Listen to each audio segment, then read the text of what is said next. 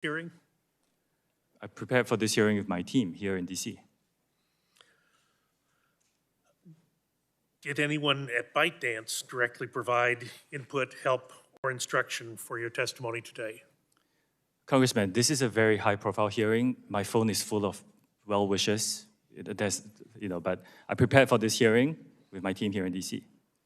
Are you willing to share who helped prepare you for this hearing with the committee? And you can do that I in can writing. follow up with you if you like. Can you guarantee that no one at ByteDance had a role in preparing you for today's hearing? Like I said, Congressman, this is a high-profile hearing. A lot of people around the world were sending me wishes and unsolicited advice, but I prepared for this hearing with my team here in DC. Are the attorneys representing TikTok also representing ByteDance? Yes, I believe so. What percentage of TikTok revenue does ByteDance retain? Just give me a ballpark estimate if you don't precisely know. Congressman, like I said, as a private company, we are not prepared to disclose our financials in public today. But can we ask you to get back to us with a ballpark? We're not asking for the precise figures, but to get so the committee can have some understanding of the percentage of TikTok revenue that ByteDance retains. I understand the question. Respectfully, as a private company, we are not disclosing our financials today. Prior to today's hearing, did anyone affiliated with the Chinese Communist Party discuss this hearing with you, or anyone else on TikTok senior management? Congressman, since I've been CEO of this company, I have not had any discussions with Chinese government officials.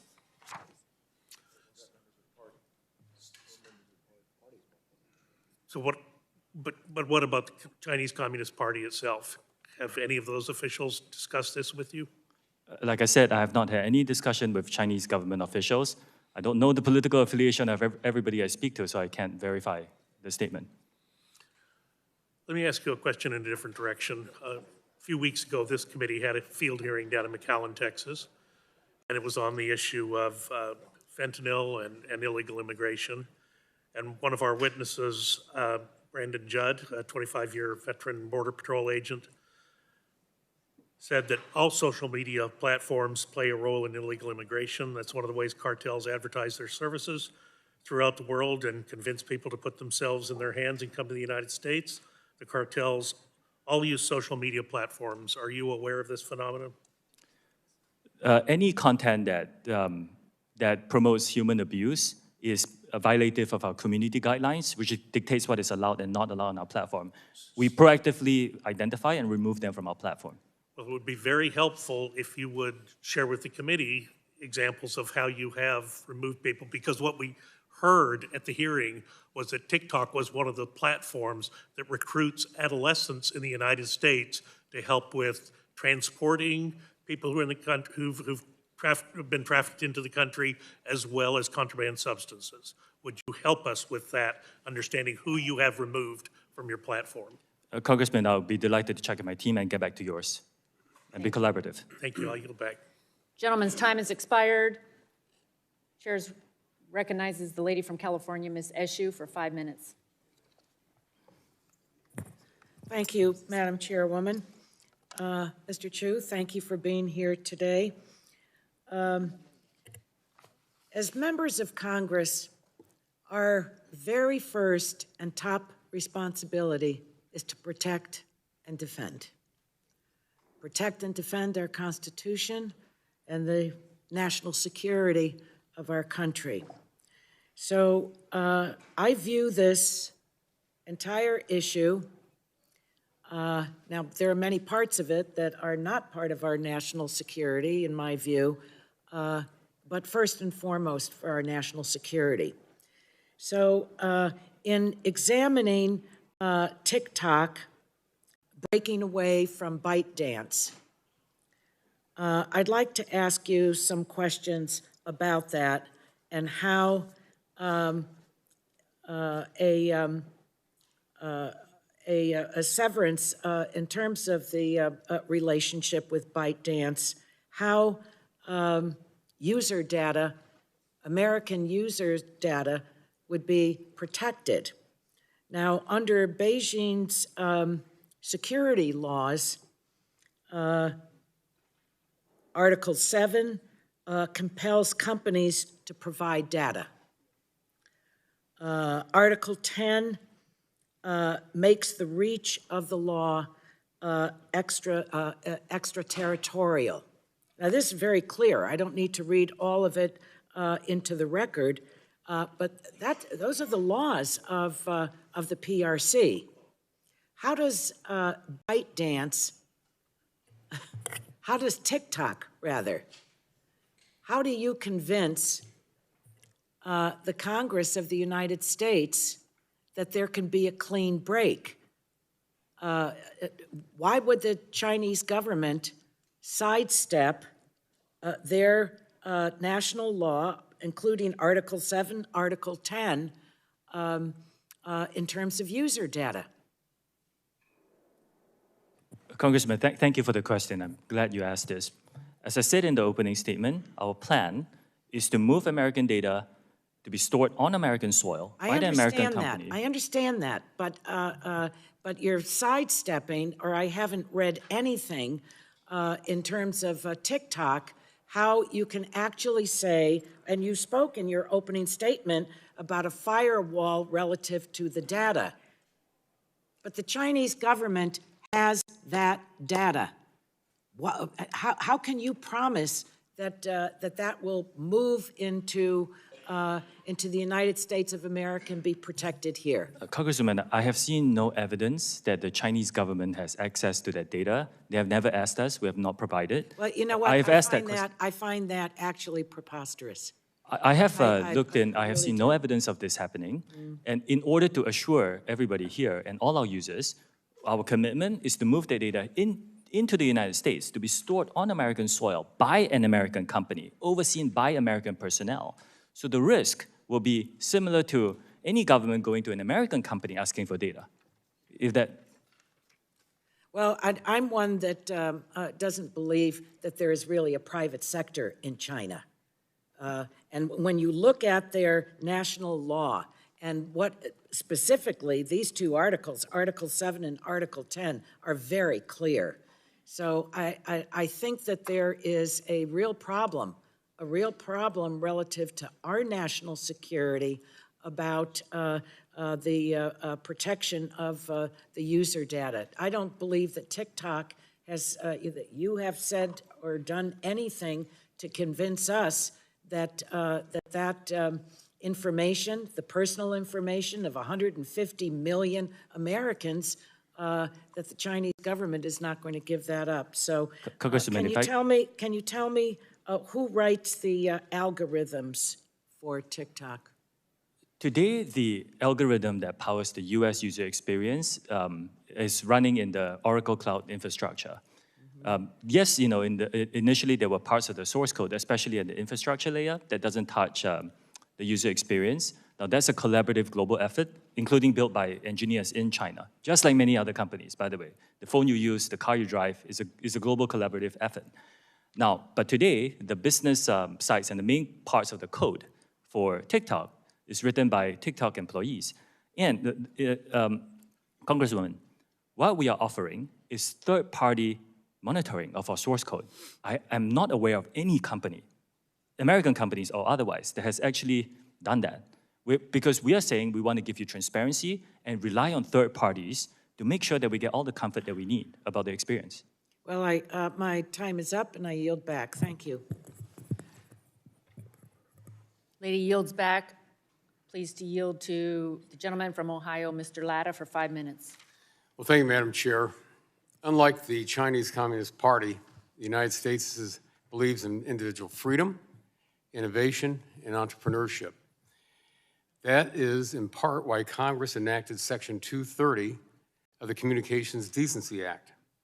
Our goal is to promote growth of the online ecosystem in the United States and to protect companies from being held liable for good faith efforts to moderate their platforms.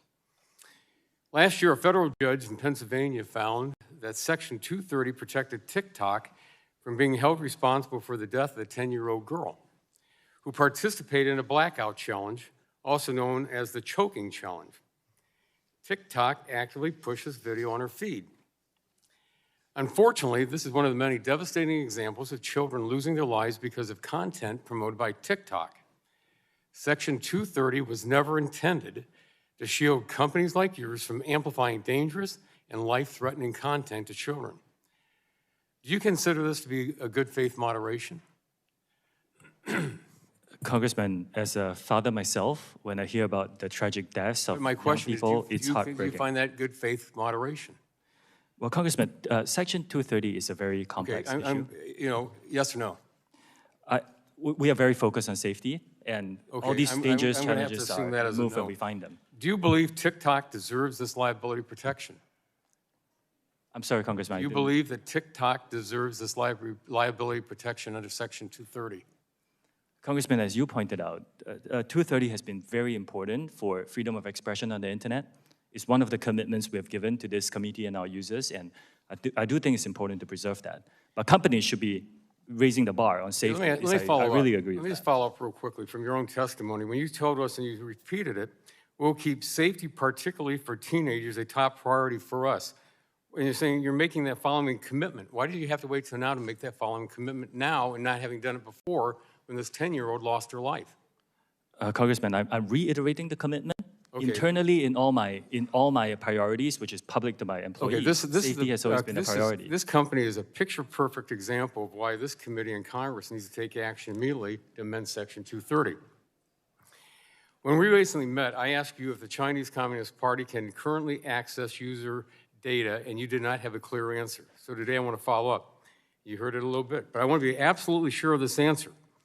Are employees of ByteDance subject to Chinese law, including the 2017 National Intelligence Law, which requires any organization or citizen to support, assist, and cooperate with state intelligence work in accordance with the law? Like many companies, including many American companies, we rely on a global workforce, including engineers in China. Okay, but So no, yes in or no? So Yes. in the past, yes. I'm in sorry? the past, yes, but we are building Project Texas, and we're committing the firewall of all protected data from unwanted foreign access. I'm taking that as a yes because, again, on your Article 7, the Article 7 of the 2017 National Intelligence Law, which I just said, because it says, in addition, as was asked a little bit earlier, the 2014 counter-espionage law states that when the state security organ investigates and understands the situation of espionage and collect relevant evidence, the relevant organizations and individuals, it does not say may, it says shall provide it truthfully and may not refuse. Yes or no? Do any ByteDance employees in China, including engineers, currently have access to U.S. user data? Today, all U.S. user data is stored by default in the Oracle Cloud infrastructure, and That's the access to question. that The is question controlled do any by American ByteDance personnel. employees in China, including engineers, currently have access to U.S. data?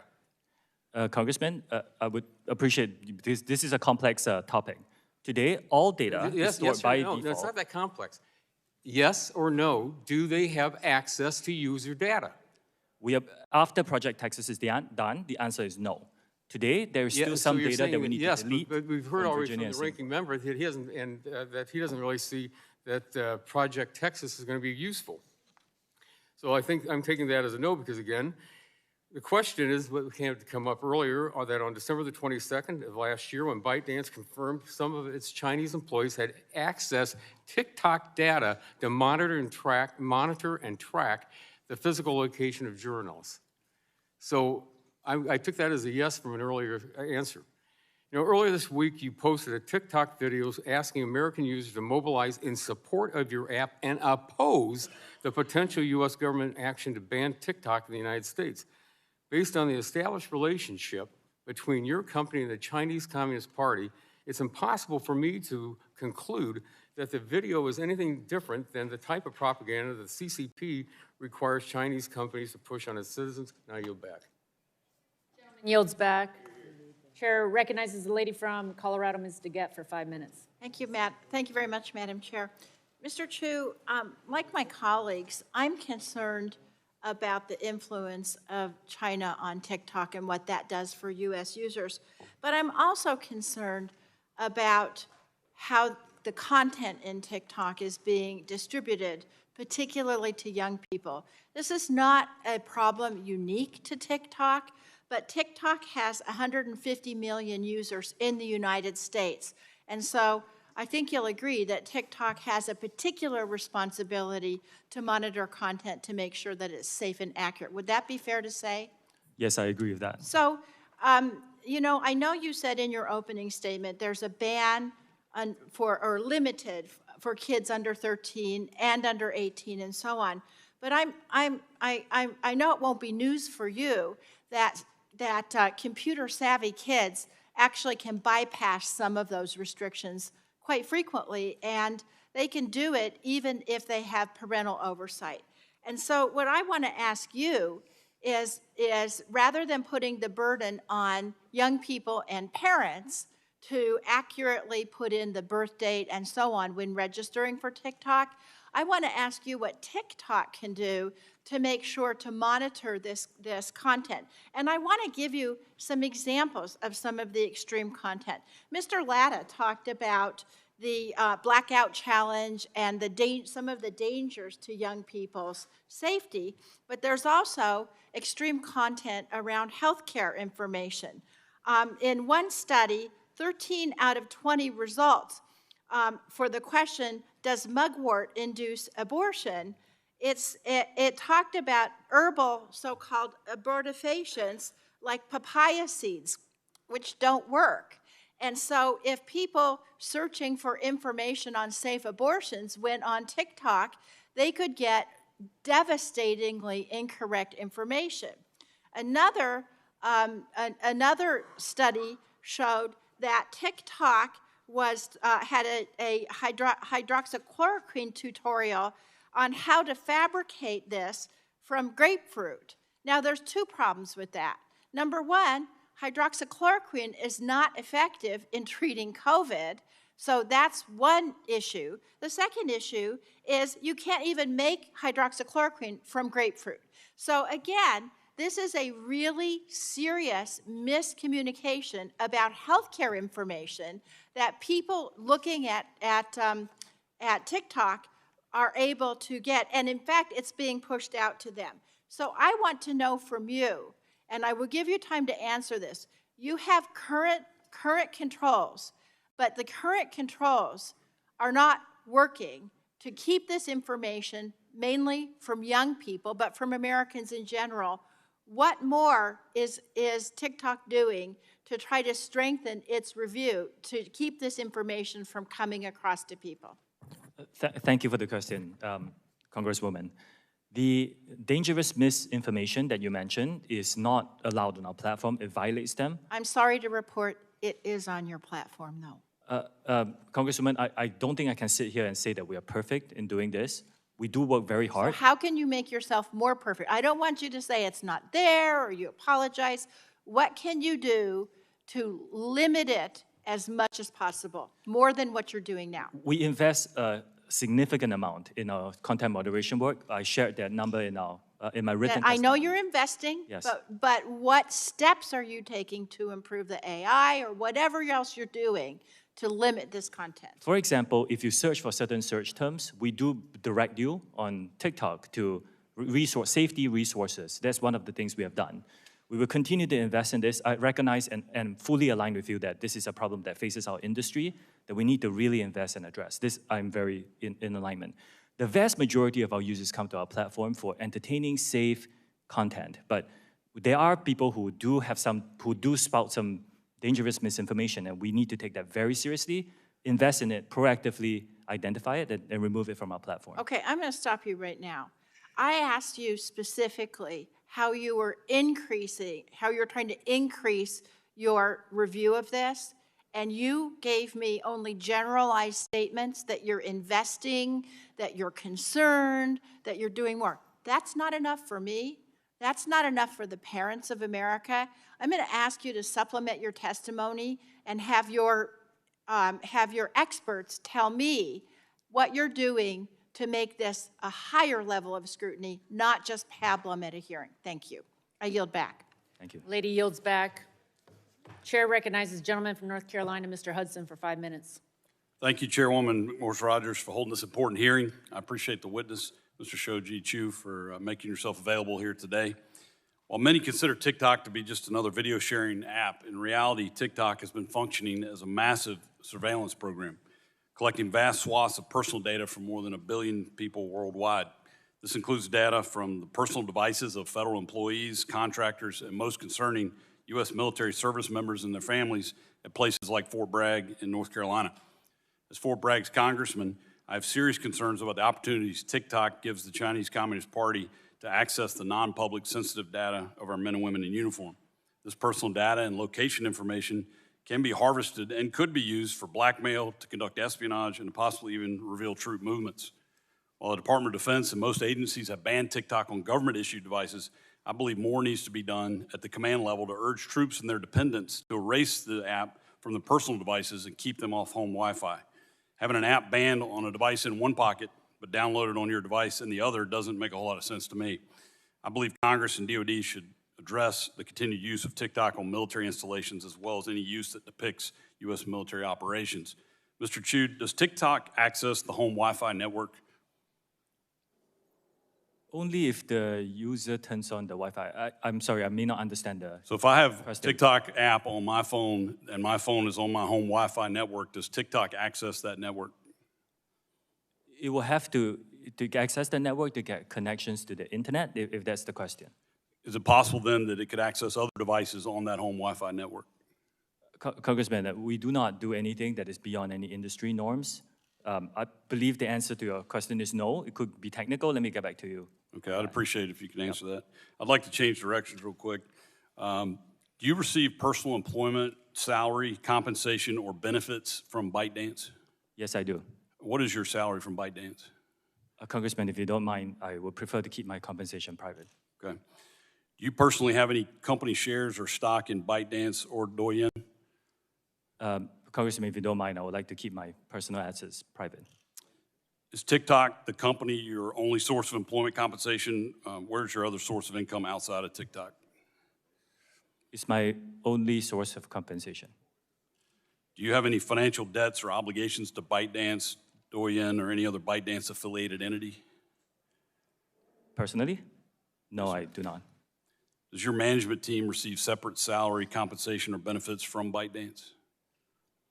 We receive salaries from the entities that we are employed in, but we do share in the employee stock option plan that is available from the ByteDance top company. So your primary salary comes from TikTok, but you have other compensation that comes directly from ByteDance? You can characterize it as that, yes. Does your management team have company shares or stock in ByteDance or Douyin? Yes, some of our employees are compensated in shares in ByteDance.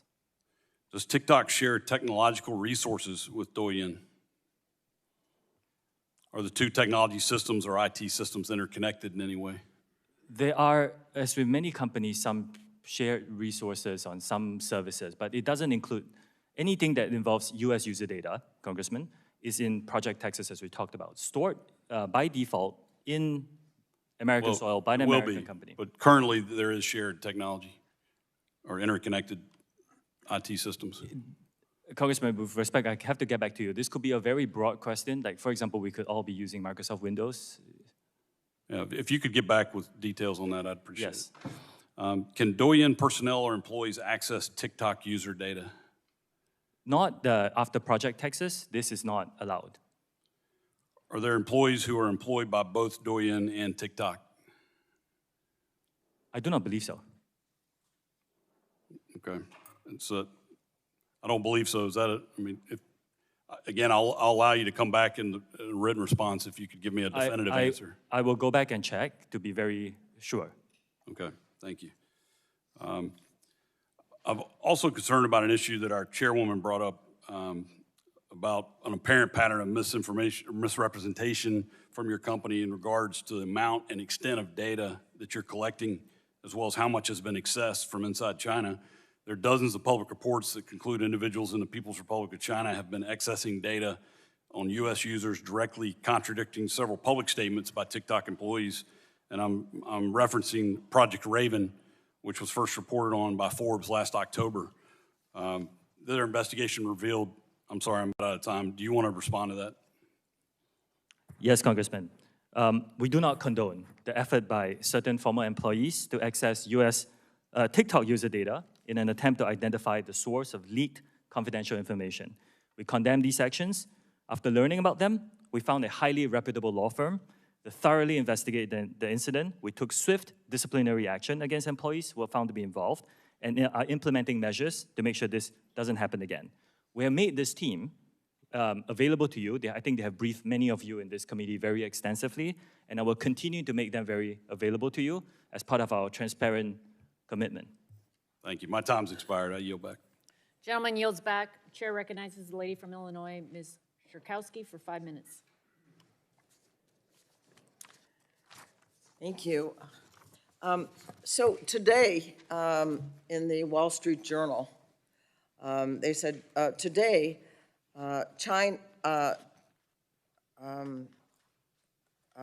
China's commerce minister said that China opposes the sale of TikTok because it would involve exporting China's technology and would, and this is the important part, and would need to be approved by the Chinese government. Would need to be approved by the Chinese government. So all of what you've been saying about the distance between TikTok and China has been said to be not true in the paper today, and I would like to see what you have to say in response. Congresswoman, I do disagree with that characterization. I think we have designed Project Texas to protect US user interests and to move forward here in the US. Again, it's the protections of storing American data on American soil by an American company looked after by American personnel. And I do not think that our commitments to this committee and all our users is impacted by any event that you mentioned. Now, the whole discussion on this, the resolution of this is an ongoing and developing event. So we will continue to pay attention to this, and we'll get back to you when we have more specifics. So But my commitment stands. Yeah. Okay, so if it's an ongoing debate, apparently with China, so it's hard to say with any certainty that China would not have any influence. But let me ask another question. Last fall, along with Gus Bilirakis, who were chair and co-chair of the subcommittee together, were told that TikTok had surveilled, was involved in surveillance of users, very personal information. And you might say, well, not more than other companies, and I agree with Ranking Member Pallone that I really don't want to go by that standard particularly, but that TikTok's in-app browser surveilled everything from Americans, including passwords and credit card numbers, et cetera. So I just want to ask you if TikTok did track and collect this sensitive data that Americans don't want to have disclosed. Congressman, thank you. I'm glad you asked this question because, like you pointed out, we actually do not believe we collect more data than any other social media company out there. A lot of these reports, and we can talk about which specific one you're talking about, a lot of them are not that accurate. Some of them we have we have actually gotten in touch with the authors to help them understand the data that we're collecting. A lot of it is speculation. This is something they could do. But if you look at the subtext, this is something that every company could do. I'm running out of time. Let me just say that if TikTok chose not to take this sensitive information that you don't need for a transaction and support our comprehensive privacy bill, that would be very helpful. The other thing I wanted to ask, so really this is a yes or no, that does TikTok share user information from companies, from parent companies, from affiliated, or send user information to overseas. In the past, yes, for interoperability purposes. Now, after Project Texas, all protected US data will be stored here with the access controlled by a special team of US personnel. Again, Congresswoman, this is something that, as far as I understand, no other company, including American companies, are willing to go. So maybe this is something that we can ask the industry to provide, not just us, to protect In the US user case of interests. sharing information, I do want to quote from employees that you had, and here's the quote. Everything is seen in China, is really what they said. People who were in touch with the sensitive data were saying that. How do you respond to that? I disagree with that statement. Well, I know you disagree with that statement, but my point is, how does that happen that employees of the company are saying that, in fact, that's not true? I cannot speak to, I don't know who this person is, so I cannot speak to what the person has or has not said. What I can say is, based on my position in this company and the responsibility that I have, that statement is just not true. Okay, unfortunately, and I'll close, I guess I'm over my time. We need to look into the facts of this, and so do you. And I yield back. Gentlelady yields back. Chair recognizes the lady from Florida, Ms. Kamick, for 5 minutes. Thank you, Madam Chairwoman. Mr. Shou, are you aware of Chinese Communist Party leader Chairman Xi Jinping's comments in May 2021 during a Communist Politburo study session where he instructed colleagues to target different countries, different audiences with short-form video? Are you aware of these comments? Yes or no? Congressman, I'm not aware of these comments. Okay.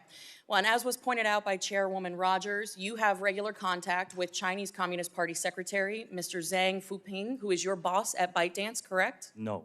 No. No, he's Interesting. neither my boss, nor do we have frequent contact. But you have regular contact with ByteDance. With the CEO of ByteDance. Who is, Mr. Zhang Fuping is the He's not. editor-in-chief. He's not the My CEO. colleague, Representative Burgess, a few minutes ago exposed that TikTok and ByteDance share legal teams. You confirmed this, correct?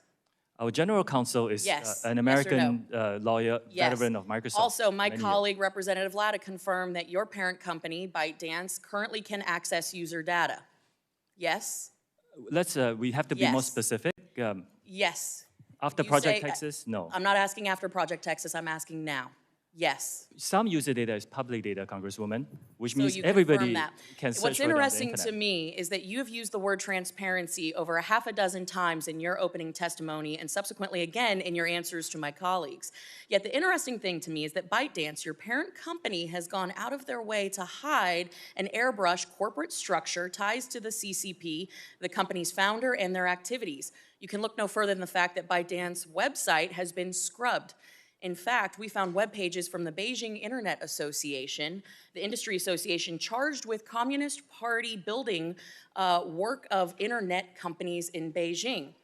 They have been archived, but since deleted. Makes you kind of wonder why. Yes or no, ByteDance is required to have a member of the Chinese government on its board with veto power. Is that correct? No, that is not correct. ByteDance owns some Chinese businesses, and you're talking about a very special subsidiary that is Mr. for Shou, Chinese business licensing Mr. Shou, purposes. I'm going to have to move on. You've said repeatedly that there is no threat, that this is a platform for entertainment and for fun. I have to ask you then, if there is no threat to Americans, if there is no threat to our data, privacy, security, why did an internal memo from TikTok corporate headquarters explicitly coach senior management to, quote, downplay the parent company ByteDance? Why would they say downplay the China Association and downplay AI? This is from an internal memo from your company. Why, if you had nothing to hide, would you need to downplay the association with ByteDance in China? Congresswoman, I have not seen this memo. You can't What I answer can that say- question. Mr. Shou, I'd like to direct your attention to the screen for a short video, if you don't mind.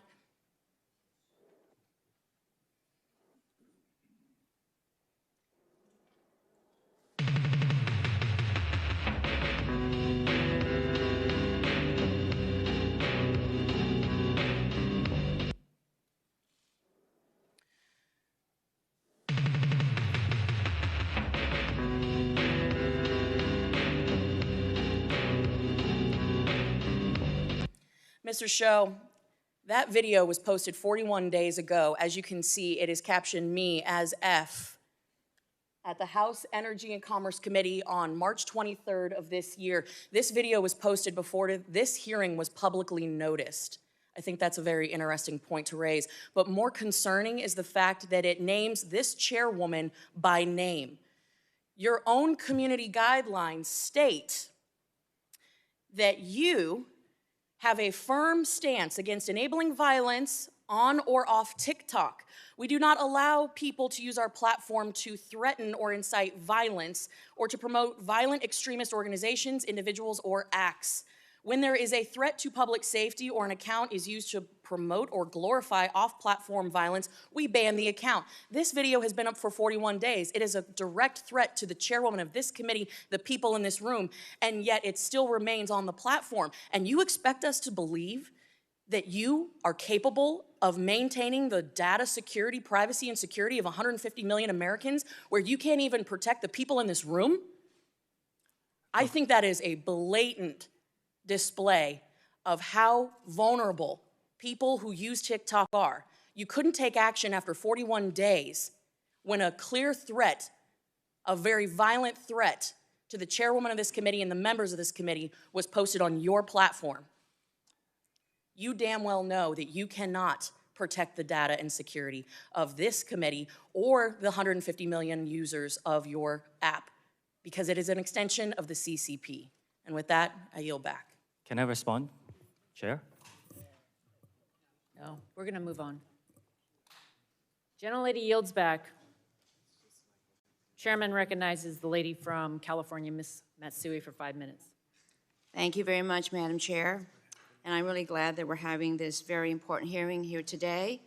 And let me just say, make no mistake, the Chinese government represents a real and immediate threat.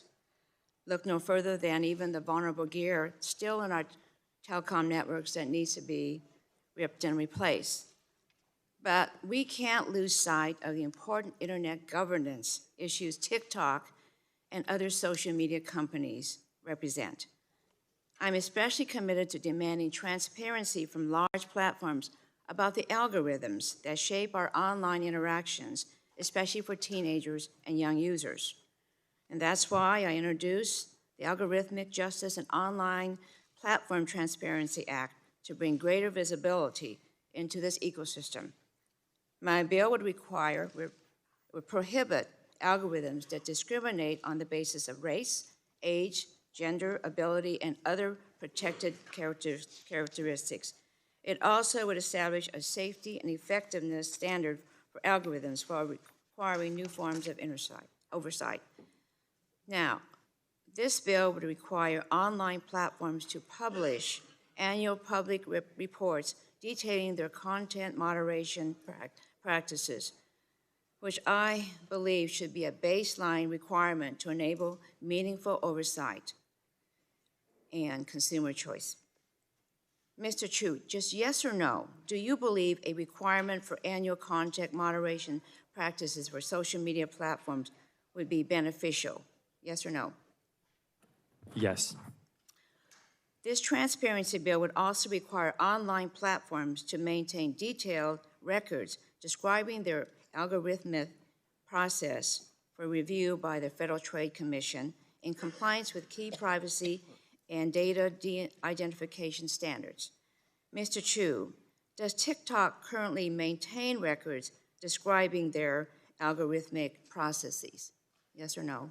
Congressman, I will need to check and get back to you on what kind of specific records you are talking about. I wait for that.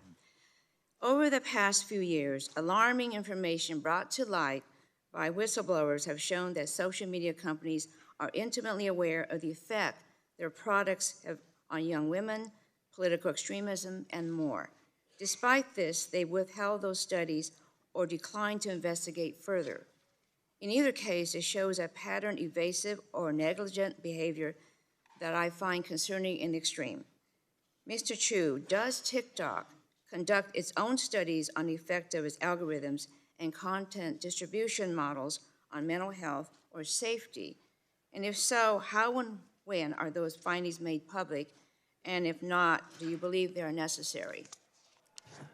Congresswoman, we rely on external third parties and fund their research to help us understand some of these issues.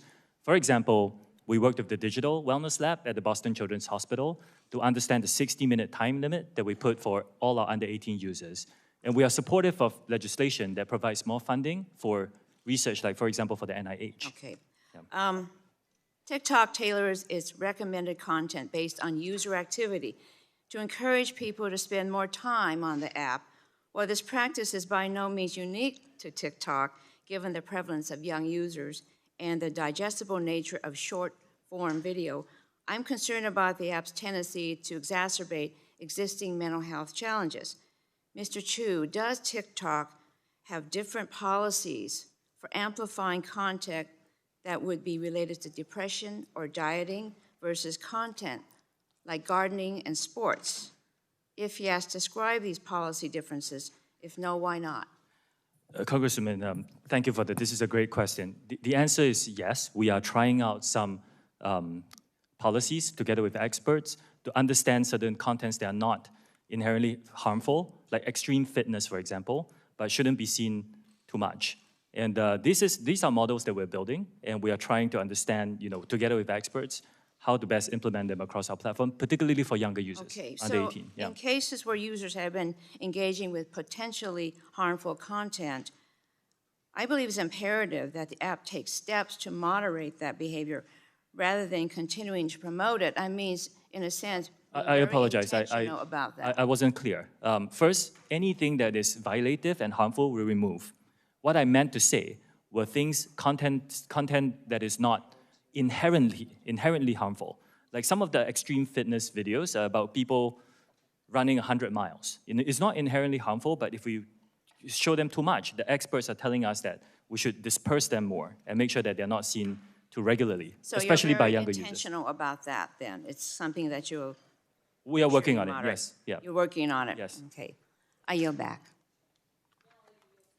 Jenny, gentle lady yields back. Chair recognizes the gentleman from Florida, Mr. Bill Rockus, for 5 minutes. Thank you, Madam Chair. I appreciate it very much. Thanks for holding this hearing. Mr. Chu, your algorithms have prioritized providing harmful content directly to children, like self-harm challenges and even suicide. Just 3 days ago, Italy opened an investigation into the TikTok over user safety concerns after the so-called French scar challenge went viral on your platform. I know you know about the blackout challenge, which others may know as the choking challenge that encourages children to bring them to the point of unconsciousness or in some cases, tragically, death.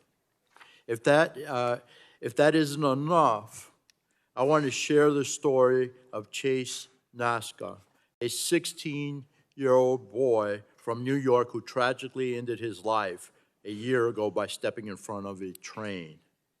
I want to thank his parents.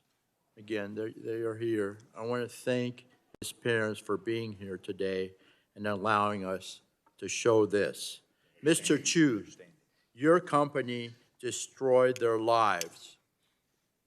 Your company destroyed their lives. I admire their courage to be here and share Chase's story in the hopes that it will prevent this from happening to other families. The content in Chase's For You page was not a window to discovery, as you boldly claimed in your testimony. It wasn't content from a creator that you invited to roam the hill today, or STEM education content that children in China see. Instead, his For You page was sadly a window to discover suicide. It is unacceptable, sir, that even after knowing all these dangers, you still claim TikTok is something grand to behold.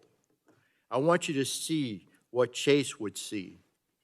And I think if you want, again, would you share this content with your children, with your 2 children? Would you want them to see this? And again, I want to warn everyone watching that you may find this content disturbing, but we need to watch this, please. Larry took. You got to kill yourself. Oh, word? Like right now? And then I'm gonna put a shotgun in my mouth and blow the brains out of the back of my head. Cool.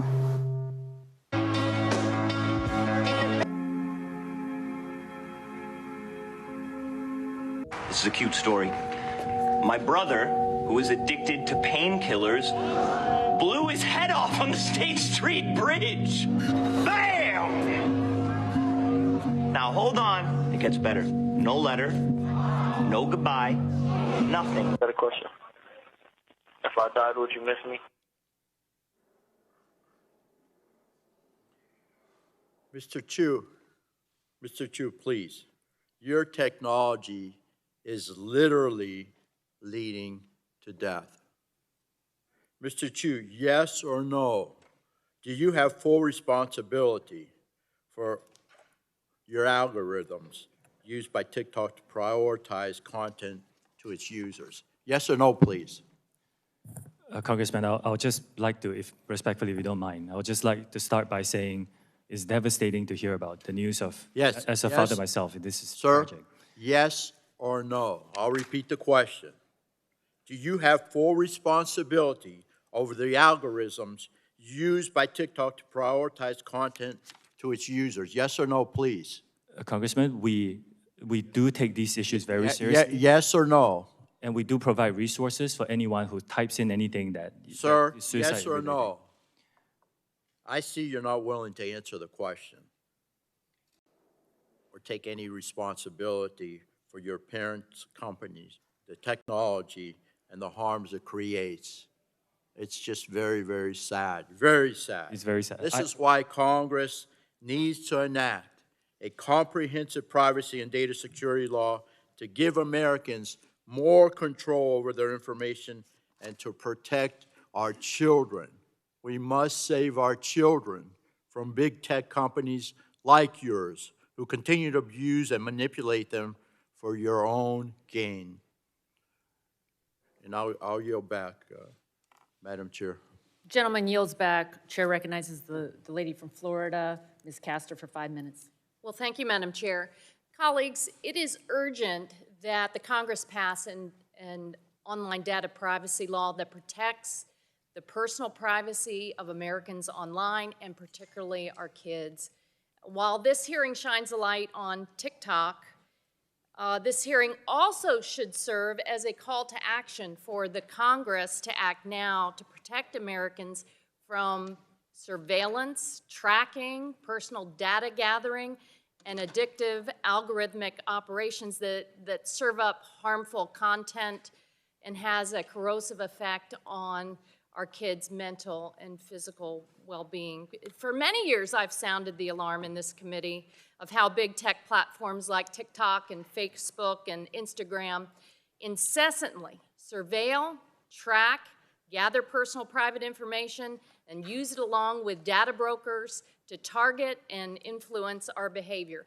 This is a much broader issue than TikTok in China. There are other malign actors across the world who gather data to use it as an element of social control and influence peddling and worse. And as I detailed in this committee last year when we passed our online privacy law, the harms to children are very serious and demand swift action. Big tech platforms profit immensely from keeping children addicted. They do not care about the privacy, safety, and health of our kids. They are the modern-day tobacco and cigarette companies that for so long resisted and misled Congress. And it took action by the Congress to actually protect our kids and to outlaw smoking by young people. In early 2020, based upon the growing body of evidence to harm to kids online, I introduced the Kids Privacy Act and the Kids Act. And I want to thank all of the researchers, the young people, the parents, the Surgeon General of the United States who have explained the correlation between social media usage and body dissatisfaction, disordered eating habits, anxiety, depression, self-injury, suicide ideation, and cyberbullying. Heck, Frances Haugen, the Facebook whistleblower, was right here and testified to us that Facebook and Instagram conducted research on this topic. They knew and understood the harms, but they continued to elevate profits over the well-being of children. And TikTok does the same.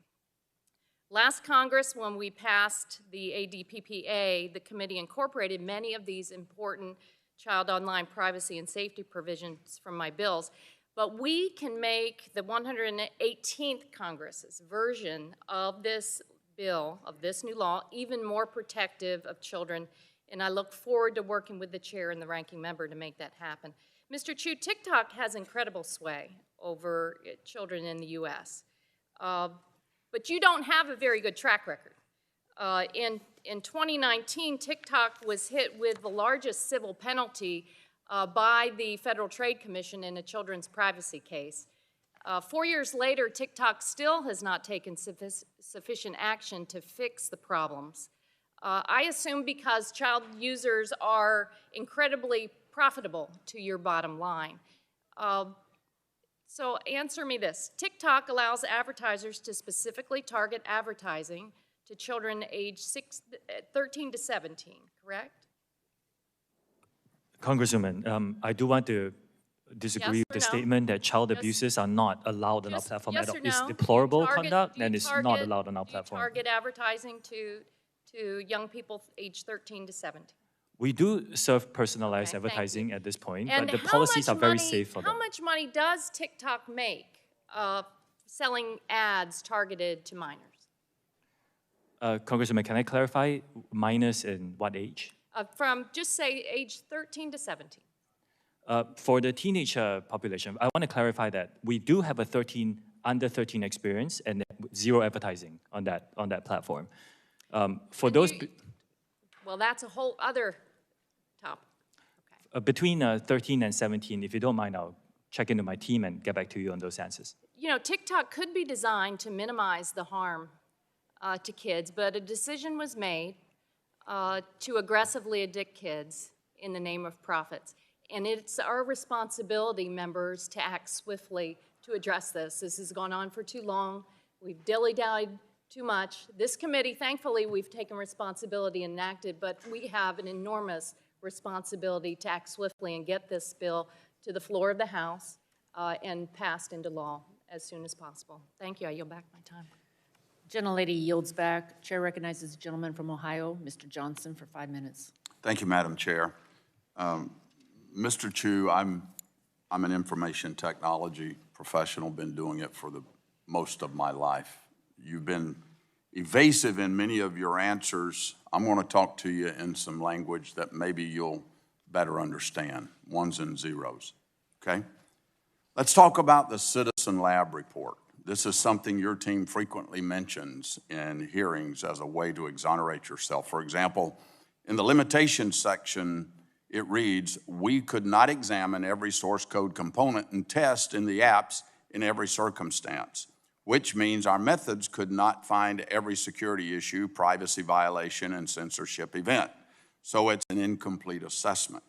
The report notes that TikTok's data collection using third-party trackers was in apparent conflict with the GDPR and that multiple themes were censored by TikTok. What is shocking to me is the shared source code between TikTok in the United States and the CCP-censored Douyin. The Citizen Labs report says that many of the functions and classes were identical and that the differences in behavior between TikTok in the United States and Douyin in China are slight changes in hard-coded values. Incredibly, specific censorship parameters from Douyin are present in TikTok, but just turned off. The authors say that for unknown reasons, the parameter variable itself is preserved. So while Citizen Lab may have been afraid to say the obvious conclusion, Mr. Chu, I am not. TikTok's source code is riddled with backdoors and CCP censorship devices. Here's the truth. In 1 million lines of code, the smallest shift from a 0 to a 1 on just one of thousands of versions of TikTok on the market will unlock explicit CCP censorship and access to American data. Mr. Chu, as CEO of TikTok, why have you not directed your engineers to change this source code? Congressman, thank you for the question. Have you directed them to change the source code? Like what we are offering and Yes my or fourth no? commitment? Have you directed them to change that source code? Congressman, if you give me a bit of time to just No, explain this. I don't. It's a yes or no question. Have you directed your engineers to change that source code? I'm not sure I understand it. Why are you allowing TikTok to continue to have the capacity for censorship, and yet you claim here that you don't? Let me remind doesn't. you of something. Do you realize that making false and misleading statements to Congress is a federal crime? Yes, I do. Okay. So have you directed your engineers to change that source code? I am giving third-party access monitoring by experts, and Congressman, you are an expert on this. You could agree with me that no other company TikTok does source this. code is the same as Doan? What percentage? I can get back to you on the specifics. Okay, I'd appreciate that. Where was the source code for TikTok developed? Was it developed in China or in the United States? It's a global collaborative effort, like a lot of Was it code for a developed lot of in, companies. was it developed in China? Some of it? Some of it is. Okay, at ByteDance. When it's compiled in the compilation process, can bytecode be manipulated? We've talked a lot about source code. What about the bytecode, the ones and zeros that actually execute on the device? Can it be manipulated? Yes. Congressman, to give you comfort, that's why we're giving third-party monitors. Yes, As an expert, I think you can agree that very few companies I've got offer the to do this. report here by Citizen Lab. I want to read you something from Ron Diebert. Specifically, in your written testimony to Congress, you stated on page 9, Citizen Lab found that there was no overt data transmission by TikTok to the Chinese government and that TikTok did not contact any servers within China. You implied that Citizen Lab exonerated TikTok from any information sharing with China. Well, the director of Citizen Lab saw this and issued a statement correcting the record yesterday. And I'm quoting Ron Diebert, the director of the lab. I am disappointed that TikTok executives continue citing the Citizen Lab's research in their statements to government as somehow exculpatory. I've called them out on this in the past, and it's unfortunate that I have to do it again, unquote. He goes on to say, and I quote, we even speculated about possible mechanisms through which the Chinese government might use unconventional techniques to obtain TikTok user data via pressure on ByteDance, end of quote.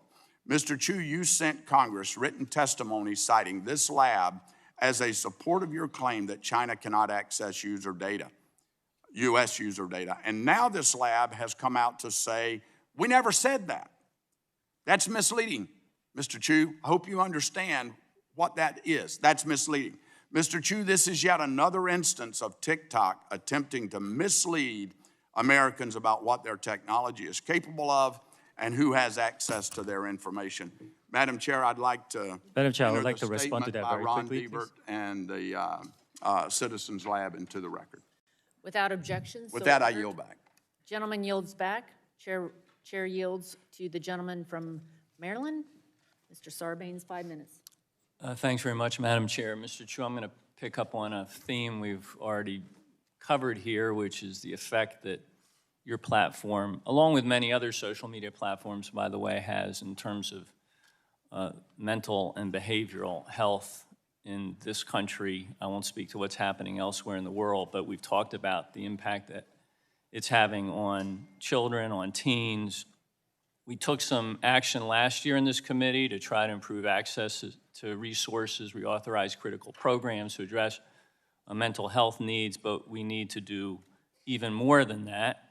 And we got to address what the big tech companies like TikTok are doing, because those are platforms that expose children, teens to additional risks. The more time that middle and high schoolers spend on social media, the evidence is the more likely they are to experience depression and anxiety. And this is particularly troubling since apparently 16% of American teenagers report that they use TikTok, quote, almost constantly. That's, I think, about 5 million teenagers in this country that are on TikTok all the time.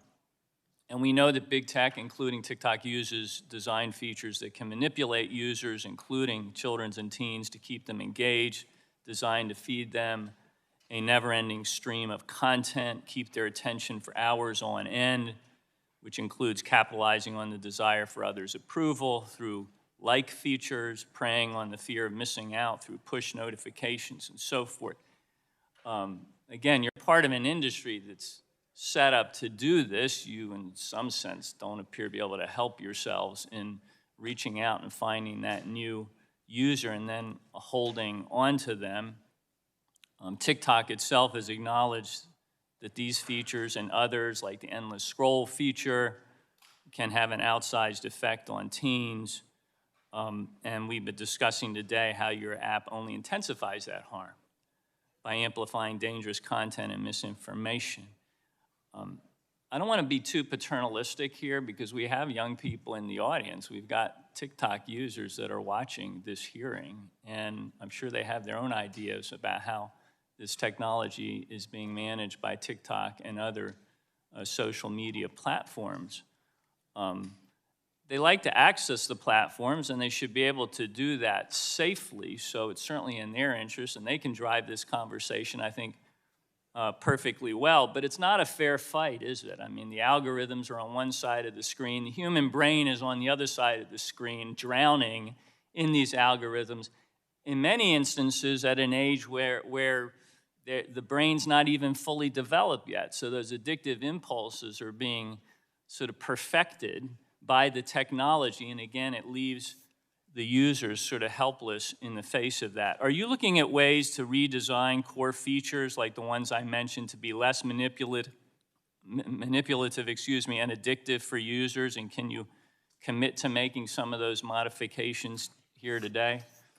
Congressman, thank you. We do want to be leading in terms of safety of our users, particularly for teenagers. We were the first to launch a 60-minute watch limit. Yeah, let's talk about the 60-minute launch.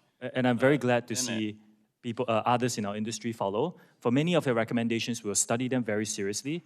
Yeah. We actually have a series of features. Like, for example, if you're under 16, you cannot use a direct messaging feature because we want to protect those younger users. If you're under 16, you cannot go viral by default. If you're under 18, you cannot go live. And let me go back to the 60-minute limit because my understanding is that teens can pretty easily bypass the notification to continue using the app if they want to. I mean, let's face it, our teens are smarter than we are by half. And they know how to use the technology, and they can get around these limits if they want to. Are you measuring how many teens continue to exceed the 60 minutes of time on that app? We understand. Any sense how that's working? We understand those concerns. Our intention is to have the teens and their parents have these conversations about what is the appropriate amount of time for social media. That's why we give the parents what we call family pairing. Let me ask you this question before I run out of time. If you concluded that putting some reasonable limits in place and trying to find a way to enforce them would lead some percentage of your users to leave TikTok and go somewhere else, is that something that you're prepared to accept? Yes. Really? Well, I'd love to get the research on how these limits are being implemented, how they're being bypassed, and the things that you're taking, the measures you're taking to address those issues going forward. Please bring that information back to our committee as we move forward. I'll be happy to. I yield back. Gentleman yields. Chair recognizes the gentleman from Kentucky, Mr. Guthrie, for 5 minutes. Thank you, Madam Chair, for yielding. I appreciate the time. Mr. Chu, your terms of service specifically state that TikTok does, and I quote, not allow the depiction, promotion, or trade of drugs or other controlled substances. Despite this content being against your terms of service, and I brought this up with other service providers, but despite this content being against your terms of service, content on your platform related to illicit drugs like fentanyl, drug trafficking, and other illicit activity is pervasive and racks up hundreds of thousands of views. For example, in 2020, the Benadryl challenge resulted in the death of an American teenager. And we heard of another one challenge earlier today that brought a death of a teenager. While you were at ByteDance, if you were the CFO for ByteDance, did doing allow related illicit drug trafficking or challenges resulting in death or injury to kids? Congressman, I represent TikTok here today. I can tell you that TikTok does not allow illegal drugs content on our platform. Does do it did in China? I believe they don't allow this, but I will need to check. I don't run their business. My I can tell you question TikTok is- does not allow this. This is what we're concerned about, and my guess, it would Douyin allow for 41 days a threat against a member of the Chinese Communist Party to stand on their site for 41 days?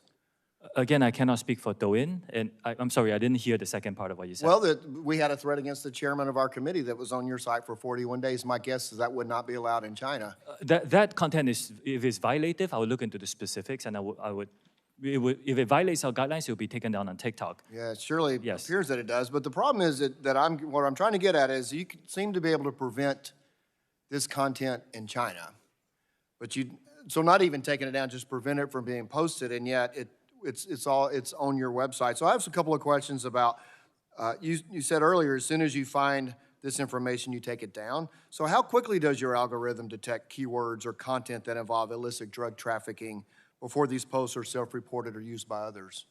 We have about 40,000 people working on this now, together with the machines that we train. I don't think any company in our industry can be perfect at this.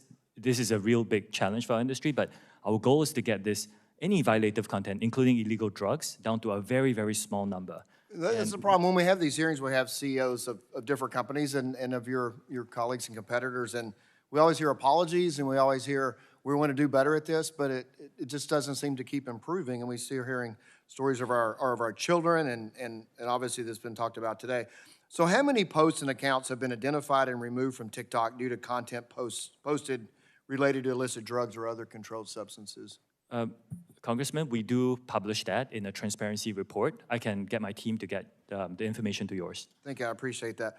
Also, we understand that the way that people use TikTok or other platforms similar to yours is that they ensure flagged user content isn't permitted to jump from. So my question, so what we've heard is that the instances the users see a drug advertisement and then give a code to go to another site. So my question is, do you work with other platforms to ensure flagged user content isn't permitted to jump from one platform to others? I will check with my team. I would love to work with our industry to make sure that we stamp out these problems. Violative content should not be allowed on any platforms, in my opinion. Well, so what's kind of frustrating to all of us here is that we look at what's happening on your sites and others, and particularly that we know, because we've done a research, that you can't have access to illicit drug information or others on Douyin, which is a sister company, as you say, in China. And so it absolutely, if you can prevent it on one and not the other, you obviously have the ability to stop it from moving forward, and yet you don't. Would you like to expand how one of your sister companies can prevent that and you not? I know you don't represent Douyin, but they don't allow it, but it happens on your platform. What's the difference? First of all, the majority of the content on TikTok is fun, entertaining, informative, and very positive for our users. Like other companies that operate in this country, we have to deal with some bad actors who come and publish some content on illegal drugs. Other. The bad actors don't seem to be able to access Douyin. The TikTok U.S. experience should be compared to other U.S. companies because this is a common challenge. But your parent company has the technology to prevent it because you prevent it in China, but you can't prevent it here. What's the difference? That's why I'm asking. Oh, Congressman, there is no technology that is perfect in doing this. We have to deal with the reality of the country that we're operating in. And here in the United States, as with other companies, we share this challenge. We are investing a lot to address the challenge, but it's a shared challenge. But you invest a lot seem to be able to address it in China, but not here. Again, I think the comparison has to be within the single country. We face the same set of challenges here in the U.S. What's the difference? I'm sorry, I'm out of time, but what's the difference in China and here? Let me give you an example, Congressman. In my home country, Singapore, there is almost no illegal drug content because Singapore has very strict drug laws. Thank you. My time's expired, now yield back. Gentleman yields back. Chair recognizes the gentleman from New York, Mr. Tonko, for 5 minutes. Thank you, Madam Chair. I'm concerned that TikTok's algorithm preys on vulnerable people, including those struggling with addiction, eating disorders, and other mental health conditions. The platform is designed to push content to users that will watch more frequently and for longer periods of time. Unfortunately, for many people suffering from certain mental health disorders, videos that reinforce their fears or negative self-image are more engaging. On top of that, TikTok has received sensitive patient health information and records of browsing activity from multiple telehealth companies like BetterHelp, and Cerebral. People's personal struggles should not be fuel for TikTok's profits. People should be able to seek help to address serious medical concerns without being afraid that their information will be shared with social media companies trying to push more products, services, or content at them. So, Mr. Chu, will TikTok continue to get information from third parties on its users' health, including their mental health? Yes or no? We will continue to work with experts, yes, if that's the question, to identify these issues. Will you continue to get information from these third parties, including their mental health? Yes or no? Congressman, I'm sorry, I may not understand your question. If your question is if I'm working with them on these issues, the answer is yes. It's not the question, it's will you continue to get information from these third parties on its users' health? Get information. We do not get any user health information from third parties, Congressman. You have talked a lot about user privacy and safety. Will you commit here today to no longer using data about users' health, particularly their mental health, to push them content or sell ads? Yes or no? We take our users' mental health very seriously. Yes or no? As far as I'm aware, we don't do that, Congressman. It's not what the... So the answer is no, you will no longer use data about users' health. TikTok systematically exploits users' anxieties by pushing alarming and distressing content onto their For You page. For example, in May of 2022, the LA Times found that some pregnant users searching for information about their pregnancies on TikTok were then shown information about miscarriages, stillbirths, and delivery room traumas. Your company knows that distressing content can have the perverse effect of feeding user engagement. And for TikTok, engagement means money. In the course of a week, what percentage of content that a user sees is considered potentially harmful or distressing content? Congressman, we work with a lot of experts on this. Even before we set the 60-minute time limit for under 18s, if you spend too much time on our platform, you can try it. If you spend too much time, we will actually send you videos to tell you to go out and get some air and get off the platform. What percentage of content that a user sees is considered potentially harmful? I will need to follow up with my team and get back to you on that, if that's okay. Ballpark. I will need to follow up with my team. So are teenagers in particular shown more distressing content? The opposite is true. We actually put in more restrictions to make sure that our teenagers get a better experience. Are expectant or new parents shown more distressing content? I know of many parents, including one I met recently, who actually use our platform to find communities, to connect with other parents and learn a lot more. I've heard amazing stories of creators who have difficulties, and reclaiming my time. Are individuals with eating disorders shown more distressing content? We do not. We remove all content that glorifies eating disorders, and we have worked with experts to look at certain certain content that may not inherently be harmful, like diet trends, and make sure that we disperse them more throughout our algorithm. What about those with mental health issues? Are they given more distressing content? If a user searches, words that expresses mental health issues, we actually redirect them to a safety page. Like, for example, if you, I don't know if I should say this in public, if you search, "I want to die," we will redirect you to a safety page, for example. So what about those suffering from addiction? Are they given more distressing content? I'm sorry, Congressman, I missed that question. Those suffering from addiction, are they given more distressing content? I missed the first few words. I apologize. What about those suffering from addiction? Are they given more distressing content? Those suffering from addiction. Addiction.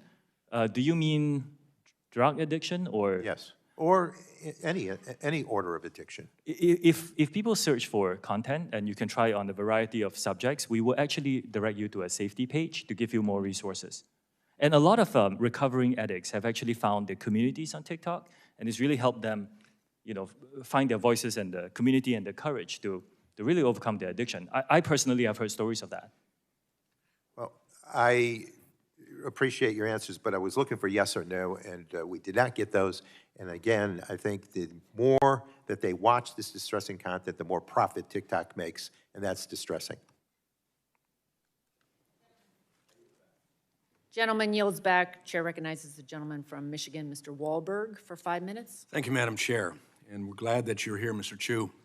As Chair Rogers and Representative Burgess mentioned this morning, the Wall Street Journal reported that China will firmly oppose any forced sale or divestiture of TikTok.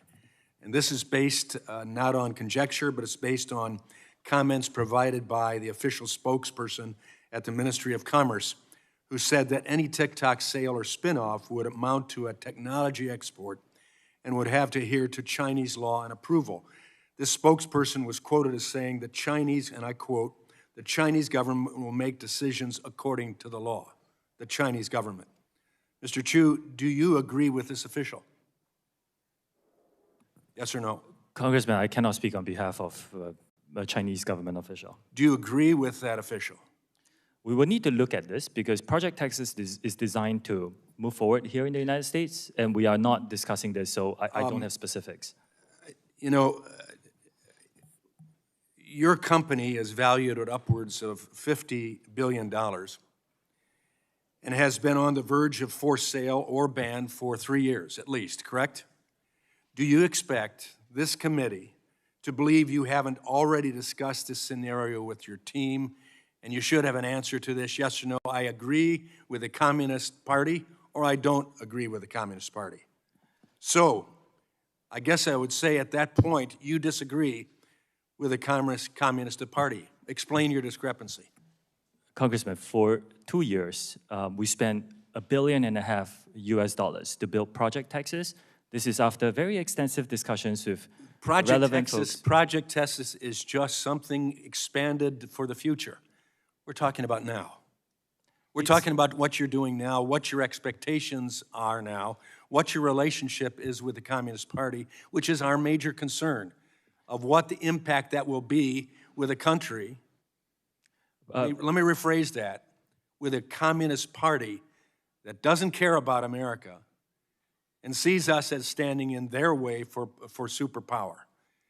That's our concern, and for you to have direct relationship, direct ownership with ByteDance, and to not have a characterization or an agreement or disagreement that you say explicitly with this party policy, it's hard for us to believe what you're saying. Let me move on. Following up on what Mr. Latta asked about data access by Chinese engineers. In responding to Mr. Latta, you talked about where American user data would be stored in the future. But the question was about access today. Storage in the future versus access today. This is total redirection. This blows up any trust we could desire to develop. So to be clear, Mr. Chu, today, do ByteDance employees in Beijing have access to American data? Congressman, we have been very open about this. We have relied on global interoperability. You have access to American data. Congressman, I'm answering your question if you give me just a bit of time. We rely on global interoperability, and we have employees in China. So yes, the Chinese engineers do have access to global data. You have access to global data. We have heard. Not concerns. Storage. No, storage has always been in Virginia and Singapore. The physical service. You have no access to storage, to American data today. That's not what I said. I said. So you do have access to American data, and you have storage of American data. The American data has always been stored in Virginia and Singapore in the past. And access of this is on an as-required basis by our engineers globally. By engineers for business purposes. By engineers? This is a private ByteDance? ByteDance. The Communist Party? No. Why? How can you say that? This is a private business. This is a private business, and is like many other businesses, many other American companies, we rely on the global workforce. So the global workforce that includes ByteDance, which is connected directly to the Chinese Communist Party, that is a characterization that we disagree with. Now, in the future... That's not what we can disagree with. That's a fact. It's not, unfortunately. With the CEO of ByteDance and your relationship to them. Congressman, respectfully, in my opening statement, I said this is a private company. It's owned 60% by global investors. 3 out of the 5 board members on ByteDance are Americans. This is a private business. And you report directly to ByteDance with the CEO who is a member of the Communist Party. Let me move on. He's not. I think we got the answer, sadly, at this point. I believe my time has expired, so I yield back.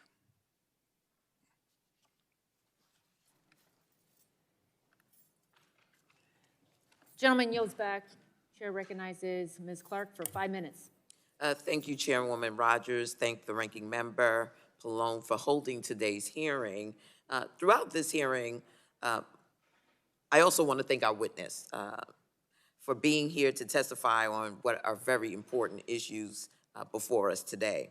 Throughout this hearing, my colleagues have outlined the potential threat posed by the security of Americans' data by TikTok being affiliated and some would say owned by a Chinese company. Foreign adversaries having direct access to Americans' data, as well as the ability to influence this content Americans see on a prolific social media platform, represents an unprecedented threat to American security and to our democracy. However, the problems of social media platforms, content moderation, algorithmic discrimination, and safety are neither new nor unique to TikTok.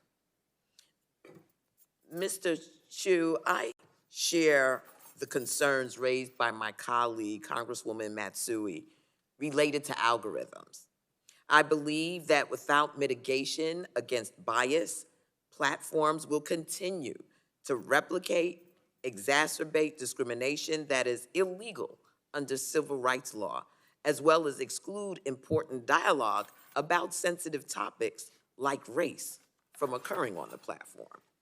For example, I was disturbed by reports that TikTok content moderation algorithm flagged words like Black or Black Lives Matter as inappropriate content. So my first question, Mr. Chu, is do you agree that platforms like TikTok should be subject to regular audits or transparency requirements to identify whether policies have a disparate impact on communities that are protected classes like race, religion, national origin, or gender? I think, Congresswoman, I think platforms should be very transparent on what they do there and disclose a lot of information. We can get back on the specifics of what we mean by an audit, but I do agree very strongly that platforms should be very transparent, and it's a commitment that we're giving to this committee and all our users, that our platform will be a place for freedom of expression. We embrace all diverse points of view, all ethnic minorities. You can come and say whatever you want, as long as you don't violate the rules of safety that were put in place. And we also commit to be free of all and any government manipulation. So I think I'm in strong agreement with a lot of what you said. Well, thank you. My bill, the Algorithmic Accountability Act, would require platforms to be transparent about their algorithms, measure disparate impact, and require risk mitigation. It is vital that the diverse culture of the United States is reflected online, but I'm concerned the algorithms and content moderation practices employed by TikTok are ignorant to the fundamental diversity while also failing to remove content that is harmful, like child sexual abuse material, hate speech, or domestic terrorism content. My next question to you is, it's my understanding that users must be in good standing to be eligible for compensation from TikTok's Creator Fund. For example, they can't have violated community guidelines. Is this correct? There are some details there, but directionally, yes. If TikTok's algorithm is flagging content incorrectly, resulting in creators violating community guidelines when in fact they have not, those creators would not be eligible to receive compensation under the Creator Fund, correct? We do have an appeals process. You have an appeals process, okay. Yes, In my view, if TikTok employs algorithms that disproportionately remove content from Black creators, it disproportionately silences and excludes Black creators from compensation opportunities. And this problem happens in parallel to the lack of adequate recognition, attribution, and compensation to Black creatives for their content. The exploitation, cultural misappropriations, the erasure of Black creatives' ownership of their fashion, art, and media is nothing new. We need transparency, accountability, and bold action to mitigate against misinformation, bias, and exclusion of certain communities from the opportunities present on platforms like TikTok. So let me just say this. I'm concerned about transparency. I am concerned about algorithmic accountability. And I'm not clear that your organization holds those values. So I want to ask that you take a look at this because this is all part and parcel of what we're concerned about with respect to social media platforms and the misappropriation, the ways in which those algorithms can discriminate within the context of the social media platform. With that, Madam Chair, I yield back. Congresswoman, is it okay if I just very quickly respond? This is a very important topic. Unfortunately, we only have 4.5 hours with you, and I'm going to try to get to every member, so we're going to keep going. It is very important. I would love to follow up. Well, there will be other opportunities. The lady yields back. Gentleman from Georgia, Mr. Buddy Carter, is recognized for 5 minutes. Thank you, Madam Chair. Mr. Crew, welcome to the most bipartisan committee in Congress. We may not always agree on how to get there, but we care about our national security. We care about our economy, and we sure as heck care about our children. We sure do. And that's why you're here today, because 2/3 of all the youth in our country are on your app. They spend an average of 95 minutes on your app. And you know, research has shown that TikTok is the most addictive platform out there. And the reason for that, as we've been told, is because it has the most advanced algorithm. And the Chinese Communist Party knows this, and I don't speak for everyone, but there are those on this committee, including myself, who believe that the Chinese Communist Party is engaged in psychological warfare through TikTok to deliberately influence U.S. children. You know, you see behind me, if you look behind me, Mr. Crew, you see some of the challenges that we've seen on TikTok. You know about them. You know about the milk crate. You know about the blackout challenge. You know about the NyQuil chicken challenge, the Benadryl challenge, the Dragon's Breath liquid nitrogen trend, or the challenge that promotes car theft. I want to ask you, as I understand it, there's a sister app in China, Douyin. I'm sorry if I'm butchering the pronunciation. Do they have these same things over there?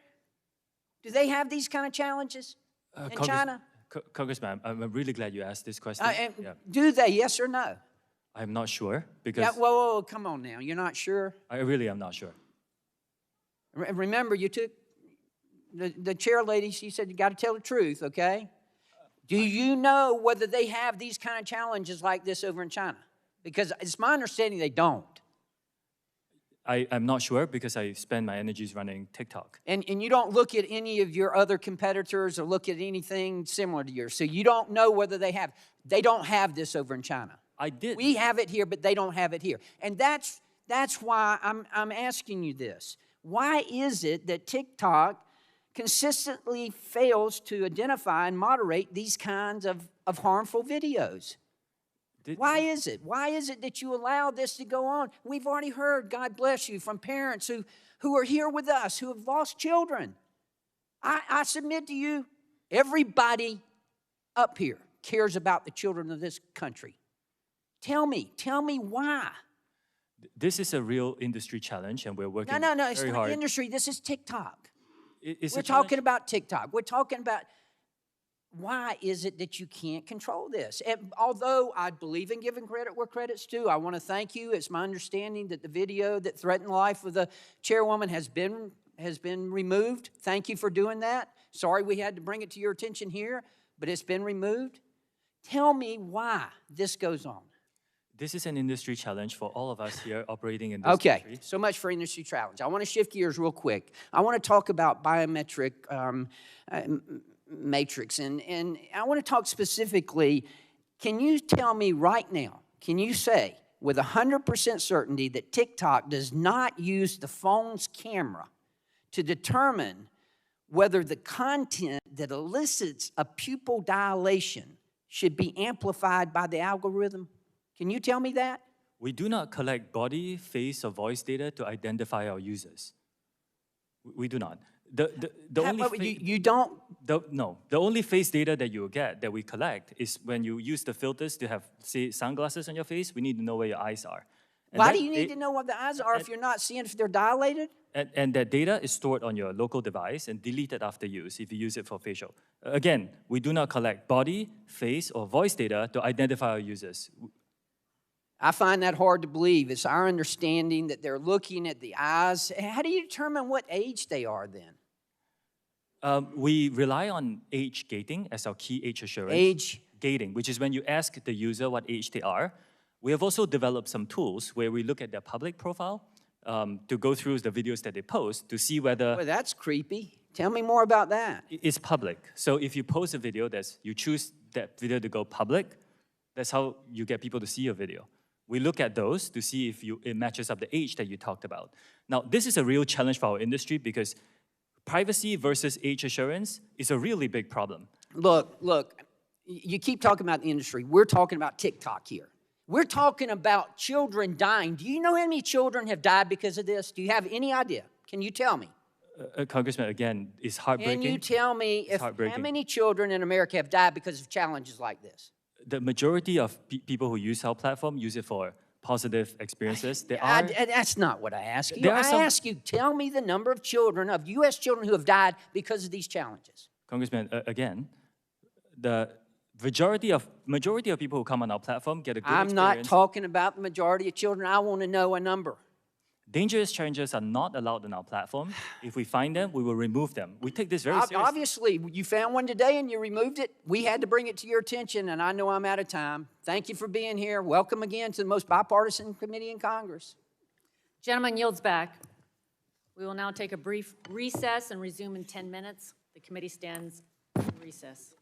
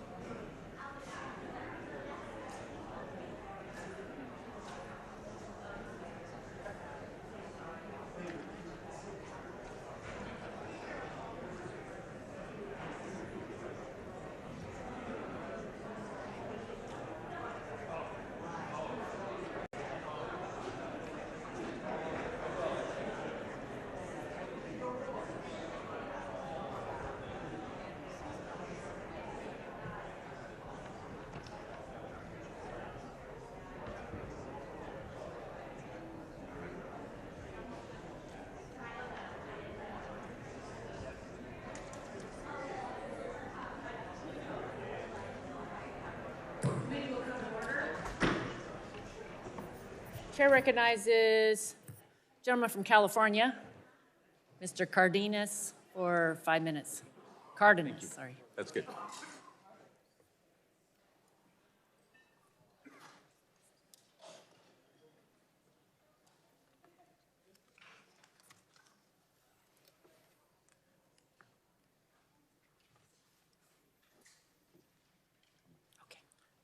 Thank you, Madam Chairwoman. I appreciate this opportunity for this committee to have this important hearing regarding TikTok and its effect on the American people, especially the American children, and the potential effect, not potential, but the effects that it has had and may have in the future when it comes to our democracy and misinformation and disinformation that permeates on TikTok. It's unfortunate that I think most Americans or most parents think that TikTok is this innocent little thing where kids get on there and they do a little dance or something like that. But TikTok is much, much more, as some of my colleagues, and I thank them for bringing up some of these serious issues, literally life and death issues that TikTok is right in the middle of.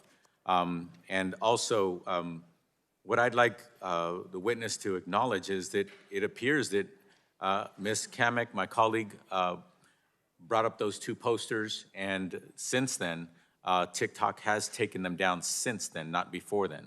Are you aware of that, Mr. Chu? I was briefed during the break that they are taken down, Congressman.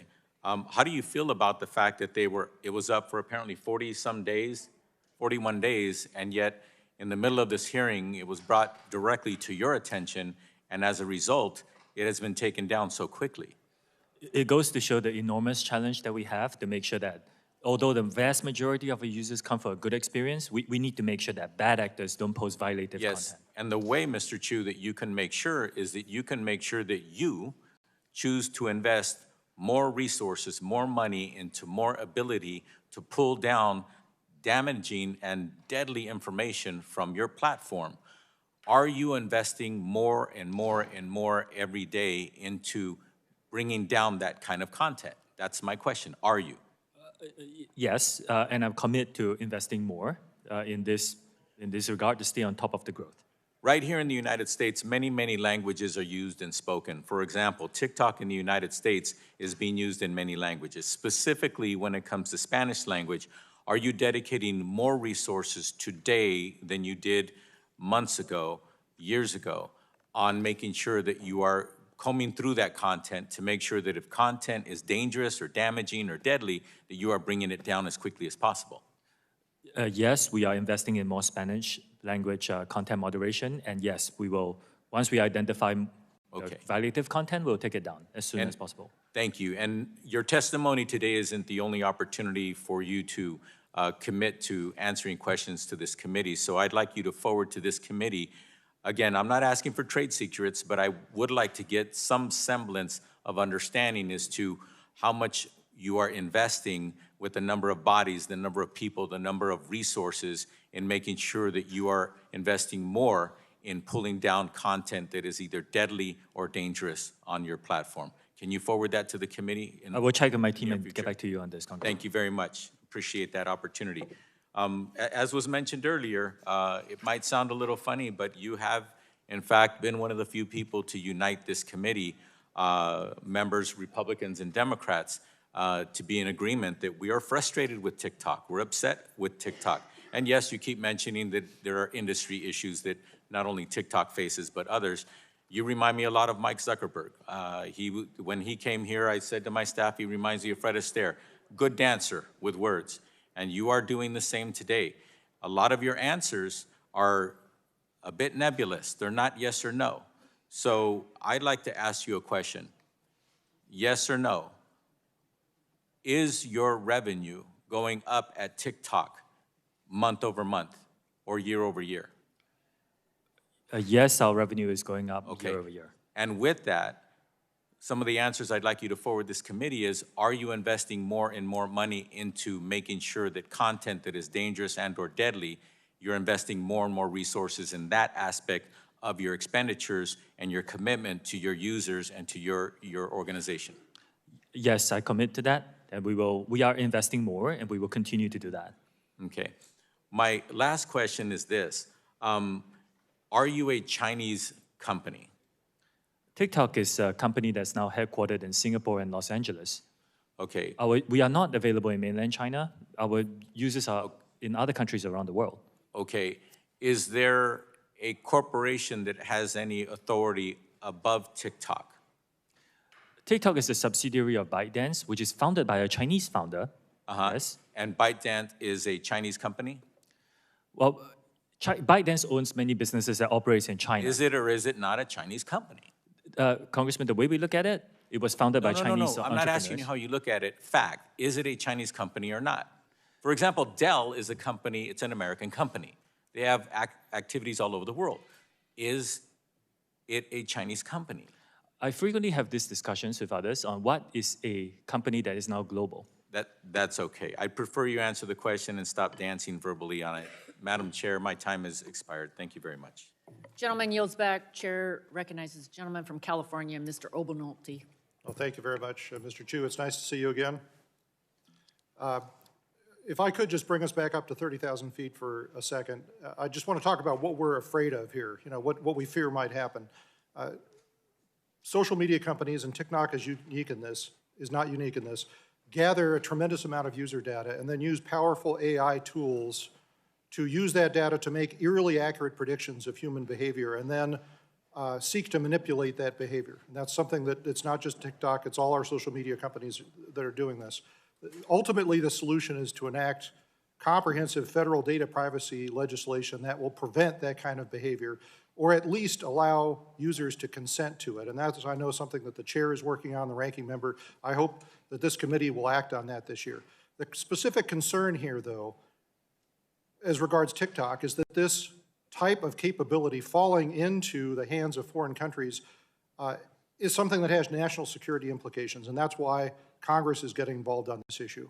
So I know that you have proposed Project Texas in an effort to alleviate these fears. So I wanted to ask some specific technical questions about Project Texas and the way that you believe that it will solve this problem. So one of the things that you've said in your testimony is that part of Project Texas will have engineers at Oracle going through the source code for TikTok. How large is that code base?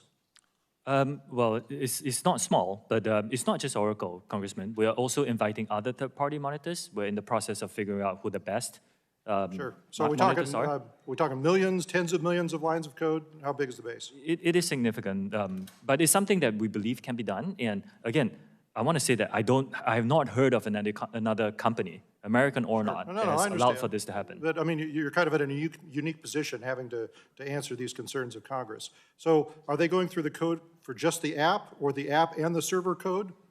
I can get back to you on the technical details, but it's comprehensive, including the software that powers a lot of the software that powers the experience. And how long will that review take? I need to get back to you on the timeline, but we are progressing quite well on Project Texas, and whenever we hit a milestone, I commit to be very transparent about it. Okay.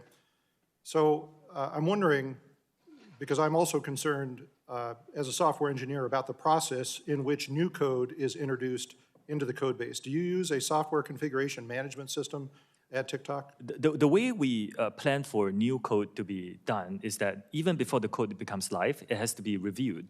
The changes have to be reviewed by so the you're third-party talking monitors. about a code review. That was good. That was another question I had for you. So the code review, is it done with a team of engineers or just with a single engineer? Oh, it's going to be a team effort. Okay. Yeah. And that's going to be done at Oracle or elsewhere? It's going to be done in one of our transparency centers, so that we still need to make sure that the code itself is secure. And Okay. yeah. What I'm hearing you say is that even though the code might be written by someone not in the United States, before the code is integrated, it'll be reviewed in a code review by a team of engineers within the United States? That's the plan. Okay, and this, back to the question about the software configuration management system, how do you manage the integration of that code change into the rest of the TikTok code base? The long and short of it is we have built a team of American personnel with security credentials. The person who leads the team used to work for the Secret Service, I understand, but I mean, there's a software solution for integrating those code changes into the code base. What solution is that? I will need to check and get back to you on the details. Okay. Well, specifically what I'd like to know is to make sure that this isn't something that TikTok has created custom, which many companies do, because that would mean that you'd have to review the source code for that as well for security. How do you protect against threats like a malicious actor being hired not by TikTok, but by Oracle, for example, or by USDS? The approach that most companies take for these things is to have several layers of monitoring to make sure that everything that somebody has reviewed, there's a secondary review, so that one malicious actor is not able to create the damage that the malicious actor can do. But you rightly pointed out, these kind of problems are industry-wide problems. Right. Every company has to deal with them. Okay, well, let me ask a specific question about that. I mean, in thinking about if I were a malicious actor, a software engineer on one of your projects, how I would go about writing a malicious code. I wouldn't put it right there and say, hey, I'm malicious. I would put unrelated lines of code in different sections of the code that work together to do something malicious. How do you think that could get caught? Again, we have to rely on third-party experts to help us with that. I think there are enough experts who can catch a lot of these things. The work on security globally, on all data security, is never perfect. Yeah, I understand. But we can have a lot of oversight to keep it safer than any other experience. I appreciate the effort. My concern, Mr. Chu, is I don't believe it is technically possible to accomplish what TikTok says it will accomplish through Project Texas. I just think that there are too many back doors through that process to allow that to be possible, and I think a malicious actor would succeed in inserting malicious code in there if they wanted to. But I see we're out of time. I hope we get an opportunity to talk some more about this. I yield back, Madam Chair. Gentleman yields back. Chair recognizes the gentlelady from Michigan, Mrs. Dingle. Thank you, Chairman Rogers, and Ranking Member Pallone for holding this hearing, and to Mr. Chu for testifying here today. Your good news, you're halfway through with me. As screen time increases, so do inherent risks. And with the proliferation and popularity of new social media platforms, so does the potential reach of dangerous, provocative, and often harmful content. And my fear, the abuse of collected data. As a representative from the state of Michigan, I can speak from experience on how social media has been used to target members of the Michigan delegation, including a plot to kidnap our governor, and how it can be weaponized to perpetuate harms towards individuals and communities. And you saw firsthand how it targeted the chair of this committee. Today, many of my colleagues on both sides of the aisle have raised legitimate concerns about protecting children online, misinformation, and securing our data.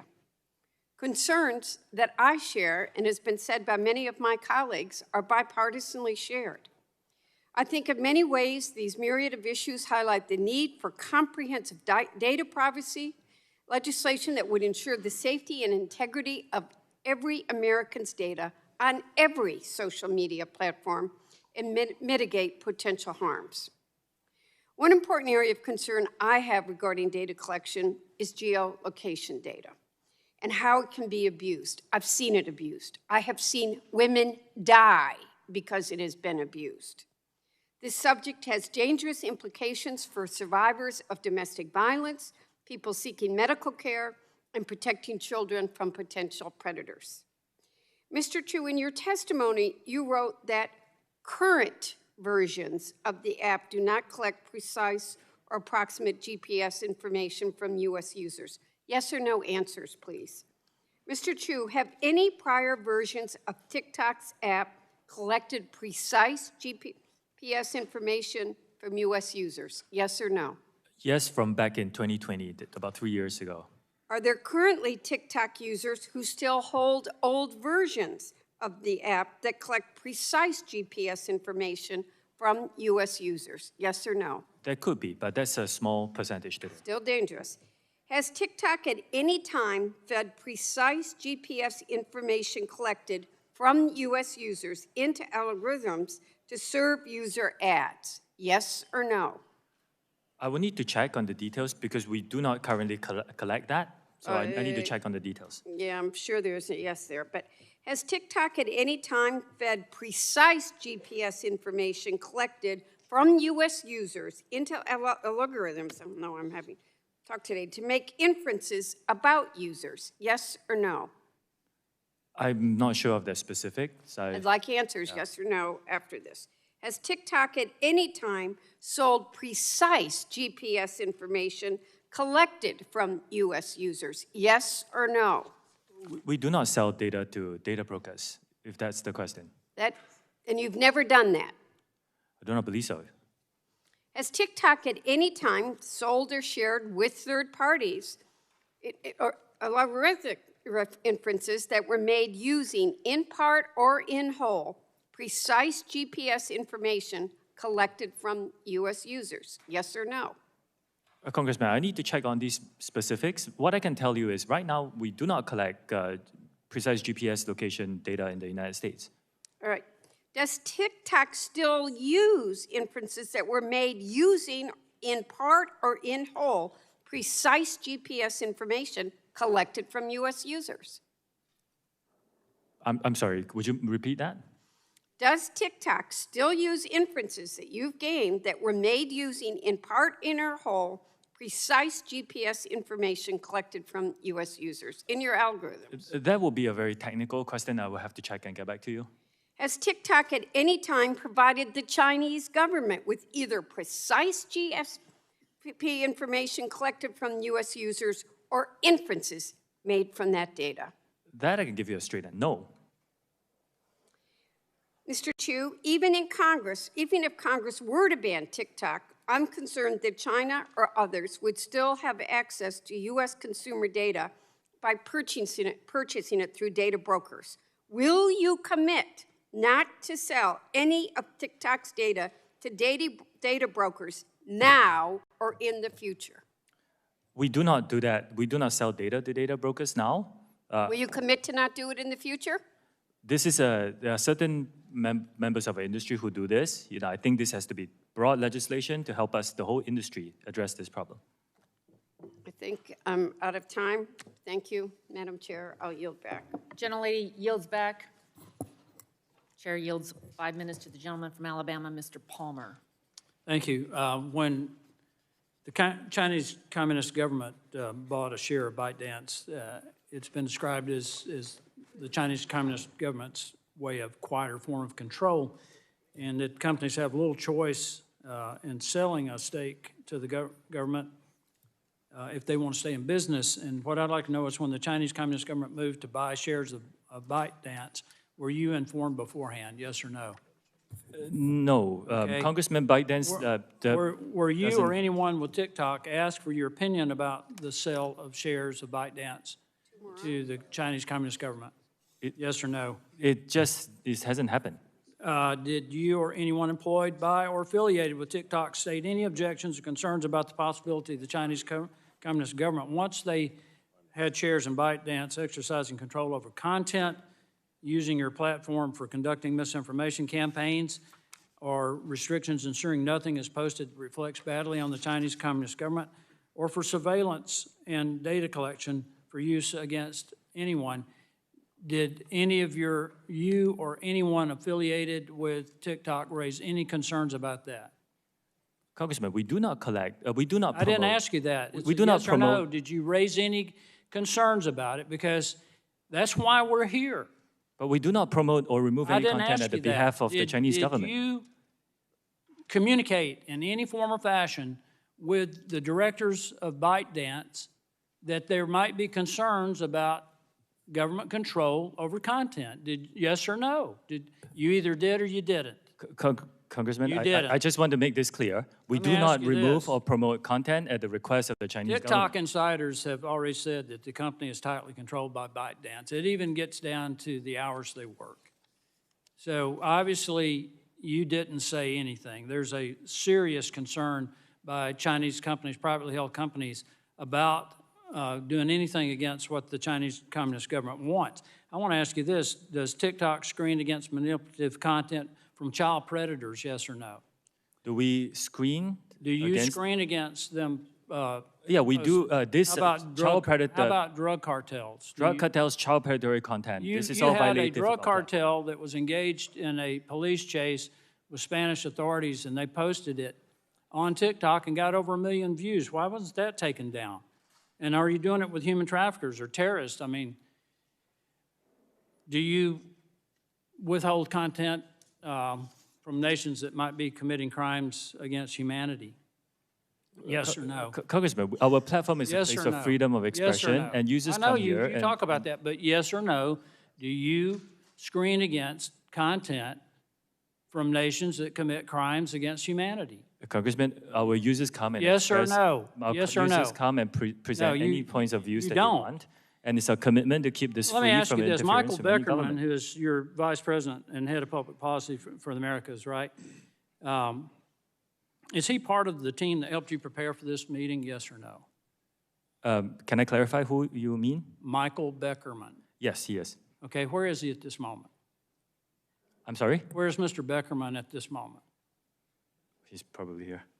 No, you know he's here. He's sitting right behind you. I want to know why, when Mr. Beckerman was on with Jake Tapper on CNN and asked repeatedly to condemn Chinese Communist government's treatment of the Uyghurs, when that treatment has been classified by the United States as a genocide, when a UN report classifies it as a crime against humanity, why, after multiple questions, Mr. Beckerman refused to address that? Are you afraid of the Chinese Communist government? No, because you can find that concerned content that- on our platform. Any content that our users want Well, why to couldn't express your their vice views on this president of issue is public freely policy, available on our the guy platform. who is head of public policy for the Americas, and an American on an American television news channel, why couldn't he condemn that? I think it's very important to look at our platform, and if you use and open our app I'm not and talking about search your for any platform. I'm asking content, about your personnel now, because personnel is policy. Everybody in this room understands that, except maybe you. Personnel is policy. Let me just conclude with this. And I hate to bring this up because this is part of the stuff that I've studied, but deception is fundamental to the Chinese Communist Party's political, intelligence, and military strategy. And you have repeatedly used the word transparency throughout this hearing, and every time you've said it, what I've heard is deception. I yield back. Gentleman yields back. Chair recognizes gentleman from Texas, Mr. Vesey, for 5 minutes. Thank you, Madam Chair. I got to tell you, Mr. Chu, as a father of a 16-year-old that likes social media, a lot of your evasiveness today in answering many of these questions really disturbs me, because I can tell you that the teenagers of today, they really don't want to be on Facebook. They want your platform, and you were asked to come before this committee to testify about many things, and a lot of us are worried about our kids' personal data. As the co-chair of the Congressional Voting Rights Caucus, I also worry that TikTok is the world's most powerful and extensive propaganda machine, allowing the Chinese Communist Party to use TikTok's platform to influence public opinion and undermine the integrity of our democratic elections. And I have a report called TikTok and Facebook Failed to Detect Election Disinformation in the U.S. While YouTube Succeeds. And this report was published by the nonprofit Global Witness and the Cybersecurity for Democracy team at NYU. And the purpose of the study was to test platforms like TikTok and whether or not they can detect and take down false political ads targeted at U.S. voters, young voters, ahead of last year's midterm elections. And according to this report, 90% of election disinformation ads tested were approved by your platform. Again, that is 90% of ads containing false and misleading election misinformation went undetected on TikTok. And just to add some color to the type of misleading ads that were approved by TikTok, this included ads that were live on TikTok that said the wrong election day and actually encouraged people to vote twice. You do know that voting twice is a felony. Mr. Chu, you do know that it's legal to vote twice. Congressman, any misinformation that comes around a political election is something we take very seriously. Let me, I'm particularly troubled about this type of information because it can run rampant on TikTok. And given that TikTok, again, y'all are appealing to a very young and diverse user base, that is exactly the people that we've seen targeted time and time again with voter suppression campaigns run by malicious actors. Mr. Chu, do you agree with me that it is completely unacceptable that 90% of these ads were undetected on your platform, And can you detail for us right now TikTok's policy regarding election misinformation and paid political ads, and how the company monitors such information, and how you plan to get that number down to 0? Whilst TikTok is a place for our users to come and express their points of views freely, we do take misinformation, dangerous misinformation, particularly around an election, very seriously. And we will work with third-party experts to identify misinformation. You call allowing 90% of false content, political content, on your platform to be taken, you define that as being taken seriously? I need to look into the specifics. I'm not sure where the number came from, but I can tell you, Congressman, that we are the only platform that I know of that doesn't actually take political ads. We don't accept money. I don't think other platforms can say that. Mr. Chu, can you detail how you responded to that report? Did you respond to that report that I just mentioned? I need to look at the specifics of the report, Congressman, and I can get back to you on that. All right. Mr. Chu, I want to shift to Project Texas. I know that we've discussed this initiative throughout today's hearing, but I want to dive deeper into your notion that promises about Project Texas should give us any confidence in TikTok's ability to localize U.S. data and discontinue access to that data to ByteDance employees in China. Why? Because we've already had a TikTok executive appear before Congress and give sworn testimony about the comfort that we should take in TikTok's U.S.-based resources. While TikTok data security practices were being scrutinized by the U.S. government, and unfortunately, we've since found out from journalists and recorded conversations that those assurances were worthless. In your testimony, you also mentioned that Oracle has already begun inspecting TikTok's source code and has access to the platform's recommendation algorithm. Why should this give the American public any great assurances, particularly given that Oracle now owns a stake in TikTok and stands to gain monetarily the more revenue that TikTok and its algorithm generates? Congressman, not only is Project Texas unprecedented in our industry in protecting U.S. user data and interests, we are inviting third parties to come in and monitor this, and we will, be transparent in that process. And this is more beyond all companies that I know of in my industry. Thank you, Madam Chair. I'm out of time. Gentleman yields back. Chair recognizes the gentleman from Florida for 5 minutes, Mr. Dunn. Thank you very much, Madam Chair. Mr. Chu, I'm aware that on arriving in D.C. this week, you appeared on TikTok and boasted you had 150 million U.S. users, 5 million U.S. businesses. That represents a lot of data. You also referenced your appearance before this committee as a chance to share all that TikTok is doing to protect Americans using the app. Mr. Chu, has ByteDance spied on Americans at the direction of the Chinese Communist Party? No. Madam Chair, I'd like to enter into the record this October 20th, 22 Forbes article entitled TikTok Parent ByteDance Plan to Use TikTok to Monitor the Physical Location of Specific U.S. Citizens. Without objection, so ordered. Thank you. The project assigned this to a Beijing-led team, and they were going to follow individual American citizens. I ask you again, Mr. Chu, has ByteDance spied on American citizens?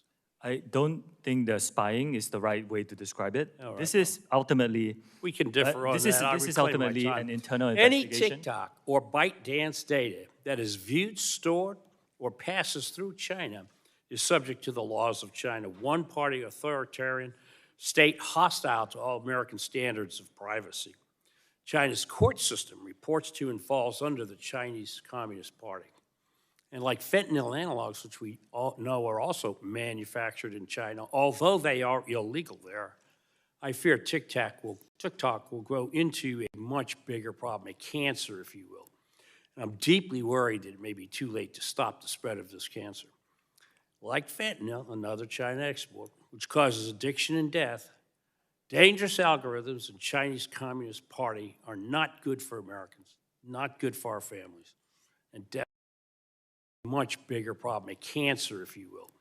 And I'm deeply worried that it may be too late to stop the spread of this cancer. Like fentanyl, another China export, which causes addiction and death, dangerous algorithms in Chinese Communist Party are not good for Americans, not good for our families, and definitely not good for the United States. Mr. Chu, prior to serving as the CFO of ByteDance, you served as a CFO and Director Global Operations for ShowMe from 2015 to 21. Is that correct? Are you asking me in 2015? Very good. Would you mind repeating that, please? Madam Chair, I'd like to enter another article into evidence. This is from the National Cybersecurity Center in Lithuania. Without objection, so ordered. Thank you. This report outlines numerous data security risks, including how the privacy of European users was violated in clear cases of unauthorized collection of user data by ShowMe. This sounds exactly what many of my colleagues have been talking about today. Worse yet, the ShowMe phones sold to Europeans had a list of 449 words and phrases which would be automatically censored on the device. Censored phrases included the Voice of America and Democratic Movement, among others. This analysis was conducted on devices which were manufactured and sold to Europeans while you were the head of operations for ShowMe. It does not follow that you expect us to believe that you would not censor on behalf of the Chinese Communist Party, since you've already done so. I want to be unequivocal on this. We do not remove or promote content on behalf of the Chinese TikTok, in government. your words, strives to deliver on their mission to inspire creativity and bring joy to American users, I assure you that is not the mission or goal of the Chinese Communist Party, which runs the People's Republic of China, that TikTok's parent company, ByteDance, is domiciled in. Mr. Congressman, Chu, you can these are check with our straightforward users to things see the world experience that they're deserves an getting. answer. You have not given straightforward answers. We're going to take our final break here of this hour. Some of you are going to see the quick 2-minute break. Stay right here with us. More to come on Live Now from Fox. Answer your questions. I reject the characterizations. I yielded Who to are you Mr. yielding Obernolte. to? We're done.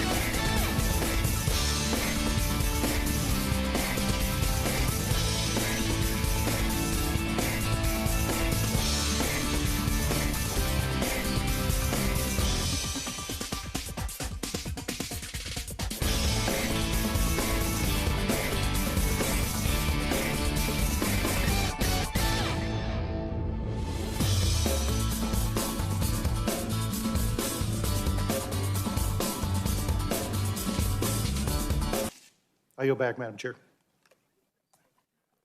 Gentleman yields back. Chair recognizes Ms. Custer. Ms. Custer is not here. Ms. Barragon for 5 minutes. Thank you, Madam Chair. Mr. Chu, TikTok warns users when content is graphic or disturbing and labels state-affiliated media accounts to ensure the viewers aren't seeing propaganda. Does TikTok provide similar information to Spanish speakers, users, as well as English speakers? I believe so, Congressman. I will get back to you on that. Okay, and do you know if TikTok has a specific strategy for tackling Spanish language content that violates its trust and safety guidelines? We do. I will get back to you on the specifics on that. Okay. When offensive English language search terms or hashtags are blocked for violating community guidelines in English, is the Spanish translation of the term or the hashtag automatically blocked as well? I believe so, but let me check the specifics and get back to you. Do you have any idea how many people that you might have working at TikTok that addresses Spanish misinformation? I know ballpark, it's quite a significant team, but I can get back to you on the details. You said significant, so are you saying it's, do you have a ballpark at all you can give us? Would you say it's like 10% of your force or more It's than? an important number, so I want to be precise, and I'll get back to you. Okay, do you happen to know if a TikTok can effectively ensure that Spanish-speaking users between the ages of 13 and 17 are not being targeted by ads promoting harmful content? We have very strict policies for our users who are in the teenage age group, and regardless of what language they speak. So we want to make sure that they are given a very safe experience on our platform, regardless of the language they Well, I know, I'm use just it. trying to figure, I'm trying to ascertain resources you may be putting into Spanish-speaking and Spanish language. Last year, the Congressional Hispanic Caucus met with TikTok. This was one of the conversations and a source of the discussion was addressing Spanish language disinformation and misinformation. It remains an urgent priority for the Congressional Hispanic Caucus as Hispanics across the country increasingly turn to social media for vital information. We heard earlier in this hearing that there was, video, there was a TikTok post threatening the chair of the committee, and it took some 40 days to take it down. So I guess I'm a little concerned if your team doesn't have the resources and the capability to flag that, what kind of capability is it going to have to bring down misinformation, disinformation to Spanish speakers, which I'm assuming is a smaller fraction of the workers that you have at TikTok? TikTok is a place for all our users to come and express their very diverse views, and we are open to all ethnicities, and we are open to all everyone to come here and freely express their views. So it is our commitment to make sure that the safety of those users, regardless of the language, and of course, the Spanish language user base is super important to us. Okay, we so need to you make sure can't- that we continue to Okay, invest so in you don't have an answer then. Okay, I will look forward in your coming back. We've heard a lot about the concerns about children who may be on TikTok. Mr. Chu, at what age do you think it would be appropriate for a young person to get on TikTok? We have 3 different experiences here in the United States. There is an experience for under 13s, which is highly restricted. I'm asking what you think would be the appropriate age to have a child get on TikTok. Our approach is to give differentiated experiences for different age groups and let the parents have these conversations with their children to decide what's best for their family.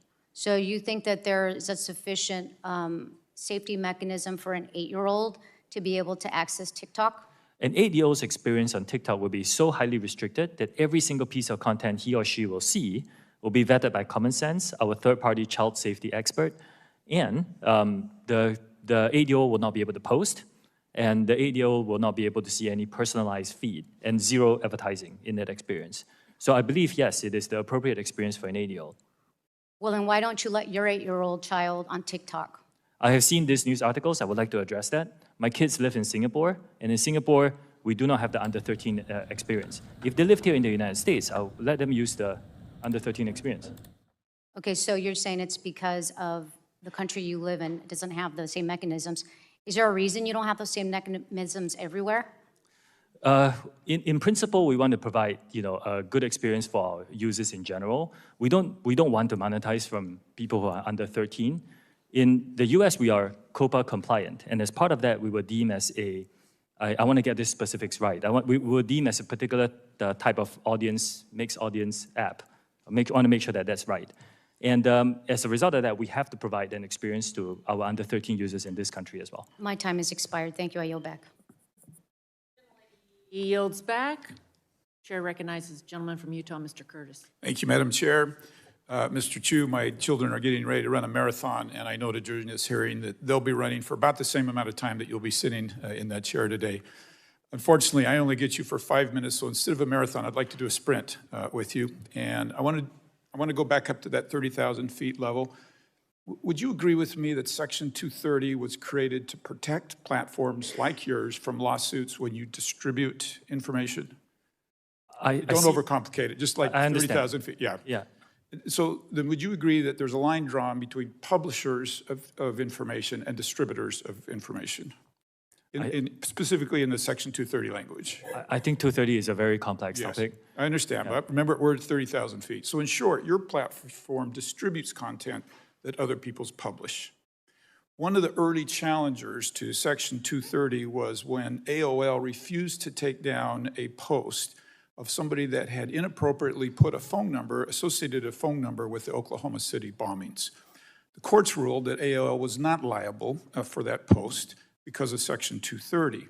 Now, I want you to do a hypothetical with me because I'm going to use the absurd to try to make a point here.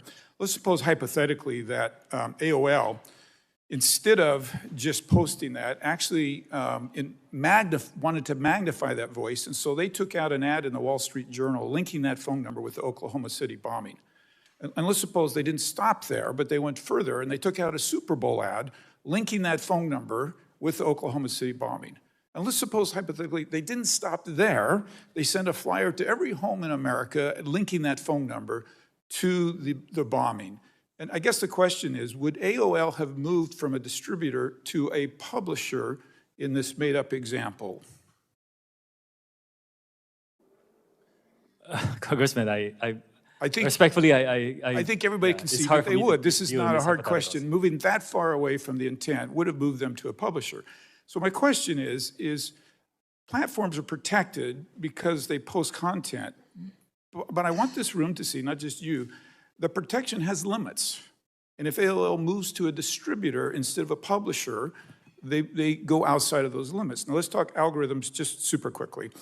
We've thrown that word around a lot today. Let me here again go 30,000 feet, and we'll use another platform so it's not sensitive. But Pinterest, I like to go on Pinterest. My wife and I are building a home, working on the yard right now. If you went on my Pinterest page, you would see swing sets and things made for my grandkids.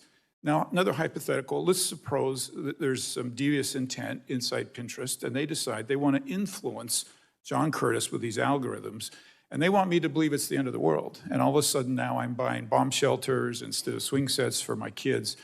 Have they become a publisher and should not be protected from Section 230? And if you don't feel, I'm pretty sure the room understands that they have crossed this line, and you can tell me if you think they have or not. Congressman, I will have to study that specific example and get back to you. It's a hypothetical, but you can see at some point they've crossed the line and they have become a publisher and a distributor. So we've touched on this today, but I want to be super specific. Is it possible that TikTok had enough data, could get enough data on me, that you could use artificial intelligence and your algorithms and machine learning to write an algorithm that could persuade me to change how I view a policy issue? Does that possibility exist? The way we look at it... 30,000 feet, I'll run a sprint. I will stay very high level. Okay, the way we look at it is our users come in and express whatever views they want. But that's not the point. The point is you could write an algorithm that would change. And we've actually seen, the Washington Post reported, the Stop the Willow campaign shows how TikTokers are tackling climate change. I think that's all fine, right, and all good, unless somebody has interjected into that and magnified or diminished voices in that. And what I'm proposing to you today is that pushes them across the line from a distributor to a publisher if they make those decisions. Now, serious allegations have been made against your platform and others, many of them here today, and you're not new to these allegations. This isn't your platform, but some time ago there was an allegation that a platform recommended ISIS-related videos. We've talked about the weight loss videos. We didn't talk about it, but they're still in the elections. Whatever the motivation, I'm trying to point out that as you move from a publisher, as you manipulate this data with algorithms, that you step out from the protections of Section 230. Do you see that logic? This is a very complex I understand it's very complex, but you see the logic. In your mind, has TikTok ever stepped across the line from a distributor to a publisher? Congressman, again, this is a very complex topic. I would need to get back to you on this. I understand that. Okay, and finally, very quickly, you produced a video that now is well known about your visit here and today in Washington, D.C. Can you tell me 100% that no TikTok employees manually manipulated that to get more views? I checked, and as far as I know, there was no boosting and heating. I went viral organically. Okay, Madam Chair, I'm sorry I'm out of time. I yield my time. Gentleman yields back. Chair recognizes Ms. Blunt Rochester. 5 minutes. Thank you, Madam Chair. Mr. Chu, as I'm sure you know, this hearing is part of an ongoing effort by our committee to examine data security, and other concerns with social media companies broadly. And I have to tell you, I came to this hearing interested to hear the actions that TikTok is taking to combat misinformation, protect our young people, and ensure our national security. But I've not been reassured by anything you've said so far. And I think, quite frankly, your testimony has raised more questions for me than answers. As some of my colleagues already noted, platforms like TikTok can easily manipulate and undermine user autonomy with addictive features, invasive data collection practices, and disseminating misinformation and disinformation. That's why I will be reintroducing the Detour Act to mitigate this harm. Mr. Chu, yes or no, would you oppose legislation that banned the use of intentionally manipulative design techniques that trick users into giving up their personal information? In principle, it's just a yes or no. In principle, I agree that that kind of practices is not. And can TikTok users opt out of targeted ads? Yes or no? At this moment in time, we believe that this is a very important part of the experience. Yes or no? Time is ticking. It is an important part of the experience. Even if someone wants targeted ads, do you give a user a clear opportunity to prevent TikTok from using tools like pixels to collect their data and track them off of the TikTok platform? We give our users a lot of tools to control their privacy settings on our app. And by the way, if you're below 16, it's private by default. So you cannot even go viral. In August of 2022, response to a letter I wrote to your company on abortion misinformation, TikTok asserted several actions to address abortion misinformation.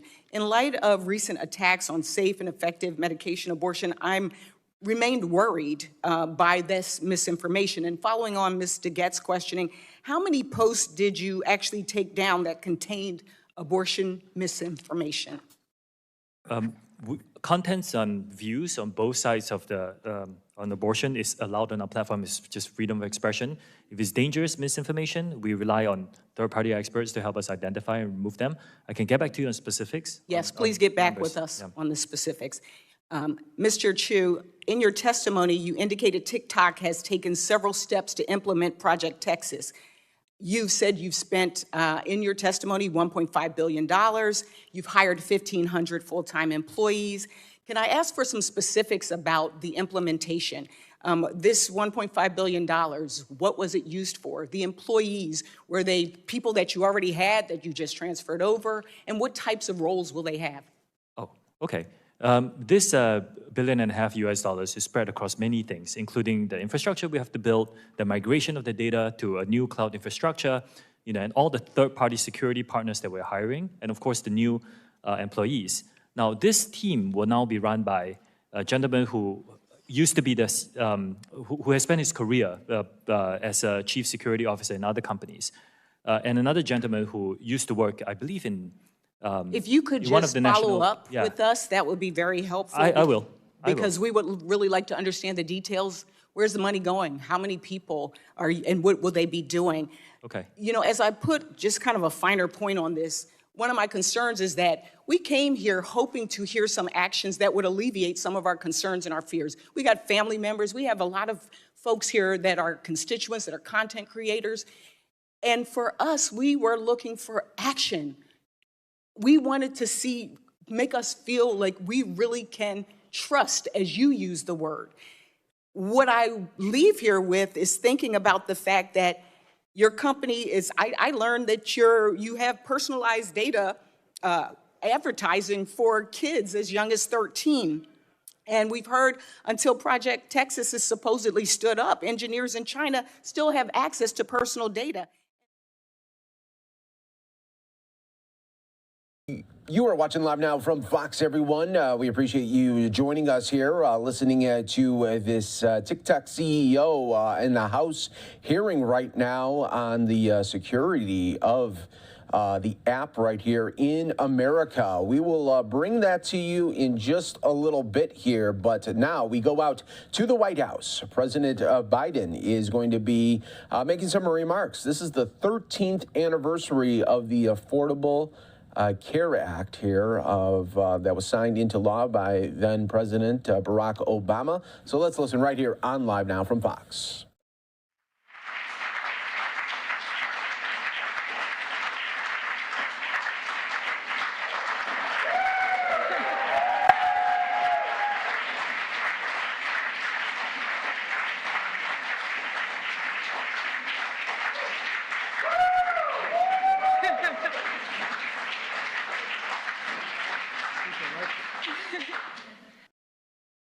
that kind of content.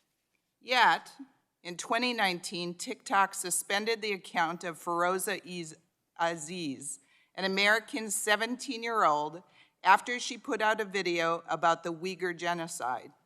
So your answer, sir, does not align with history. That particular case was a mismoderation. I believe that video had a picture of Osama bin Laden, so we thought it was content that was inappropriate. Yeah, I looked it up. That was a different post that they banned. I can get back on the specifics, yes. My next question. India banned the use of TikTok in their country in 2020. New Zealand has banned the installation of TikTok on devices connected to the country's parliamentary network. Canada banned the installation of TikTok on government devices. The United Kingdom has banned the TikTok app from government-owned devices. Belgium banned the TikTok from government phones. The European Union banned the installation of TikTok on government devices. All cited security risks with the company's data collection and connection to the Chinese Communist Party. Recently, our U.S. FBI Director Christopher Wray said about TikTok, quote, "This is a tool that is ultimately within the control of the Chinese government, and to me, it screams out with national security concerns." Mr. Chu, how can all of these countries and our own FBI director have been wrong? I think a lot of risks that are pointed out are hypothetical and theoretical risks. I have not seen any evidence. I'm, eagerly awaiting discussions where we can talk about evidence, and we then can address the concerns that are being raised. Yes, my next question revolves around an article. India banned TikTok in 2020. A March 21st Forbes article revealed how troves of personal data of Indian citizens who once used TikTok remain widely accessible to employees at the company and its Beijing-based parent ByteDance. A current TikTok employee told Forbes that nearly anyone with basic access to company tools, including employees in China, can easily look up the closest contacts and other sensitive information about any user. This current TikTok employee also said, quote, "If you want to start a movement, if you want to divide people, if you want to do any of the operation to influence the public on the app, you can just use that information to target those groups." Why would Mr. Chu, why would a current TikTok employee say this if it wasn't true? This is a recent article. I have asked my team to look into it. As far as I know, we have rigorous data access protocols. There's really no such thing where anybody can get access to tools. All right. So I disagree with a lot of the conclusions of that. Madam Chair, I request unanimous consent that the Forbes March 21st, 2023 article be added to the record. Without objection. And I would like to turn over the rest of my time to Mr. Abernoldi. Thank you, Madam Chair. Mr. Chu, I'd like to continue asking the question that we ran out of time last time. So as part of Project Texas, you're going to have engineers at Oracle review the algorithms, the machine learning algorithms that TikTok uses to ensure that they're free from foreign influence. But as you and I were discussing, reviewing the algorithms doesn't do anything. The algorithms were simple. That's not where the secret sauce is. The secret sauce is in the data used to train them and the outcomes that you're asking them to predict. Would you agree with that? No, I actually believe that with third-party monitoring, you can identify a lot of the motivation of the code. And with enough third-party expert, you can identify a lot of what the code is designed to do. But how would you verify that you couldn't ask the algorithm for a different outcome than the one that the rest of the source code is asking for? The algorithm will be trained with this. Again, it's very technical, but it will be trained based on weights, for example, and those are things that we can verify. What weights are you putting on likes? If you could give us a written response to that, I'd appreciate it because I'm interested. Thank you, Madam Chair. I yield back. Lady yields back, gentleman, lady yields back. Chair recognizes for 5 minutes, gentleman from Florida, Mr. Soto. Thank you, Madam Chair. The genie's really out of the bottle on this now, so to speak. 150 million Americans are now on TikTok. That's almost half of America. They're expressing themselves in art and music, poetry, short film, comedy, among other creative expressions, and many of them are inspiring, talented young people. But we also on the committee recognize there's a darker side to it, right? Violence, adult themes, drug and alcohol, sexualization, suicide, all major issues on TikTok, but also Twitter, Facebook, YouTube, and other social media platforms. So the solution, as I see it, is to regulate TikTok and other social media platforms. And that job, Mr. Chu, as you know, really falls to us. There are real concerns, bipartisan common ground we've already had. We had a federal device ban that was voted on bipartisan in the omnibus. And I co-introduced a bill with my dear friend, Representative Kamek, about notices of that federal ban. Madam Chair, I think the first key is privacy. We have to pass the comprehensive legislation that got out of this community but eluded us in the last Congress. I'm really hoping we can get that done, and I'm really excited about hearing that from folks.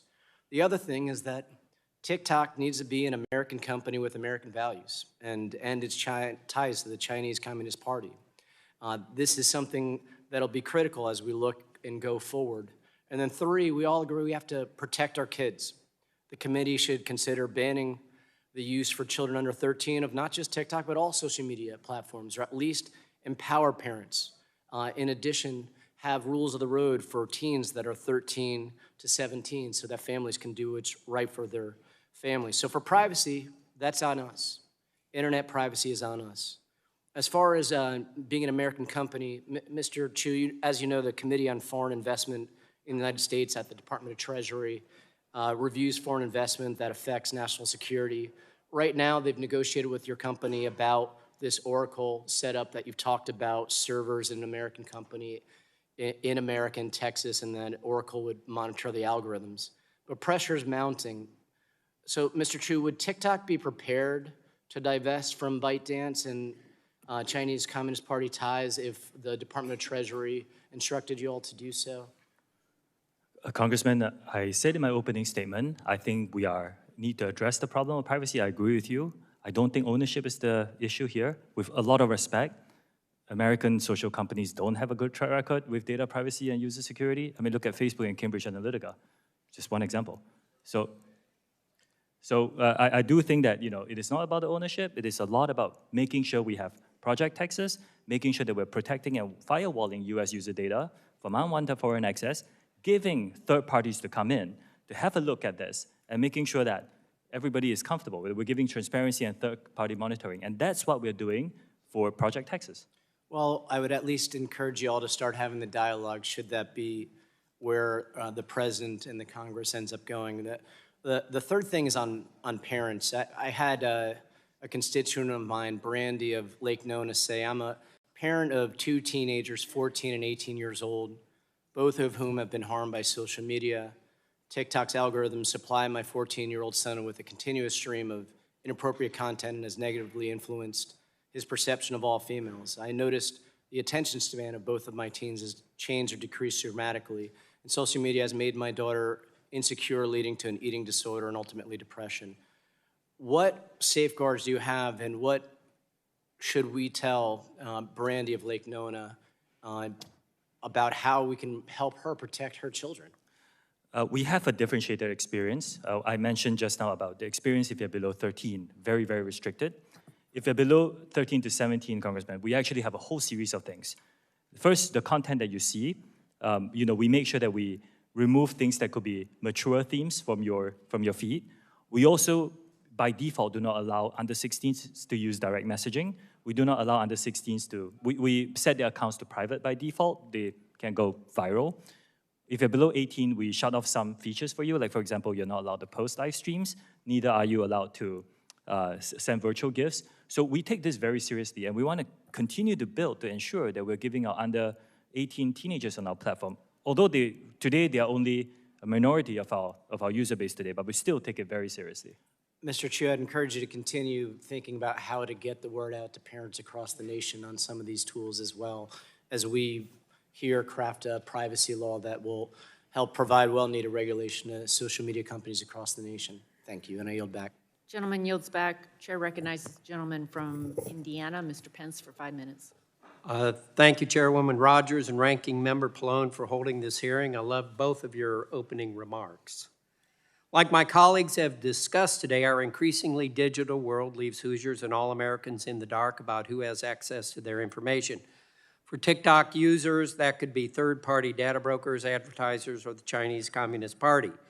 TikTok aggressively feeds addictive content to users to glean massive amounts of personal data that's worth a fortune. For Hoosiers watching at home, this isn't just data about your favorite sports team. You know, if there really are 150 million users in the U.S., this suggests to me that the CCP has a finger on the pulse of almost half our nation's population. I find that hard to believe. But this week, I decided I would ask my constituents in southern Indiana to share their stories with me. Went out Monday night, and we got 800 responses in less than 12 hours, okay? Let me share a couple of those with you.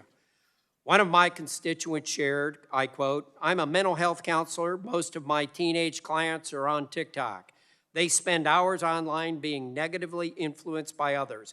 I have seen kids experience self-harm, gender dysphoria, and many mental illnesses they have picked up from TikTok. I will not allow my children to have TikTok. The creators know the algorithms are addicting our children.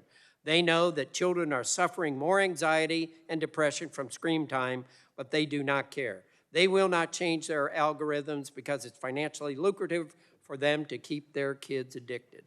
Another parent said, "We let our daughter try it out. The feed was continuously suggesting sexually explicit, stupid, and vulgar videos. We discontinued it within a week." And there's been many more. Like I said, 800, okay? In your testimony, Mr. Chu, you walked through a number of supposed actions taken by your company to create a safe environment and empower parents to oversee content shown to their children. But virtually everything we've heard reflects the opposite, and some of your answers are a little confusing. You know, all of those sitting here and maybe watching on C-SPAN, this is the 32nd hearing we have held about privacy and big tech. Each hearing I've been part of, we've heard the same stories about our constituents' experience and the same promises for big tech to do better. The truth of the matter is this disgusting and dangerous content littered across your platform is not justifiable, and it's uncontrollable. Americans' data is not safe, and big tech is doing nothing to protect it. Putting aside the dangers of the CCP involvement, and after these 32 hearings, I believe it's actually time to change the narrative, change the focus, and change the outcome by talking about the money you're making at TikTok. Mr. Chu, I have a question. How much revenue is generated per user? Congressman, Private company, and you're not going to tell me. Yes. Does each user receive a comparable benefit for the amount of profit their data brings to your company? We do share some revenue with some creators who produce, say, 1 minute plus informative content. When am I going to get paid for the data that you are selling, or you're getting revenue from advertisers? When am I going to get paid for the data you're getting from my children, my grandchildren, my neighbors? I think that's the only way to get your attention, is talk about the money you're making, and maybe that'll get you all to do what you're supposed to do. I respect and understand your opinion. The vast majority of our users have a great experience. I sent a video recently as well. I got hundreds of thousands of comments. But what am I getting? It's a great experience. What about these 800 bad experiences that people in the Indiana 6th District have been getting? We will look into them, and a lot of You're going to look into it, but this is a 30-second big tech hearing, and you're always going to look at it. Frankly, I think you're all stalling is what you're doing.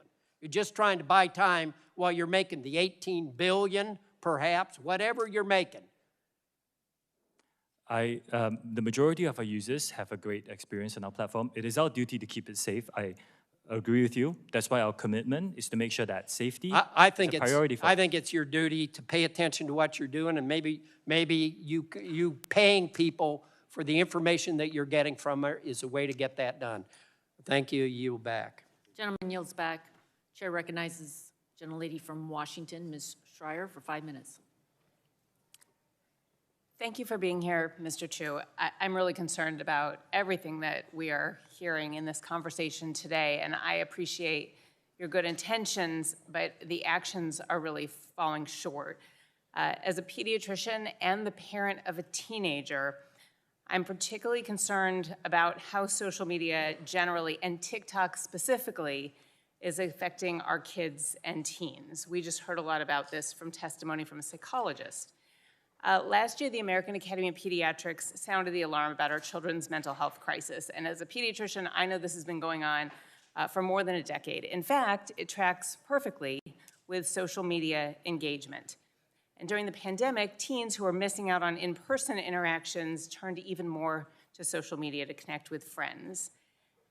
Social media is designed to be addicting. That's the business model. And your platform is the most addictive of all. And this endless, mindless scrolling takes teens away from human relationships. And here's what's important. It keeps teens awake all night, well past their bedtime, at a time in their lives when sleep is critical for brain and physical development. In fact, sleep deprivation alone, ignoring even content alone, can cause depression, anxiety, social withdrawal, inattention, poor coping skills, and academic failure. So, Mr. Chu, I just want to follow up a little bit on what my colleague, Mr. Sarbanes, was discussing. It is your business model to keep eyes on the app, to keep it addictive. I know you likely have experts who have advised you on how to design this to keep those eyes on your platform for the longest possible time. So I want to know if you have psychologists or other health experts on staff looking at screen time, hours of use, and sleep. We worked with the Digital Wellness Lab, Congresswoman, and at the Boston Children's Hospital, and we came up with a 60-minute default limit for any users under 18. We were the first to do it in our industry. That is an opt-out, and I can tell you, they're going to immediately opt out. It is addictive. It's We like also give asking tools. a chain smoker not to take the next cigarette. It is not going to happen. And by the way, so first I have a question, then I'll go back to Boston Children's. Mr. Sarbanes asked earlier, what is the percentage of teens who actually adhere to the 60-minute limit? I would need to check on those numbers and get back to you on specifics. I'd appreciate those numbers. Yes. I'm guessing it is an incredibly low percentage who actually heed that. Now, as far as Boston Children's goes, I know you're referring to them as a source for these ideas about go outside, get some air, take some time out. But I can tell you as a pediatrician, I'm guessing their suggestions were a little stronger than that. And so I'm wondering what is the next step? What are you doing when you find out that almost nobody is really opting out after 60 minutes to take this burden off of the kids and off of the parents and change your algorithms to make them not so hooked? We give our parents, as you pointed out, the family pairing tool. And in that tool, if you pair it with your teenager's phone, you can actually set a restriction, how many minutes. And we believe it's very important for parents to have these conversations with their teenagers so to decide what's best for their family. I also, Congresswoman, a lot of people come to our platform to have a really informative experience. Like I said, there were 116 billion pieces of content on STEM. And we're creating a feed dedicated to that. Book Talk has 115 billion. We've also heard today that well over 20% of the information is misinformation. We heard that about medical remedies that are not really remedies. We've heard it about mental health topics. I mean, this becomes very dangerous, especially when people who are not trained to think very critically are being given information and thinking that it's true. And you've said many times that the destructive information isn't available to kids, but it is. Like, we keep seeing examples here. And so I'm just wondering, what are you going to do with the algorithms? I mean, just because you're removing something that says anorexia, bulimia, or eating disorder, that doesn't do it. If you show girls repeatedly skinny bodies and advice on how to cook meals that are less than 300 calories, that's dangerous. We have worked with, first of all, anything that glorifies eating disorders, we remove that from our platform. It's violative. We're working with experts now. It's a challenging problem for our industry, but we're actually identifying some of these themes that you're talking about and trying to build models where that kind of content is not chained up for the younger users. So it's something we take very seriously too. We're seeing eating disorders in elementary age kids now, and I need you to expedite that process as much as possible because parents out there are worried, and I'm worried as a pediatrician. Parents can't take themselves off of these platforms. Kids, there's no way they're going to take themselves off, and we need you to do your part. It may affect your bottom line, but it could save this generation. I share your concerns, and I commit to doing more. Gentlelady yields back. Chair recognizes the gentleman from Pennsylvania, Mr. Joyce. Thank you, Chair Rogers and Ranking Member Pallone, for holding this hearing. According to an August 2022 article in the New York Times, TikTok's in-app web browser can track every individual keystroke made by a user. We have heard today about the various ways in which the app's code could be used to monitor or track users, and likewise, we've heard concerns that this data may not be fully isolated from access by the Chinese Communist Party. That said, I'd like to know more about the historical, non-public U.S. personal data that your company has already amassed.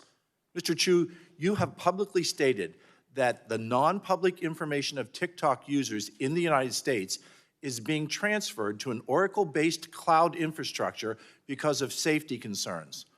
Will that be completed by the end of this week, by the end that you've already amassed? We are in the process of deleting. What timeline will that data be able to be stored? I believe we will be able to get it done this year. I'm hiring. This year, thank you. It's not going to occur anytime soon. To be clear, until that data transfer happens, user data remains accessible to the Chinese Communist Party. On March 1st of this year, the committee asked you when you plan to delete non-public historical U.S. user data. Are you aware of this? Congressman, I disagree with this assessment that the Chinese government can get access to the data. It's really for, look, this is a private company. This is what Chinese employees You responded. You responded in writing to this committee. I have the response that we got back from you on March 7, just 6 days later.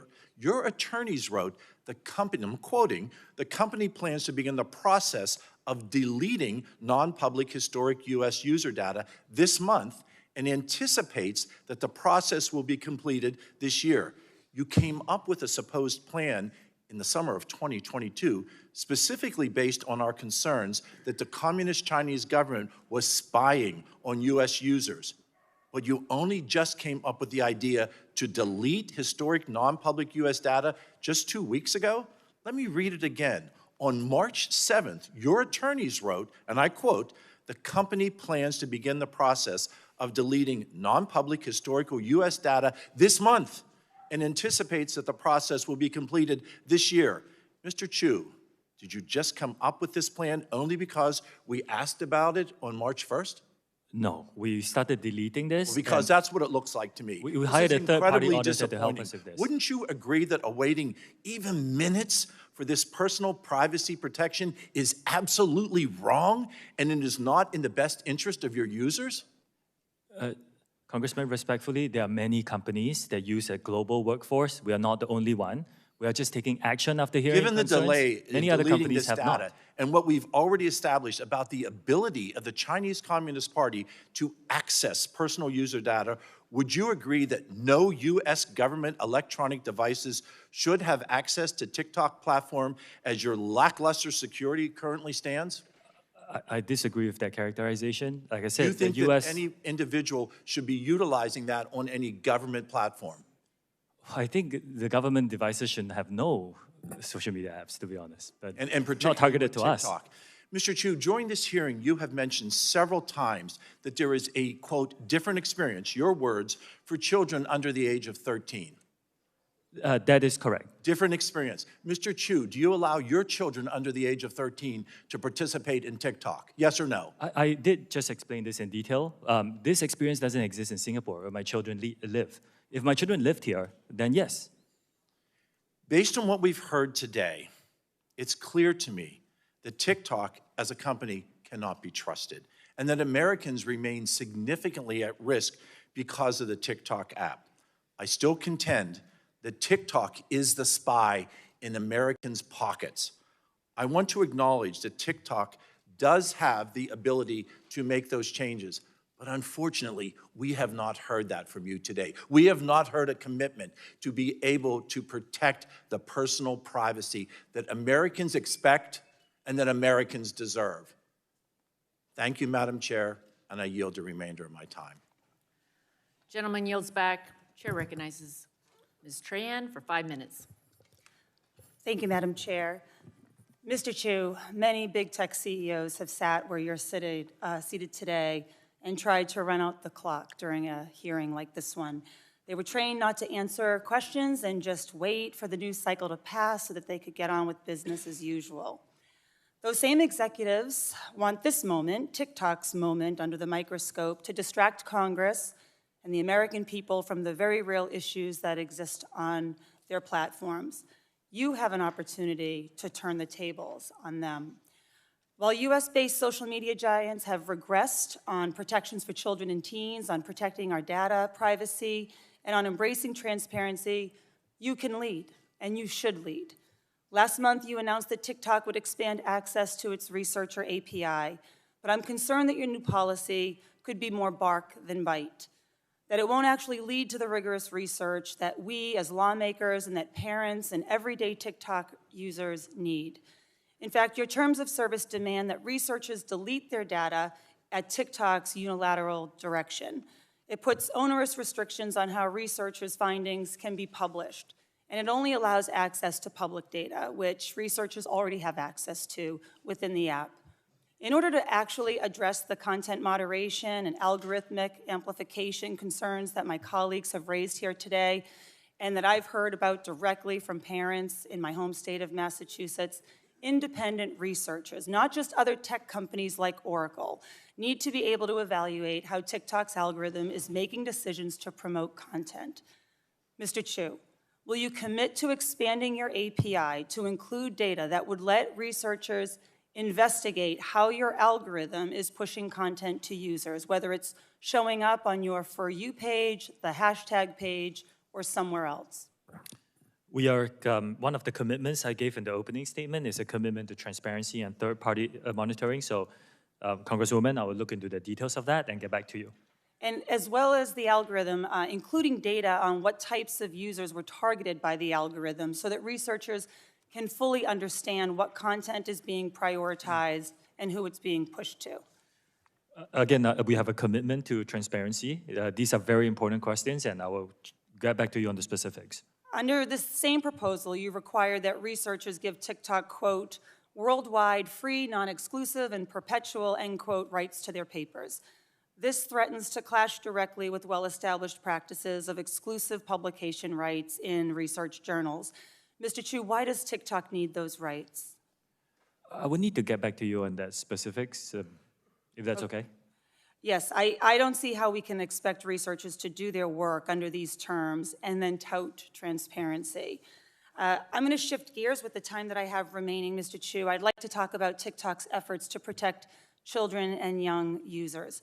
In 2021, the UK's Age-Appropriate Design Code went into effect, mandating 15 standards that companies like you need to follow to protect children on your platform.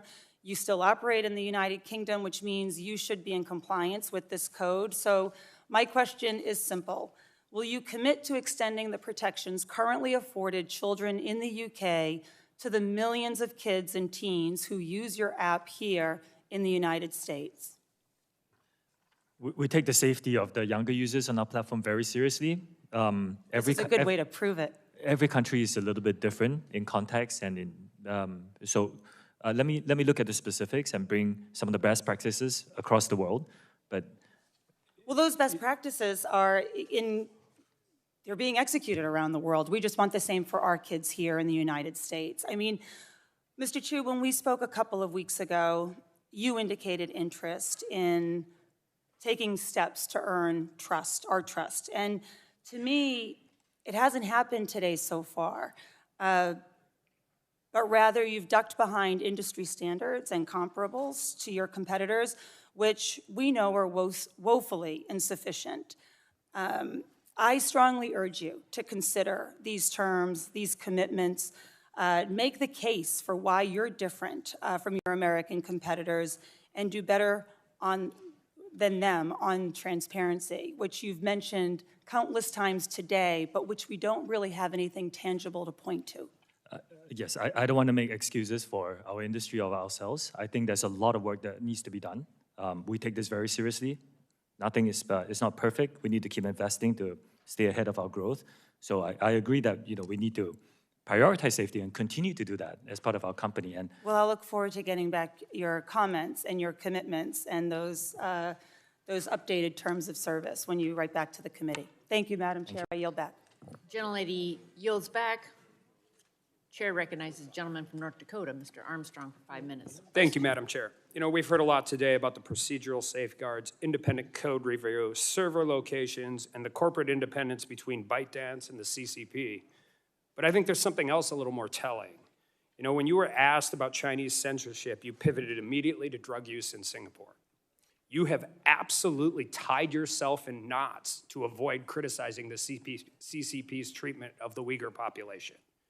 And I think it begs the first question, before we ever get to Project Texas, which I'll get to in a section. If the CCP demanded that ByteDance hand over all of the data that they had on US users in their possession, and ByteDance refused, I wonder what would happen. I wonder if Jack Ma might have an opinion on that, and I wonder if he'd be allowed to give it.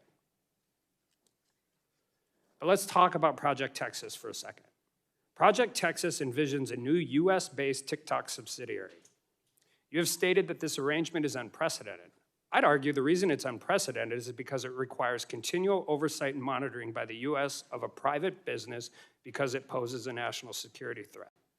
The new subsidiary's board would report to and be approved by CFIUS. CFIUS will also specify hiring requirements as well as interact with Oracle as it performs its data role. That is an extraordinary corporate governance structure. I have questions whether it complies with corporate law and fiduciary duty to shareholders. Yet the core concern is that the proposes unparalleled integration with the US government with a private company, which will require significant government resources. All of that to allow a continued operation of a social media platform that has serious national security implications. And CFIUS's workloads already dramatically increased in recent years, with a 30% increase in declarations and a 45% increase in joint voluntary notices. And there's bipartisan consensus that CFIUS needs to be expanded as we speak. Mr. Chu, can you identify a similar corporate arrangement that requires federal government to expand such resources to monitor an alleged data privacy and national security risk? Congressman, I'm not an expert on this matter. I believe that there are certain similar arrangements, but I'm not the expert on this matter. Well, the only one I could find was the UK created the Huawei Cybersecurity Evaluation Center in 2010 to assess Huawei's tech and to detect malicious activity and guard UK's networks. That's worked so well that the United Kingdom is now planning on kicking Huawei out of Great Britain. You stated that TikTok has invested $1.5 billion in Project Texas. Are you aware of any discussions or proposals that entail TikTok funding or offsetting the costs of CFIUS' role? Those discussions are, I need to get back on the specifics, but I can tell you, yes, we did spend approximately $1.5 billion on our side. You spent $1.5 billion on Project Texas. But do you have you agree that if CFIUS takes on this role, they're going to need a massive influx of dollars and human resources, right? I cannot speak on behalf of CFIUS, Congressman. Should the US government expend such resources to create this extraordinary arrangement for TikTok, especially considering alleged data privacy and national security risks? Congressman, I cannot speak on behalf of the United States. Well, but Project Texas doesn't work without CFIUS, right? Project Texas, as you guys have proposed it, does not work without CFIUS involvement. The idea behind Project Texas is the firewall of US user data, make sure it's stored by an American company, overseen by American personnel, and we will invite third-party monitors to monitor this. So that, in essence, at least as far as I know, is the majority of the cost, because it will rely on not just us building the infrastructure, but us, finding and hiring these third-party monitors who are vetted to come in and monitor this structure. You talked earlier about the shareholders' ownership of TikTok, and you said 60% is global investors, 20% is employees, and 20% is original founders. Are all those voting shares the same? No, the founder has weighted voting rights as is common in our industry. So do you, as far as a voting block of share of zoned in ByteDance, do you know if the Chinese Communist Party, not Chinese government Communist Party officials, the Chinese Communist Party, do you know what their percentage of the actual voting block share of ByteDance is? The Chinese Communist Party doesn't have voting rights in ByteDance. Chinese Communist Party members is a different question.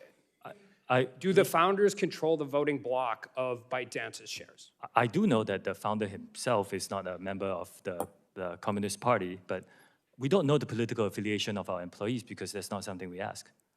Does the Chinese government know the political affiliation of their Chinese citizens? I cannot answer that question on their behalf. I yield back. Gentleman yields back. Yield to the gentle lady from New Hampshire, Ms. Custer. 5 minutes. Thank you, Madam Chair. Mr. True, I just want to say I agree with all of the comments of many of my colleagues today that we need to take a close look at whether TikTok poses a national security risk. For today, I'm going to focus my limited time on how TikTok can better protect its youngest users. And I think a number of us have identified as parents today and have serious concerns as we relayed to you. Just this week, I heard from a parent in my district in Nashua, New Hampshire, whose child was served harmful content on TikTok and has needed counseling as a result. This experience is not unique to this family, and it underscores the need for better child protections on your app. I'd like to dig further into TikTok's current safety and privacy controls for children. I understand that TikTok restricts certain app capabilities for users under age 18 and has additional restrictions for users under age 16 or 13, such as limiting who can interact with them on the platform. However, these protections are worthless if any savvy child can easily bypass these age restrictions by deleting their own account and creating a new one with a different age. And by easily, I mean you can literally go in and open another account using the same email address. So I've been made aware by child safety groups, including Fair Play for Kids and Common Sense, that it is that simple for young users to bypass the age restrictions on TikTok. Yes or no, are you aware of this issue? I apologize. I think that's a great question that you raised. If a user inputs an age and is blocked, my understanding is that if the user tries to do it again within a short period of time, and I won't disclose publicly. We did it in our office yesterday. You can go right back in, use the exact same email address, and open a new account. So can I get your commitment that you will at least fix that bug? I will go and have a look at it, yes. Thank you. If we're here today to talk TikTok and not other platforms, but I'm happy to look at legislative solutions. In the interim, TikTok has a responsibility to do more to protect its young users, and I will accept your commitment to take a look at fixing that issue. Will you, let's see. Sorry, I recognize that TikTok has made efforts to provide parents and guardians increased options to monitor and limit their child's activity on the app, including family pairing and time limit features. But I still have concerns. In order to access family pairing, parents then must download the app onto their phone. And this sounds like a design to lure more users onto the app rather than a practical safety feature. Furthermore, downloading the app may not be a viable option for many parents. Mr. Chu, will TikTok commit to developing other methods for parents to monitor their child's use of the app without having to download the TikTok app on their phone? I can look into that specifically and get back to you. But the family pairing that you mentioned is a very good tool that we developed. I encourage parents with teenagers to use it. But it's not a perfect tool. And let me just say, one of my concerns is that the minimum time limit TikTok lets parents set for their children is 40 minutes, which for a young child is a very long period of time. Actually, giving parents control would mean providing them the freedom to set the screen time that make sense for their family. Now, I've got a copy of the app page that shows just the 4 options. Would you commit to adding an other option so that the parent can easily set their own screen time limit? I can take a look at that. I think it's important. I think parents are looking for control. They're looking to allow their family to use these apps without TikTok taking over their child's media use. I've heard reports of users struggling to access the feature, and so I will look forward to hearing back from you on adding an other so that a parent can add a custom limit. So finally, I ask that you commit to report back to this committee and the American public on how TikTok addresses these safety issues and the steps that you are taking to default children's accounts to the most protective possible settings. And with that, Madam Chair, I yield back. Gentlelady yields back. Chair yields to the gentleman from Ohio. 5 minutes, Mr. Balderson. Thank you, Madam Chair. Thank you, Mr. Chen, for being here today. I would like to start by inserting into the record a report entitled TikTok, ByteDance, and Their Ties to the Chinese Communist Party, which was published by the Australian Parliament just over a week ago. If I could add that to the record, Without please. objection, so ordered. Thank you, Madam Chair. Mr. Chu, we know that your company's algorithm has been exposed for delivering videos to China that encourages them to develop eating disorders, promotes challenges that have caused children to accidentally commit suicide, glorifies the use of drugs and pornography. Despite the constant media coverage of this issue, your company continues to feed our children this dangerous and harmful content. Can you explain to parents back in my congressional district why it should be their burden and not TikTok's to set up the guardian parental controls for their children so that they do not view content which encourages eating disorders or committing suicide? Congressman, I take these issues very seriously. If the user is a teenage user on our platform, we actually have a differentiated experience, including certain models that we are building with experts to help identify certain content that's not inherently harmful, but could lead people to eating disorders. Anything that glorifies eating disorders is violative of our platform, and we remove that. And I want to assure you that I take this very, very seriously, this commitment. Mr. Curtis, my colleague, mentioned the use of heating tool on your platform to make specific videos go viral or get more views. Does TikTok use a cooling tool where employees can manually limit the amplification of content that TikTok should hide, like content that promotes eating disorders, drug use, or suicide among children? The only promotion tool that we have is approved by the local teams, so in the US by the US team, and it's for commercial purposes like Taylor Swift. I think when she onboarded, we, So heated that'd be a little a yes bit. or no? I just want to make sure that I'm answering your question with specifics.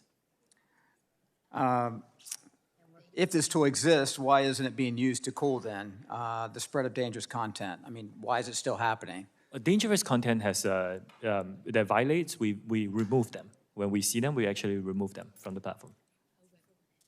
Okay. The fact of the matter here is that despite whatever action you take, that TikTok exists, why isn't it being used to cool then the spread of dangerous content? I mean, why is it still happening? Dangerous content has that violates, we remove them. When we see them, we actually remove them from the platform. Okay. The fact of the matter here is that despite whatever action you take, that TikTok is taking to protect teens, your algorithm continues to promote harmful content. Wouldn't you agree that indicates there is something inherently wrong with the algorithm your platform employs?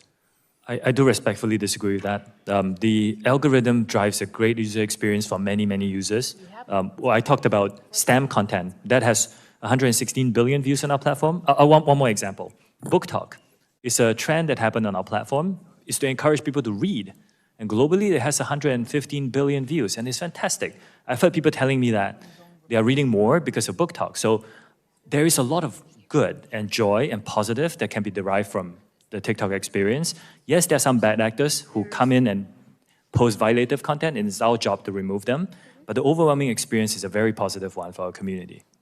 But if it's your job to remove them, it's been said many times here today about the 41 days that that video stood up with addressing the chairwoman. After this, I'm going to go and look into the specifics of that. All right, thank you.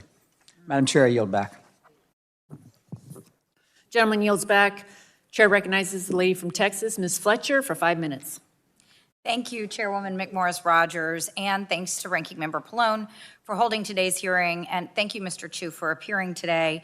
It's been a long day, but we're here to learn about a complex set of issues that relate to TikTok and how to address them. And I think that's what we're hearing from colleagues on both sides of the aisle today, is a real effort to grapple with the challenges that we see for national security and for the safety and protection of American citizens, especially our children and young adults. And we've already covered today a lot of the information about the extensive use of the app, the number of users who are children and young adults, but I think it bears repeating, as Mr. Vesey mentioned, that TikTok is the preferred platform of young Americans. And they use it for all kinds of creative and important things, and we have seen that. But there are also some dangerous things that we know it has and continues to be used for. And that also, that the data that's collected is posing additional dangers. And that's what we're here for. Most people using TikTok do not realize that TikTok is collecting data about their keystrokes or about their browsing history on other sites and so much more. And I agree with my colleagues that we need a comprehensive set of data privacy laws here in the country, and we've heard some very good ideas today. Mr. Chu, you've mentioned several times today that these are industry-wide issues, and I agree with you that there are industry-wide challenges here. But there are also some specific things relating to TikTok that I want to focus my questions on and really want to understand where there's a difference and how we can craft legislation that addresses the very real challenges that we've been hearing about today. As you know, states across the country have joined an ongoing investigation into possible violations of consumer protection laws by TikTok as they pertain to TikTok's effect on the mental health of American children and teenagers. As part of this investigation, states have requested to review internal TikTok communications that takes place on LARC. That's TikTok's primary instant messaging system. Is that right? Yes. Okay. And does every TikTok employee have a LARC account? It is very similar to companies that use Slack or any other instant messaging tool. But LARC is a proprietary instant messaging tool. It's not Slack. It is something that was developed, yes, by ByteDance. It was developed by TikTok? No, it's developed by ByteDance. It's developed by ByteDance. Okay. And so a couple questions stemming from that. Is it true that LARC video conferencing has a translation feature in which Chinese is translated to English text and vice versa? That is correct. It helps with global cooperation. Okay. And those translated conversations are somehow saved into the LARC system? I will need to get back to you on the specifics. Okay. There is, I'll get back to you on the specifics. Okay. That would be great to know. And I neglected to ask, but does every TikTok employee have a LARC account? Yes, I believe so, yes. Including you? Do you have one? Yes, I believe so.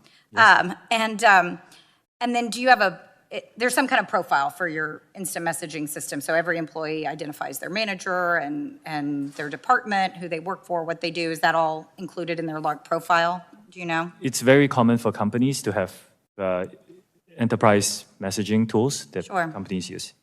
It does, and I guess I'm asking specifically about LARC since it's specific to TikTok, whether it includes information like identifying who, for example, your manager is. Do you know whether that's something that's identified in LARC? Yes, again, some of these HR features are built into a lot of enterprise tools that we use, and yeah. So like for your own profile, does it identify who your manager is? Yes, it does. And who does it identify as your manager? I report to the CEO of ByteDance. Okay, and so that is Zhang Yiming, is that identified as your manager?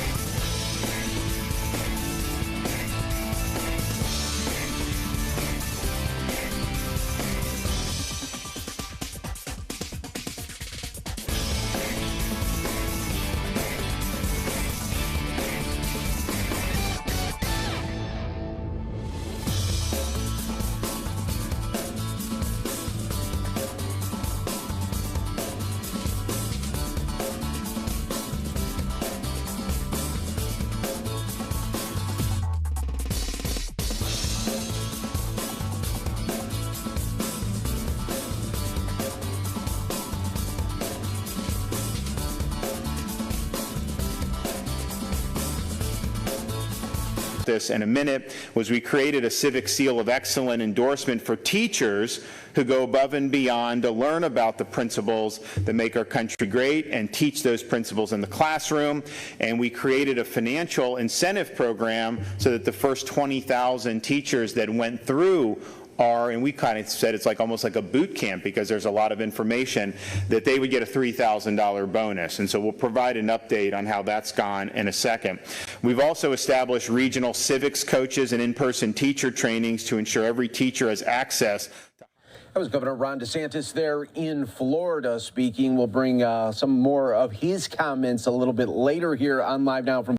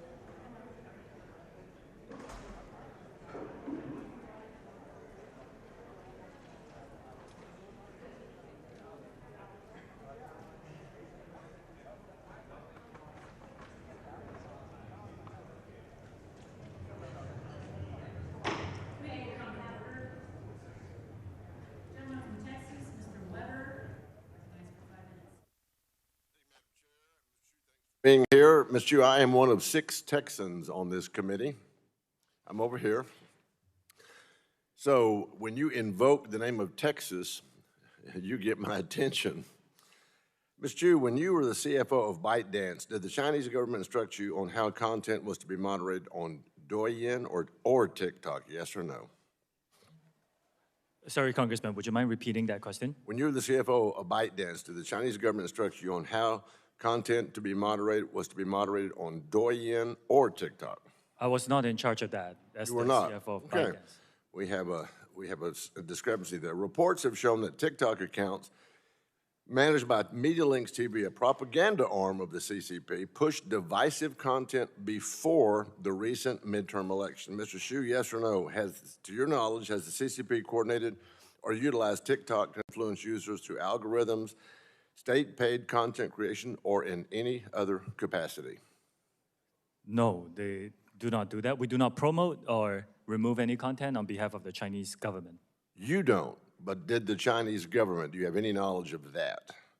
We do not do, Congressman, we have only one process of removing content on our platform. Okay. And the process is done by our content moderation team headquartered in Ireland and Ireland and the US. And we will only remove content if it violates our guidelines, and that's something that we audit, or if there's a valid legal order. So, okay. Several reports, hearings, and leaked internal documents have indicated that TikTok has repeatedly censored or de-amplified content that is critical of Chinese Communist Party policies in the U.S. and abroad. Are you aware of those reports? I don't think that's accurate, Congressman. Are you aware of those reports? There could be some reports that say that, but that action itself is not Your something I agree. testimony here today is that you can keep up with stuff and make it as clean as possible, quote unquote. Are you aware of those reports? I want to make it very clear that there is content on TikTok that's great and fun. There is content that's critical of China, That's and not it's what not there. that's not what I'm saying. Are you aware of the reports citing that fact? Again, like I said, the fact is, if you go onto our platform, you will find content that is critical of China. Well, we're going to talk about that. Now, this committee is looking at reforming Section 230 of the Communications Decency Act, which has already been mentioned here today.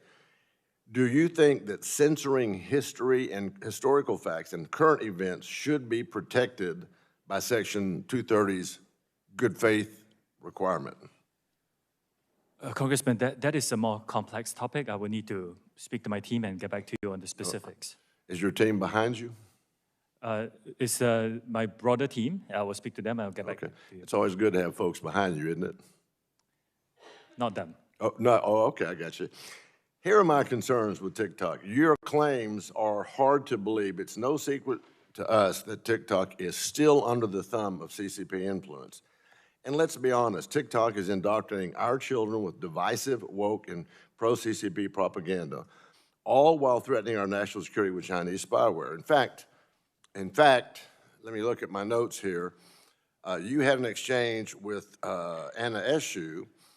In your exchange with Congresswoman Eshu, you said that, quote, extreme fitness videos shouldn't be viewed too much. Do you remember that exchange here today? What extremist videos? With Anna Eshu out of California. Any content that is has extremist content is not allowed on our platform, and we identify them. And Was that also true about the gun video that you saw today? Was that extreme content that should have been taken down? I would need to look at the specifics of the whole video. There was a bit of lag just now. We couldn't see the whole video. Okay, you know it threatened our committee chair here. That is unacceptable. Okay. And, so you're aware of that extreme video. And why did it take 40-plus days to get it down? Does it take literally an act of Congress? Should we plan to have a committee hearing every day, every time there's something brought up so that we can limit the content on TikTok? Should Congress plan to do that, Mr. Hsu? Congressman, we work very hard to remove violative content on our platform. Okay, well, let me move on. With Congressman Huston, he asked you about your wages and your stocks, and you said you prefer to keep that information private. Now you know how we feel about American public's information. We prefer to keep it private as well. We don't think TikTok does that. So, Madam Chair, my time is up. And if this committee gets its way, TikTok's time is up. Madam Chair, if I may, in my response to an earlier question. Gentlemen, I'm sorry, gentleman's time has expired, Chair recognizes Mr. Ruiz from California for 5 minutes. Thank you, Chair Rogers. I echo my colleagues' concerns about TikTok's impacts on the health and well-being of the American public. As a doctor and the ranking member of the Select Subcommittee on the Coronavirus Pandemic, I am troubled that TikTok is rife with medically inaccurate information, including dangerous misinformation and the intentional disinformation about COVID-19 and vaccines. TikTok's community guidelines state that the company will remove content or accounts that involve, quote, misleading information that causes significant harm, unquote. However, since the early stages of the pandemic, TikTok has been used as a platform for people pushing misinformation, disinformation, including by those casting doubt on the safety and efficacy of life-saving vaccines. And despite TikTok's pledge to address harmful misinformation, these videos are being viewed millions of times. For example, the Institute for Strategic Dialogue found that a sample of 124 TikTok videos containing vaccine misinformation were viewed 20 million times. And Media Matters found that a sample of 18 videos with COVID-19 misinformation were viewed over 57 million times. Here's another shocking study. The Journal of American Medical Informatics Association found that when searching hashtag, quote, coronavirus on TikTok, almost 30% of the videos that came up contained misinformation. Videos in that sample containing a high level of misinformation were viewed a median of 9.4 million times. Mr. Chu, why are these dangerous videos falling through the cracks of your company's efforts to enforce its own community guidelines and remove harmful misinformation? Before I answer that, in my response to an earlier question from Representative Dunn, Mr. Chu, you're in my time. Answer my question. I understand, but if I would like to clarify something. Clarified. I have 5 minutes. Okay. In my time. You're in my time now. Answer my question. Yes, any dangerous misinformation we partner with third-party experts to be able to identify and help us with subject domain expertise. And with the expertise that we recognize, we rely on those to develop policies to recognize and remove content that could be. Your efforts have failed, and they're dangerous, okay? It's public health risks that you're putting millions of people's lives at risk for not being able to do a better job.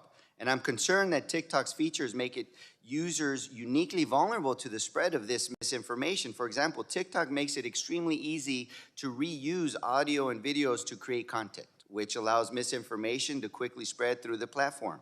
And TikTok's algorithm to recommend videos means that a user viewing one video containing misinformation can easily result in their quote-unquote For You page becoming filled with videos containing similar misinformation. This is a dangerous feedback loop. So is TikTok taking any action to modify these features so that they no longer facilitate the spread of this misinformation or this misinformation feedback loop? Congressman, again, like I said, any dangerous mis or disinformation, we work with third parties to recognize that, and it's proactively removed from our platform. Okay, so it doesn't need to get into those loops at all. So I can go back and read you the data. And the Journal of American Medical Informatics, 30% of videos after searching for hashtag coronavirus had misinformation. Almost 1 out of 3, your third party and your company are missing almost 1 out of 3 misinformed videos. So you're telling me what you're doing. I'm telling you the data shows that you are grossly failing at that effort. The other question I have for you is that TikTok is also in Spanish, and Spanish-speaking populations have been specifically targeted to misinformation when it comes to many aspects, especially medical misinformation. And as chair of the Congressional Hispanic Caucus, we reached out to you last Congress on this issue. So what is your intent, or how does your team look like to address Spanish versus English? How many staff do you have focusing on Spanish versus how many staff do you have focusing on English misinformation? On this issue, so what is your intent, or how does your team look like to address Spanish versus English? How many staff do you have focusing on Spanish versus how many staff do you have focusing on English misinformation? Congressman, like I explained just now, the Spanish-speaking population is very important to our platform. We do have a lot of Spanish-speaking moderators, and we will continue to. So how many Spanish-speaking staff versus English-speaking staff for misinformation do you have? I can get back to you on the specifics, but dangerous misinformation is moderated regardless of language. Not to the degree that it needs to be. We can continue to work hard. And when there's misinformation, people base their decisions that oftentimes put them at risk in exposures and their families at risk. And with the coronavirus, especially prior to the vaccines, the risk was their life. Thank you. Yield back. Madam Chair, I would like to clarify something. In the follow-up question to Representative Dunn's question just now, I misunderstood the follow-up about ByteDance spying on behalf of the Chinese government. My answer to that question should be a no, because it came very rapidly. I just want to clarify that. Gentleman's time has expired. Gentleman, or the chair recognizes the gentleman from Idaho, Mr. Fulcher, for 5 minutes. Thank you, Madam Chairman. Mr. Chu, we've been going a long time here by now, and a lot of questions have been answered, and a lot of them have not been answered. And primary thing I want to do is just share some thoughts of what I've seen, learned today, been exposed to. First of all, I've got to compliment you on having a product that's impressive. It is a very influential tool. It is addictive, and that's what you want users to be exposed to, is something addictive, and it is a data gathering masterpiece.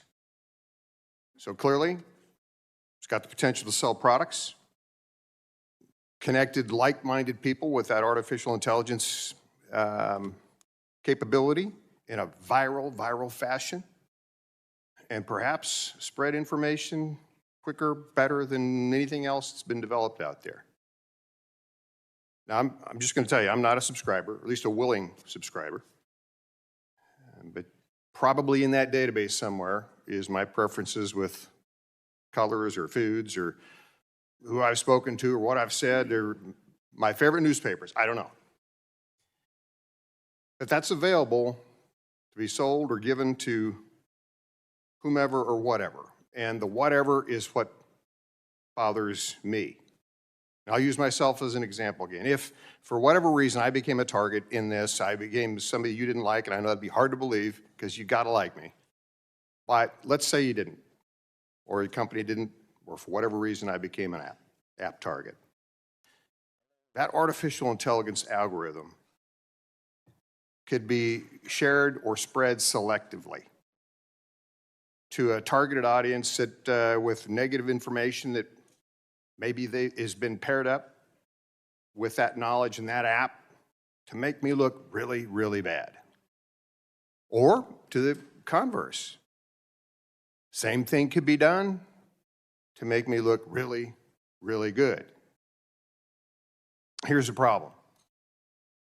It's someone else or some artificial intelligence algorithm that has inordinate power to subjectively combine strategic data with strategic audiences to shape whatever thoughts and news they want.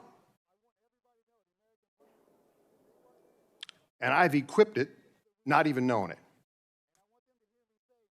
And that process could apply to anyone or anything.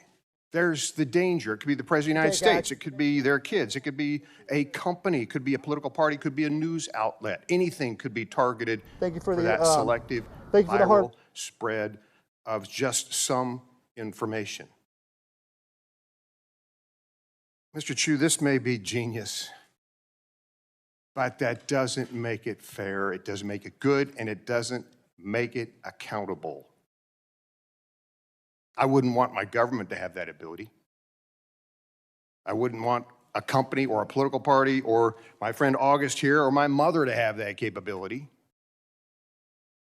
And I certainly don't want that to be accessible to anyone in China. Now, there's no question it's got immense value. And as proof of that, you're here. Because this hasn't been a fun day. I know that. Hasn't been a fun day for us either.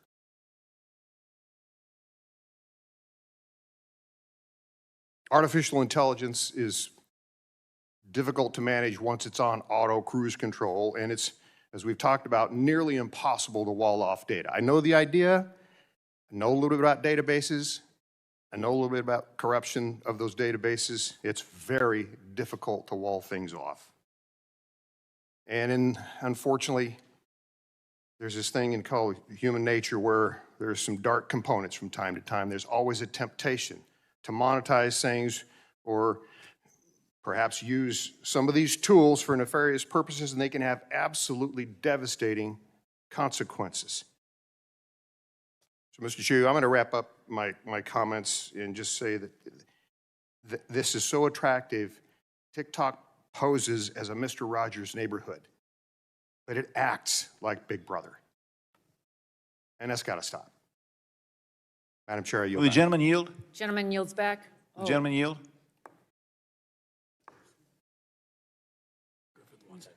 Oh, gentleman yields. Yield to Mr. Morgan Griffith. I thank the gentleman for yielding. Mr. Chu, earlier we had submitted into evidence the TikTok ByteDance and their ties to the Chinese Communist Party report that was filed as an exhibit last week with the Senate in Australia. If you have any comment, I'd like to get it on this paragraph out of their summary. Our research confirms beyond any plausible doubt that TikTok is owned by ByteDance. ByteDance is a PRC company, and ByteDance is subject to all the influence, guidance, and de facto control to which the Chinese Communist Party now subjects all PRC technology companies. We show in this report how the CCP and the PRC state agencies together, the party state, have extended their ties into ByteDance to the point that the company can no longer be accurately described as a private enterprise. You keep calling it a private enterprise, but all the countries in the world are saying it's not a private enterprise, it's part of the Chinese Communist Party. What say you, sir, yes or no? Is it part of the Chinese Communist Party, as everybody thinks, or are you still living in some mystical world? I disagree with many So conclusions. you're living in the report. mystical world, I yield back. Gentleman yields back. Chair recognizes Ms. And some of you are going to be seeing a quick 2-minute break right here on Live Now from Fox. Stay right here with us. Chair for yielding. Mr. Chu, I'm probably like a lot of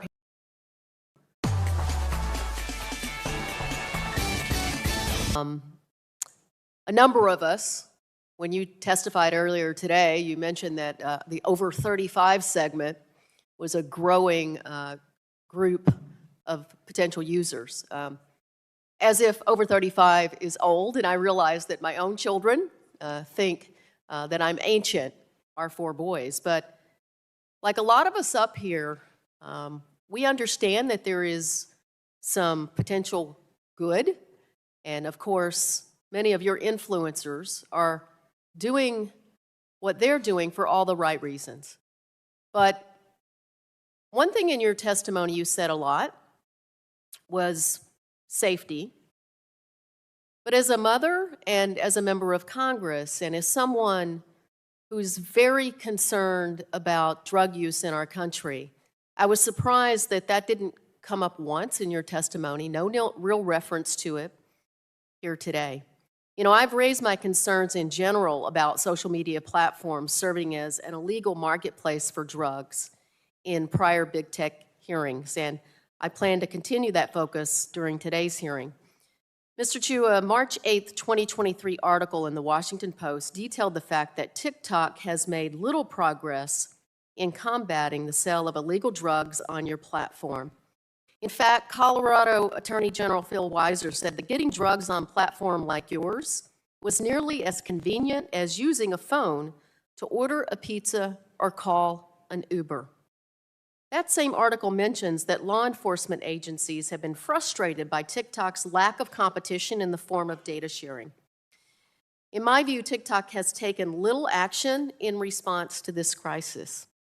According to a May 2022 blog post from TikTok, you donated $125,000 or 0.001% of your 22 revenue to an anti-drug effort on your platform in the form of ad credits.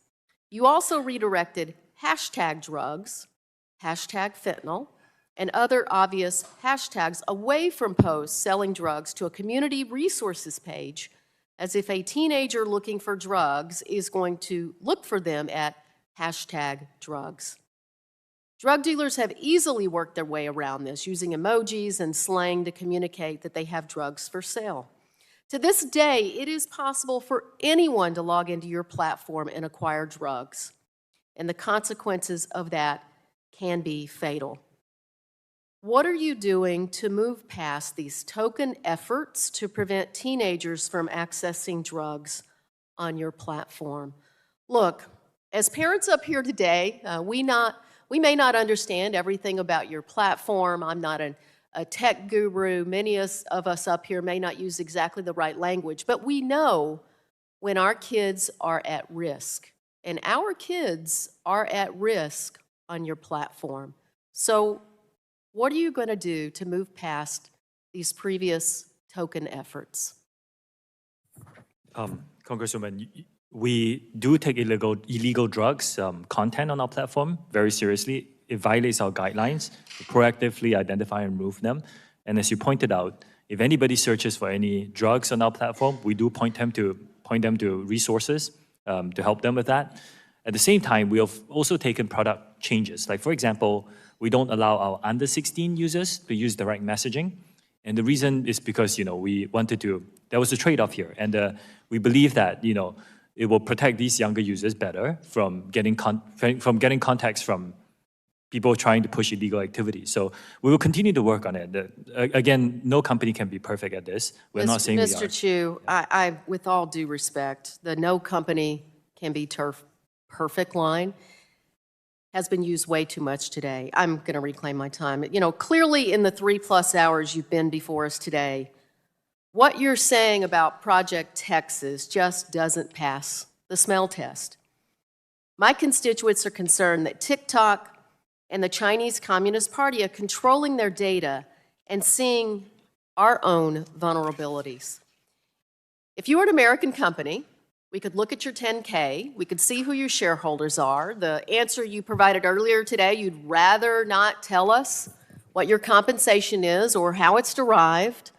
Well, no American CEO would like to tell us that, but they have to because they're an American company. So what you're doing down in Texas, it's all well and good, but it is not enough for us to be convinced that our privacy is not at risk. So how can you say that you're protecting American users' privacy with the CCP being so heavily involved with ByteDance? It's not possible.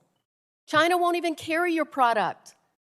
How is it that you can convince us that our privacy is not at risk? And more than that, our kids' privacy is not at risk in this country. In my opening statement,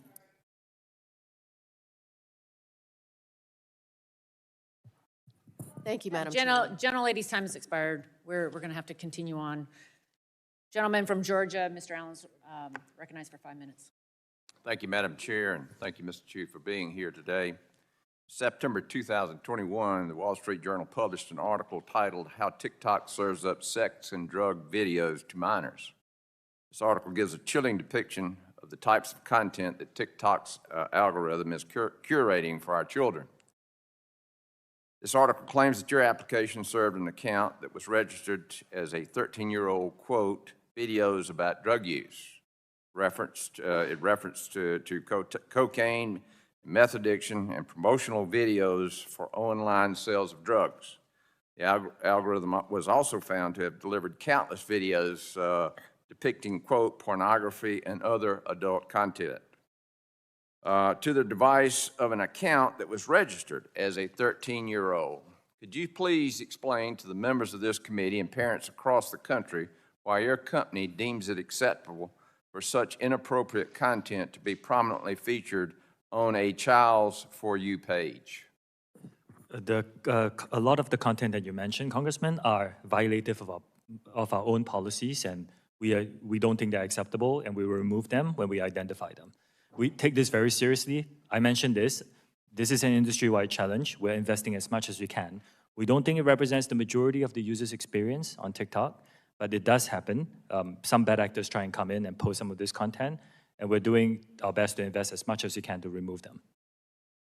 Well, I would say, Some of you are going to see another quick 2-minute break right here on Live Town from Fox. believe that such content is appropriate for minor children to consume.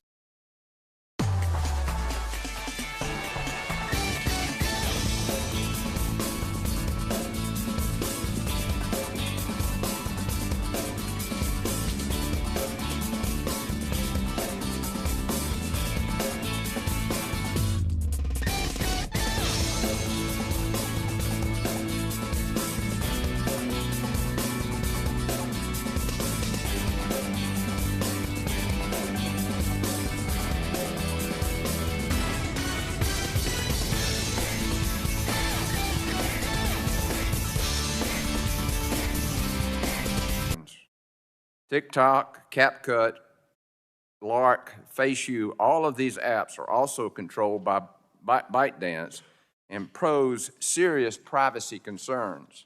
In 2022, it was reported that TopBuzz, an international version of ByteDance's censored Chinese news app, was used to spread pro-China messages to Americans.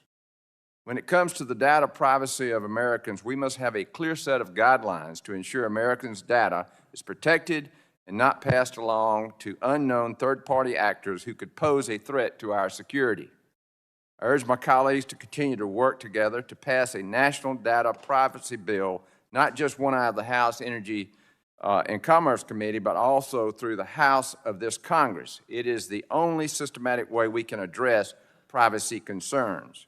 Unfortunately, I've been given no reason to believe that TikTok does not pose a threat and cannot be trusted to follow our laws when they conflict with the desires of the Chinese Communist Party.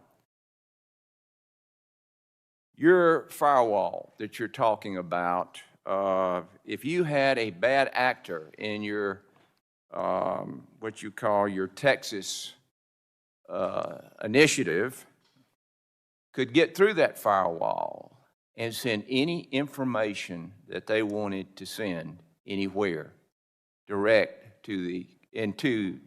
to the Chinese Communist Party. Would you deny that? Congressman, this risk that you talk about exists for every company, bad actors. I'm talking about TikTok, sir. In fact, the risk is lower for us because these... It is a risk, correct? The personnel will be vetted. So the risk is actually lower than most companies in the industry. Well, that is why we have to deal with your company. And with that, Madam Chair, I yield back. Gentleman yields back. Chair recognizes the gentleman from California, Mr. Peters, for five minutes. Thank you, Madam Chair. Mr. Chu, thanks for being here today. You know, your testimony discusses an effort your company has named Project Texas and the investments your company has made in creating a firewall between the United States user data and entities in China susceptible to influence by China's government. And with your company's recent announcement by CFIUS that CFIUS has instructed TikTok to separate itself from ByteDance or face a ban, TikTok's commitment to retaining this firewall is at a crossroads. So I want to ask you some questions about your company's long-term plans to ensure the safety and security of American data. And this, for me, is the crux of the concern for me about TikTok. First of all, does the Chinese government need to approve Project Texas for TikTok to agree to it? Congressman, we have designed Project Texas to move forward in the United States. This is something that we have described at length in the written testimony and in my opening statement.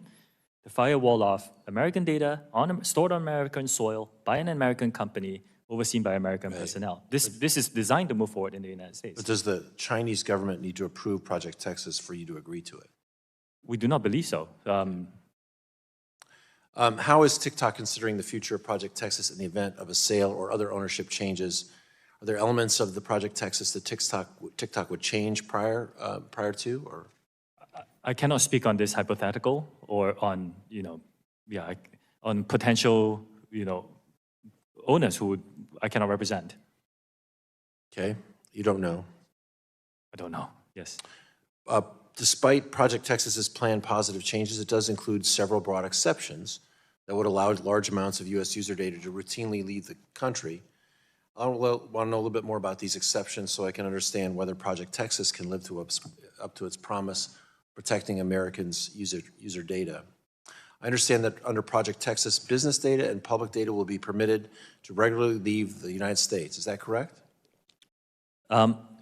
Almost all the data is under the that's not public, is under the definition of protected data. This accepted data that you mentioned, I can get back to your team on this, is really for interoperability purposes, to make sure that the business can still operate and American users are still getting the benefit Can you tell us of a global platform. where the data goes and how it's used by the company?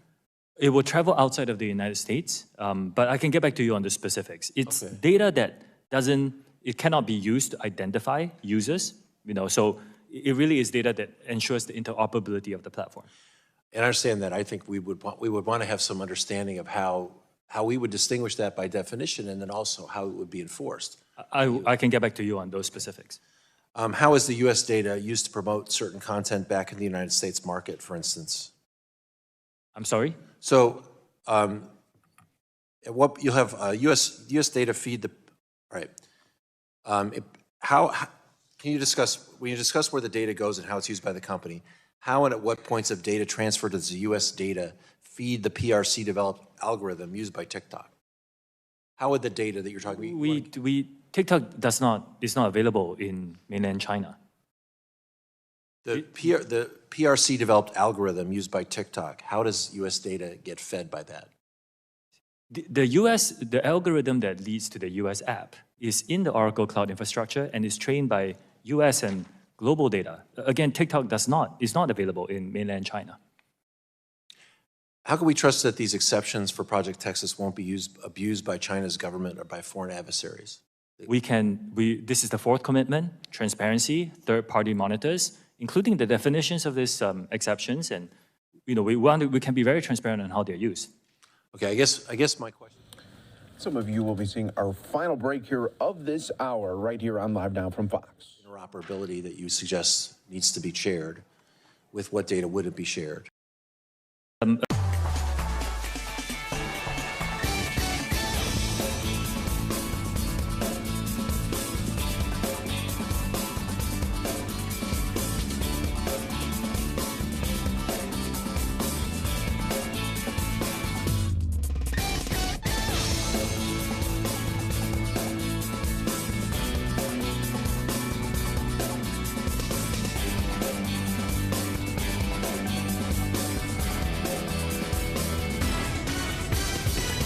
Okay, I can get back to you on specifics. Thank you. I yield back. Gentleman yields back.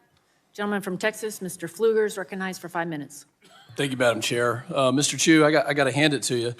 You've actually done something that in the last 3 to 4 years has not happened, except for the exception of maybe Vladimir Putin. You have unified Republicans and Democrats.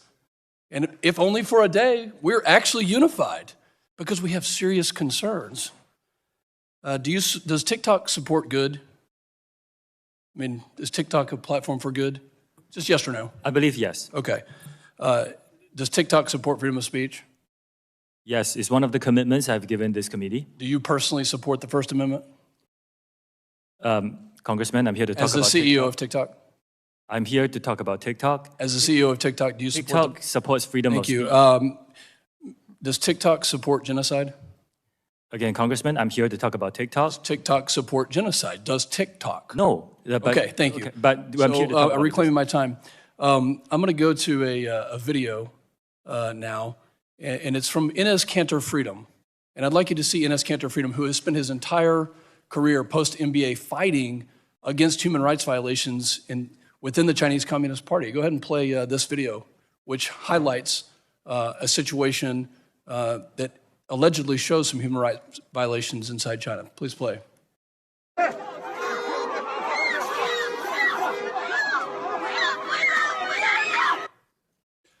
Mr. Chu, this was a video that was posted on TikTok by Inez Cantor Freedom. Are you familiar with this basketball player?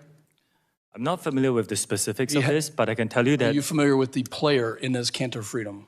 Congressman, I'm not Okay, you're the familiar with this. CEO. You just have to open TikTok and just search for this kind of content. It really exists. I've read the moderation policy. Let me just quote what you've talked about content moderation. TikTok has a moderation policy, yes? We do have community guidelines. That One of the guidelines says material that in the sole judgment of TikTok is objectionable. Is this an example? Banning Enes Kanter freedom, is that an example of objectionable material inside the Chinese Communist Party in mainland China? We do not take down content simply because it's critical of China. He was banned one 1 week after this video. We do not do that. And I can check on the specific. If you need a note, go ahead. The note says he's not banned. His account was taken off 1 week after. We can check on the specifics. We can check. Yeah. So let's get to some other questions. Thank you for the slide. Your privacy policy states that you collect a great array of data, keystroke patterns, app file names and types, sometimes approximate location, GPS location. Are keystroke patterns and rhythms part of TikTok gathering, the data that is gathered by TikTok? If you're talking, Congressman, specifically about keystrokes, keystrokes, we do not engage in keystroke logging to monitor what the users say. Is to identify bots. Okay. It's for security purposes, and this is a standard industry practice. You gather a lot of data, it's safe to say. We don't believe we gather more than any other social media company. TikTok gathers a lot of data because your value proposition, as you sat in my office and told me, was to connect people to each other around the world. You told me this in my office. So you gather data on what they like and what they don't like, and then you show them things that they don't know they like, but eventually they may. You told me this. I think that's, I don't think that's what I said.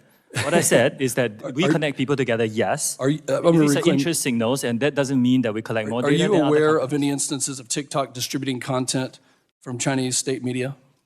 I'm sorry? Are you aware of any instances of TikTok distributing content from Chinese state media on the platform? We will label them clearly for our users to understand that. Do you disagree with FBI Director Wray and NSA Director Nakasone when they said that the CCP could have the capability to manipulate data and send it to the United States? Do you disagree with their statement? Their statement says could. So do you disagree with that? No, I don't disagree with that. Okay, so it is possible that the CCP, under the auspices of ByteDance, which is your parent company, which you get paid from, has the ability to manipulate content that is being shared with 130 million Americans, yes? Congressman, I just want to make sure I'm understanding all these questions. I don't disagree with them that there are data risks in general. That's what I meant. There's a big data risk but because on us specifically. Are there engineers located inside mainland China that work on TikTok? Not Douyin, but TikTok. We are not the only company that has that. Are there engineers inside mainland China currently working on the algorithm for TikTok? Congressman, like I said, as you told me in my office. There are other companies that, as I told you in your office, there are By the way, I'm going to reclaim my time. Please rename your project. Texas is not the appropriate name. We stand for freedom and transparency, and we don't want your project. I yield back. Gentleman yields back. Gentlelady from Tennessee is recognized for 5 minutes, Mrs. Harshberger. Thank you, Madam Chair, and thank you, Mr. Chu, for being here today. Both President Trump and now President Biden have backed forcing TikTok to sell to an American company.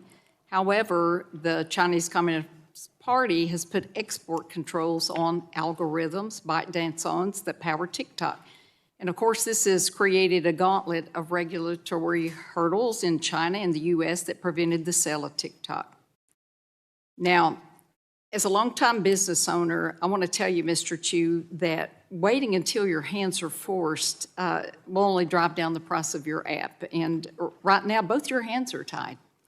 And you're going to have to make a decision about whether you choose freedom from the CCP or you continue to be an agent of the CCP. And I'll tell you why I say it that way. As a former member of Homeland Security, I point blank asked FBI Director Wray, is TikTok a national security threat? And without hesitation, sir, he looked at me and said, yes, Congresswoman, it is. Now, how much data is ByteDance collecting through TikTok that's worth continuing to fight this regulatory gauntlet? Why not take the money and run like any other company would do? Congresswoman, we built Project Texas in order to safeguard, and we listened to the concerns that have been raised, and we're building something that's unprecedented, that no other company is offering to protect US user interests. And we believe it is rigorous and robust. And the grilling continues, and we will continue our coverage here of this in-demand House hearing coming up here in just moments. But that's going to do it for my time here on the desk. Andy Mack is coming up for you in the next several hours covering this and many other top stories that have come across our desk right here on Live Now from Fox. That's coming up in just moments, everybody, right here. TikTok is embarking on becoming a so-called super app. In other words, it's a one-stop shop with everything you do, as Representative Fulcher said. It's reported that TikTok's algorithms are so powerful that owner ByteDance has begun to license it to other companies. TikTok's recommendation engine drives usage on the platform, and this leads to promises of quick exposure and fame that leads to even more people joining. And when you sign up, TikTok starts collecting data about you, your location, your gender, your age, your facial data. The user never gets to the end of the content, and that's by design. And obviously, that makes you a lot of money. Now, I know that the Chinese Communist Party is preventing ByteDance from selling TikTok due to export restrictions on the technology, and this causes me to question, how are you going to power TikTok with your Oracle servers located in the US with that Texas project, with ByteDance technology, if it can't leave China? How's that going to happen? I just want you to explain how it's going to happen. Congressman, the way that we designed this is so that any piece of software that is impactful to the code that enters, that some technical details around this will be reviewed by a third party or a few third-party monitors, just to make sure that we're all comfortable with the code. I want to say this again. I don't know of any other company in my industry who is offering this level of transparency. Well, why are there two different versions of apps, one in China and one in the United States? It's just a different business.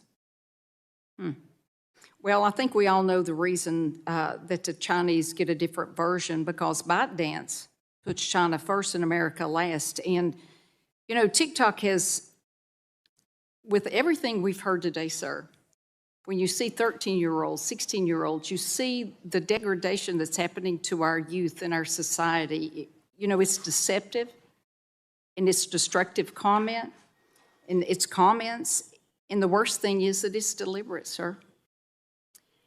And that's not acceptable. And with that, Chairwoman, I yield back. Gentlelady yields back.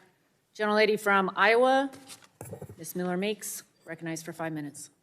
Thank you, Madam Chair, and just like to thank our witness, Mr. Chu. Having been in the hot seat, so to speak, before when I was in State Senate, I know how challenging this can be, and thank you for your demeanor throughout all of this. But certainly, as you can see, in a bipartisan way, we have concerns, and those concerns are valid. And this is a yes or no question. Does TikTok track users' individual keystrokes? Only for security purposes, for example, detecting bots, but we don't monitor what users say. So the only purpose that you would monitor keystrokes is for security purposes? I can get back to you on more specifics, but this is not unlike what many other companies in the industry does. So the keystroke monitoring does not go beyond what common industry practice in comparison to platforms like Facebook or Instagram use? Yes, I believe so. Okay. And does TikTok keep records of users' credit cards and passwords? I'm not aware of that. You don't need that to log in. Of course, I can get back to you on specifics if you make a transaction on an e-commerce platform. But regardless, all that US data will be stored within the Project Texas firewall, within the Oracle Cloud infrastructure and overseen by American personnel. So you would store credit card and password information? I need to check on the specifics. We are launching a pilot e-commerce plan, and we're making sure that that data is very secure within the Oracle Cloud infrastructure. I think you've made a point of saying that your platform is not different than other platforms on social media and therefore are no more responsible than Facebook or Instagram or Twitter or the other social media platforms. The concern, however, comes with where the technology is generated and whom it is owned by. And in the case of other companies, it is generated in the US, under US guidelines, under US privacy laws, with certain parameters versus generated through a parent company, ByteDance, which, as we know, is susceptible to the laws of the Chinese Communist Party, which has access to all of that data and information. And I understand that TikTok has just reinstated Enos Kanter's account recently. So our concern, and the question I have for you is, why would China or the Chinese Communist Party be opposed to a forced sale of TikTok?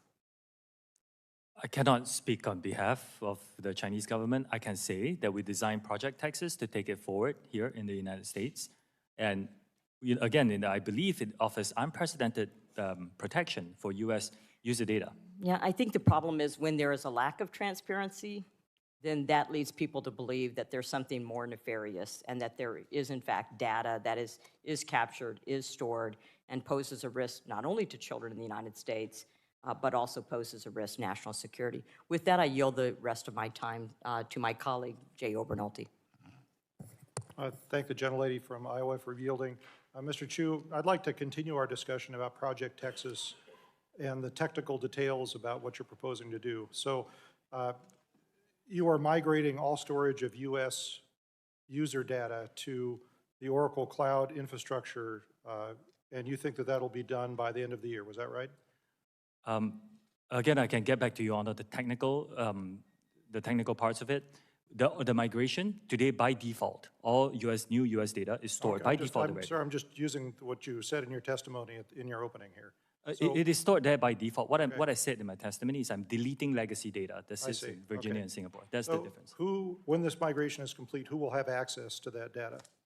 Right now, a team called TikTok US Data Security, led by American personnel, they have access to that. We have begun this operations already. Okay, but the app itself has access to the data, correct? Only through them. Any employees that have the data are through No, what them. I mean is, like, if I lose my iPhone and I reinstall the app and I put in my username and password, my app will reconnect to the mothership and download some of that data, my settings. That's not the way it works. No, that's not the way it works. It will go through the Oracle Cloud infrastructure and that team that looks after this. Yes, I realize that. So let me ask you this. What would prevent then someone with detailed technical knowledge of the way the app is constructed from creating an almost identical version of the app that could also access that data? That's what we are giving you third-party monitors and transparency. Yeah, but they're monitoring the source code for your app. I mean, ByteDance, these engineers have been working on this app for years. What would prevent them from making an app that could also access that data? Congressman, I think we're going into the area where, what if there's a hacker? What if there is this? This is a common industry problem, as you know. Well, I mean, it's just, I see my time's expired. It illustrates the point. Okay. I'm just skeptical that you're technically Gentleman's able time to has do expired. what you Gentlelady's time promised. has expired. Mr. Chu, I recognize that we have run over. I appreciate your time. We have just a few members left and would appreciate the chance for them to get to answer or ask their 5 minutes worth of questions. Gentleman from Virginia, Mr. Griffith, is recognized for 5 minutes. Thank you very much, Madam Chair. Mr. Chu, you share legal counsel, lawyers with ByteDance, yes or no? Yes, we do. And you testified that you prepared extensively with your legal team for this hearing, yes or no? With my team in DC, including the some of your legal counsel? Yes. Right. And did they tell you about the report to the Australian Senate of March 14th that I referenced earlier? Did they tell you that that report was out there, yes or no? I cannot recall how I found out about the report. But you know about the report? I can check and, yeah. And did they tell you to favorably cite the Citizens Lab in your written testimony today, yes or no? Congressman, I need to get back to you on specifics. They helped you with the preparation of your written statement, though, didn't they? A team prepares, yes. Yes. And did they tell you that the director of Citizen Lab says he has called out your company for misrepresenting their report repeatedly and did so as late as yesterday? Did they tell you about that, yes or no? Congressman, The Citizen Lab is saying they cannot prove a negative, which is what I've been trying to do for the last 4 hours. All right. But you cited it favorably as saying that it did positive things for you. That being said, let me ask you this. You keep talking about transparency, but you haven't been transparent with us here today. You were asked earlier by Mr. Hudson if you own stock in ByteDance. You said you didn't want to reveal that. Well, we're trying to figure out what the ties are between ByteDance and TikTok. I'm not going to ask you how many shares you own, but do you own shares in ByteDance, sir? Yes, I do. All right, there you go. How about in TikTok? Right now, all employees own shares in one entity. I expected that. I just don't understand why you didn't tell Mr. Hudson that and were transparent earlier. Instead, you made us drag it out of you. All right. Now, let's talk about the kids. You told several of our folks that there was a 60-minute deadline. You also told us that if you were under the age of 18, you couldn't access the live section, the live option. So I texted my 17-year-old and my 15-year-old, and I basically got scoffs back, when I said, are you all limited to 60 minutes? My older son said, well, there is a notice I get from time to time that says I shouldn't be on more than 60 minutes, but it never has kicked me off. And my younger son said, oh, I'm on as long as I want to be. So I'm just informing you, whoever told you, particularly if it was your legal team, that that's not accurate, that they're on for more than 60 minutes and they can access the live section. I believe it was Mr. Carter that you said they couldn't, under 18, access the live, being on live section. He's done it. So whatever it is you think you're doing, it ain't getting done. Now, let's talk about the law for a minute. You share a legal team, but you keep talking about how you got a firewall between you and ByteDance. You can't have an effective firewall under the United States interpretation of such if you're sharing legal counsel, because anything that you say to your legal counsel, they can share internally. If you've got the same lawyers, now maybe you have two different teams of lawyers in the law firm, but that's not what you said to us today. You said you share lawyers. There is no firewall legally. I'm just telling you. So if you want to clean it up and be transparent, you need to do something about that. Wouldn't you agree, yes or no? That you need to do something about that. Congressman, You'll look into it. You'll look into it. You've been looking into it all the time. All right, you told Dr. Burgess when asked if your employees who were members of the Chinese Communist Party had access to TikTok data from the U.S., you said you didn't know who was a member of the Communist Party. But then, to Congressman Wahlberg, you said that the CEO of TikTok was not a member of the Chinese Communist Party. And to Congressman Kelly, you said the founder of TikTok was not a member of the Communist Chinese Party. Sir, either you know who is and isn't a member of the Chinese Communist Party or you don't. Which one is it? I submit that you know, and you just aren't giving us the straight story. Clearly, you know, but you denied that to Dr. Burgess. I can ask one or two people, but we have no policy to ask all the employees. I can ask one or two people, but who are in But it's reasonable to assume that with a significant number of members of the country, of China, being members of the Chinese Communist Party, logic would tell us, you're a logical man, I assume, logic would tell us that there are a fair number of your employees who are members of the Chinese Communist Party, at least a dozen or so, who have access to this data. Isn't that so? Again, like I said, I can ask one or two people. We don't have a policy to ask everybody. I said earlier, you're living in some kind of a cloud world, because either you know or you don't know. I yield back. Thank you, ma'am. Gentleman from South Carolina, Chair recognizes for 5 minutes, Mr. Duncan. Thank you, Madam Chair. I think what's been revealed today, there's not a degree of separation between ByteDance and TikTok. I'd like to enter in the record Heritage Foundation document, TikTok generation, a CCP official in every pocket. Without objections, ordered. And I'd like to yield the balance of my time to Kelly Armstrong from North Dakota.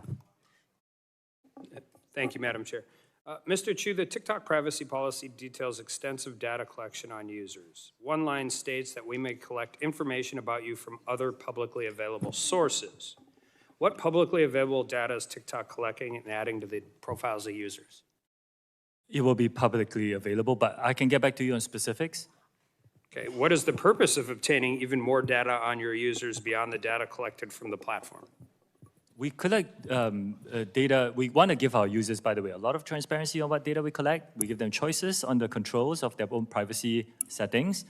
And it really is to serve them a better experience. This is the reason why so many people love the app. It's a great experience. So how does the non-TikTok related data service relate to the service provided? I need to check the specifics and understand the question and get back to you. Okay. Do you think the average TikTok user knows that you are and understands that TikTok's data collection extends to information outside the use of the app? We do give transparent information on this, and like I said, I don't believe we collect more information than most of the social media platforms out there. Well, and the reason I ask this is because I'm going to go back into the corporate structure. You described that TikTok is a subsidiary of ByteDance. Mr. Griffith just said that you guys share the same lawyers. You have stated that your direct report is the CEO of ByteDance, but you've also stated that at certain levels, TikTok operates without direct daily control from ByteDance. You have used content moderation as an example for that. TikTok's privacy policy states that you may share user data within your corporate group. Does that corporate group include ByteDance? If you are talking about that one entity that has the share for Chinese media licensing purposes, I think it's called Beijing Douyin Services. If you're talking about that entity of the government share, the answer is, we have cut off, all access of U.S. data sets to that. So employees of the entity. But your user privacy, so your corporate group, ByteDance is part of your corporate group. ByteDance is the top company. So yeah, you're talking about the other entities within the group. So you just testified that you firewalled this. Does that statement, so you're saying the TikTok's executives that operate independently of ByteDance, but does that statement not hold for sharing of access to data? Well, I was talking about that one entity that has, many of you have raised some concerns, that's the entity that I'm talking about. The entity with the Chinese government's investment that is for the purpose of Chinese internet licensing for the Chinese business. Let me ask it a different way. What other entities have access to TikTok user data? Well, after Project Texas, we're going to move it so that only TikTok user data security has control the access of that data. Okay, so, and we could bring you back either after Project Texas is done, but right now, what other entities have access to TikTok's user data today? Only by requirement. It's really only by requirement. Certain employees require some access of data to help build the product. But for US, we have moved it for Project Texas, and by the end of this year, it will be firewalled away. But this is your privacy policy today. Like, I understand what you're telling us, what's potentially going to happen in the future. I have concerns, again, about CFIUS and government involvement, private organization, all of that. I'm just saying, this is your user agreement today. So your user agreement says that you share access with your corporate group. You're telling me what's going to happen whenever Project Texas gets done. I'm asking you today, who has access to TikTok's user data? In our user agreement, Congressman, in our privacy policy, we also added a link so that our users in the US can be informed about Project Texas. The link is there. So the link is there to private, but I understand what you're trying to do moving forward. I have my own concerns about that, but we're sitting here today in a hearing, and your privacy policy is different than your testimony. Your privacy policy specifically says that you can share user data within your corporate group. So are you saying even though your privacy policy says that, you're not doing it? Like I said, I don't think there's any contradiction here. Like I said, Project Texas, when it's done, we firewall off that data. We still have some legacy data in Virginia and Singapore that we started deleting, and will be done by the end of this year. So at the end of this year, then you won't share it. Does that mean you're sharing it today? I don't believe so, but there is some data. Then why haven't you changed your privacy policy? Why haven't you updated it? We did update it, and we gave our users more information on Project Texas. We did update it.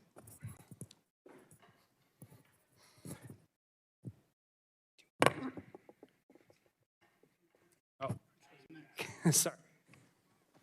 Gentleman yields back. Gentleman from Texas. Chair recognizes for 5 minutes Mr. Crenshaw. Thank you, Madam Chair. Thank you, Mr. Chu, for bringing Republicans and Democrats together. Appreciate that. I want to get right to the critical point of concern. So TikTok is able to collect massive amounts of personal data. We all know that. That means it could, if it desired, to use this data to influence narratives and trends, create misinformation campaigns, encourage self-destructive behavior, purposefully allow drug cartels to communicate freely and organize human and drug trafficking. Now, to be fair, all social media companies could do that. But here's the difference. It is only TikTok that is controlled by the Chinese Communist Party. All these other social media companies are not. Mr. Chu, do you agree that TikTok is controlled by the CCP? No. Okay, I thought you'd say that. I disagree, as you thought I might say. Here's why I disagree. Your parent company is ByteDance, right? That's correct. It is correct. So, many of the workers who work at ByteDance, they're Communist Party members, right? I wouldn't know. Well, I think, for example, the chief editor at ByteDance, Zhang Vuping, is the Communist Party secretary, correct? He works on the Chinese business, not on TikTok. Right. He works for ByteDance, the parent He works company. on the Chinese business. Right. The parent company of TikTok. The Chinese business is called Douyin. Yeah, but it's all associated with ByteDance, right?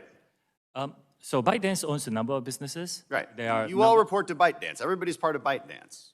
Okay? And do you know of any other employees that work for ByteDance that are part of the Chinese Communist Party? Like I said, ByteDance owns Chinese businesses and they operate in China. You don't know how many, but you acknowledge many must be card-carrying members of the CCP, right? They're in the Chinese business, yes. Yeah, I mean, the CCP holds what's called a golden share in ByteDance that allows the CCP to control one board seat in ByteDance. That's publicly That's reported. not correct. It's not correct? It's No, been it's not publicly correct. reported. They admitted to it. You can, on our website, we have updated it, so we can give people more transparent information on this. They have a share in a subsidiary that is only for the Chinese business. It has nothing to do with TikTok. And it's for the purposes of content licensing in China. So there's not an internal CCP committee, which is a regular thing that happens in China. They have a CCP committee internally inside the company. I run TikTok. I cannot represent the Chinese ByteDance. business. Talking about ByteDance. No arrangement in ByteDance? So Again, here's the main point of concern. China's 2017 national intelligence law states very clearly that, quote, any organization or citizen shall support, assist, and cooperate with state intelligence work in accordance with the law and maintain the secrecy of all knowledge of state intelligence work. In other words, ByteDance, and also your TikTok employees that live in China, they must cooperate with Chinese intelligence whenever they are called upon. And if they are called upon, they're bound to secrecy. That would include you. So, Mr. Chu, if the CCP tells ByteDance to turn over all data that TikTok has collected inside the U.S., even within Project Texas, do they have to do so, according to Chinese law? Congressman, first, I'm Singaporean.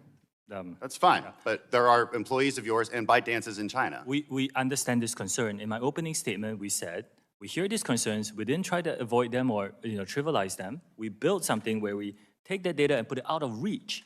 This is what we did. We put it out of reach. Out of reach, but they own you. No, we put it out of reach by storing them. ByteDance owns TikTok. If ByteDance is, and the CCP owns ByteDance because the CCP owns everybody in China. And so by law, they can make them do whatever they want, and they say that by law, you can't tell anyone about it. So they can make you hand over that data. Is that correct? The data is stored here in American soil by an American company, you say that. overseen by American We thought that, but leaked audio from 80 internal TikTok meetings shows that U.S. user data has been repeatedly accessed from China when you said it hasn't been. And here's the other thing, following back on my colleague's line of questioning, in your own privacy policy, it says that you may share information within your so-called corporate group. Is ByteDance part of that corporate group?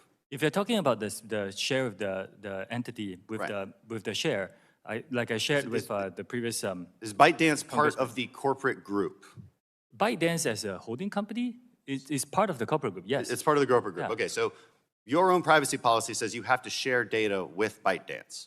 And if the CCP says, hey, ByteDance, you're going to do what we say, and you can't tell anyone about it because by law, according to that 2017 national intelligence law, they have to do it. That's our concern. Maybe you haven't done it yet, but my point is that you might have to. And that's where our concerns come from. I mean, over 300 TikTok employees have worked for China's state-run propaganda media. That's just from looking at their LinkedIn profiles.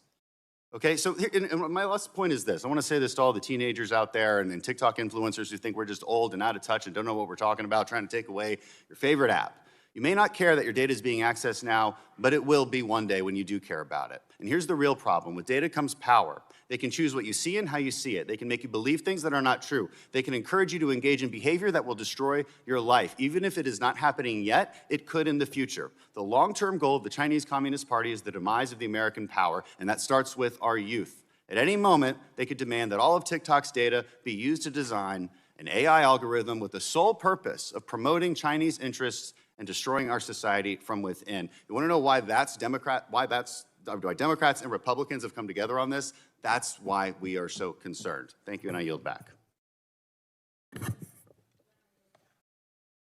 Gentleman yields back.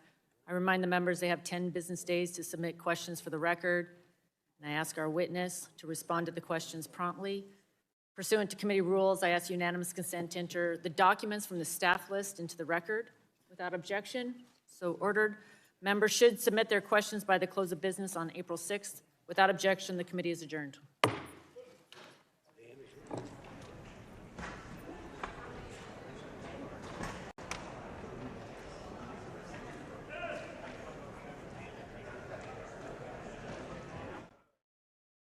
You were just seeing there the end of this hearing there before the Energy and Commerce Committee there as we watched the CEO of TikTok get grilled by many representatives there about this app as it continues to have security concerns in the United States. You saw there Dan Crenshaw at the final moments as they were making some remarks. Of course, plenty of people on this committee there expressing their displeasure for maybe how it is linked to China and potential data concerns, although the CEO for TikTok did push back saying they are not a part of the Chinese Communist Party, but they also have this very intense hearing taking place on Capitol Hill today. Of course, we'll replay many big moments for you in just a little bit of time. I'm Andy Mack. We're going to take a quick 2-minute break.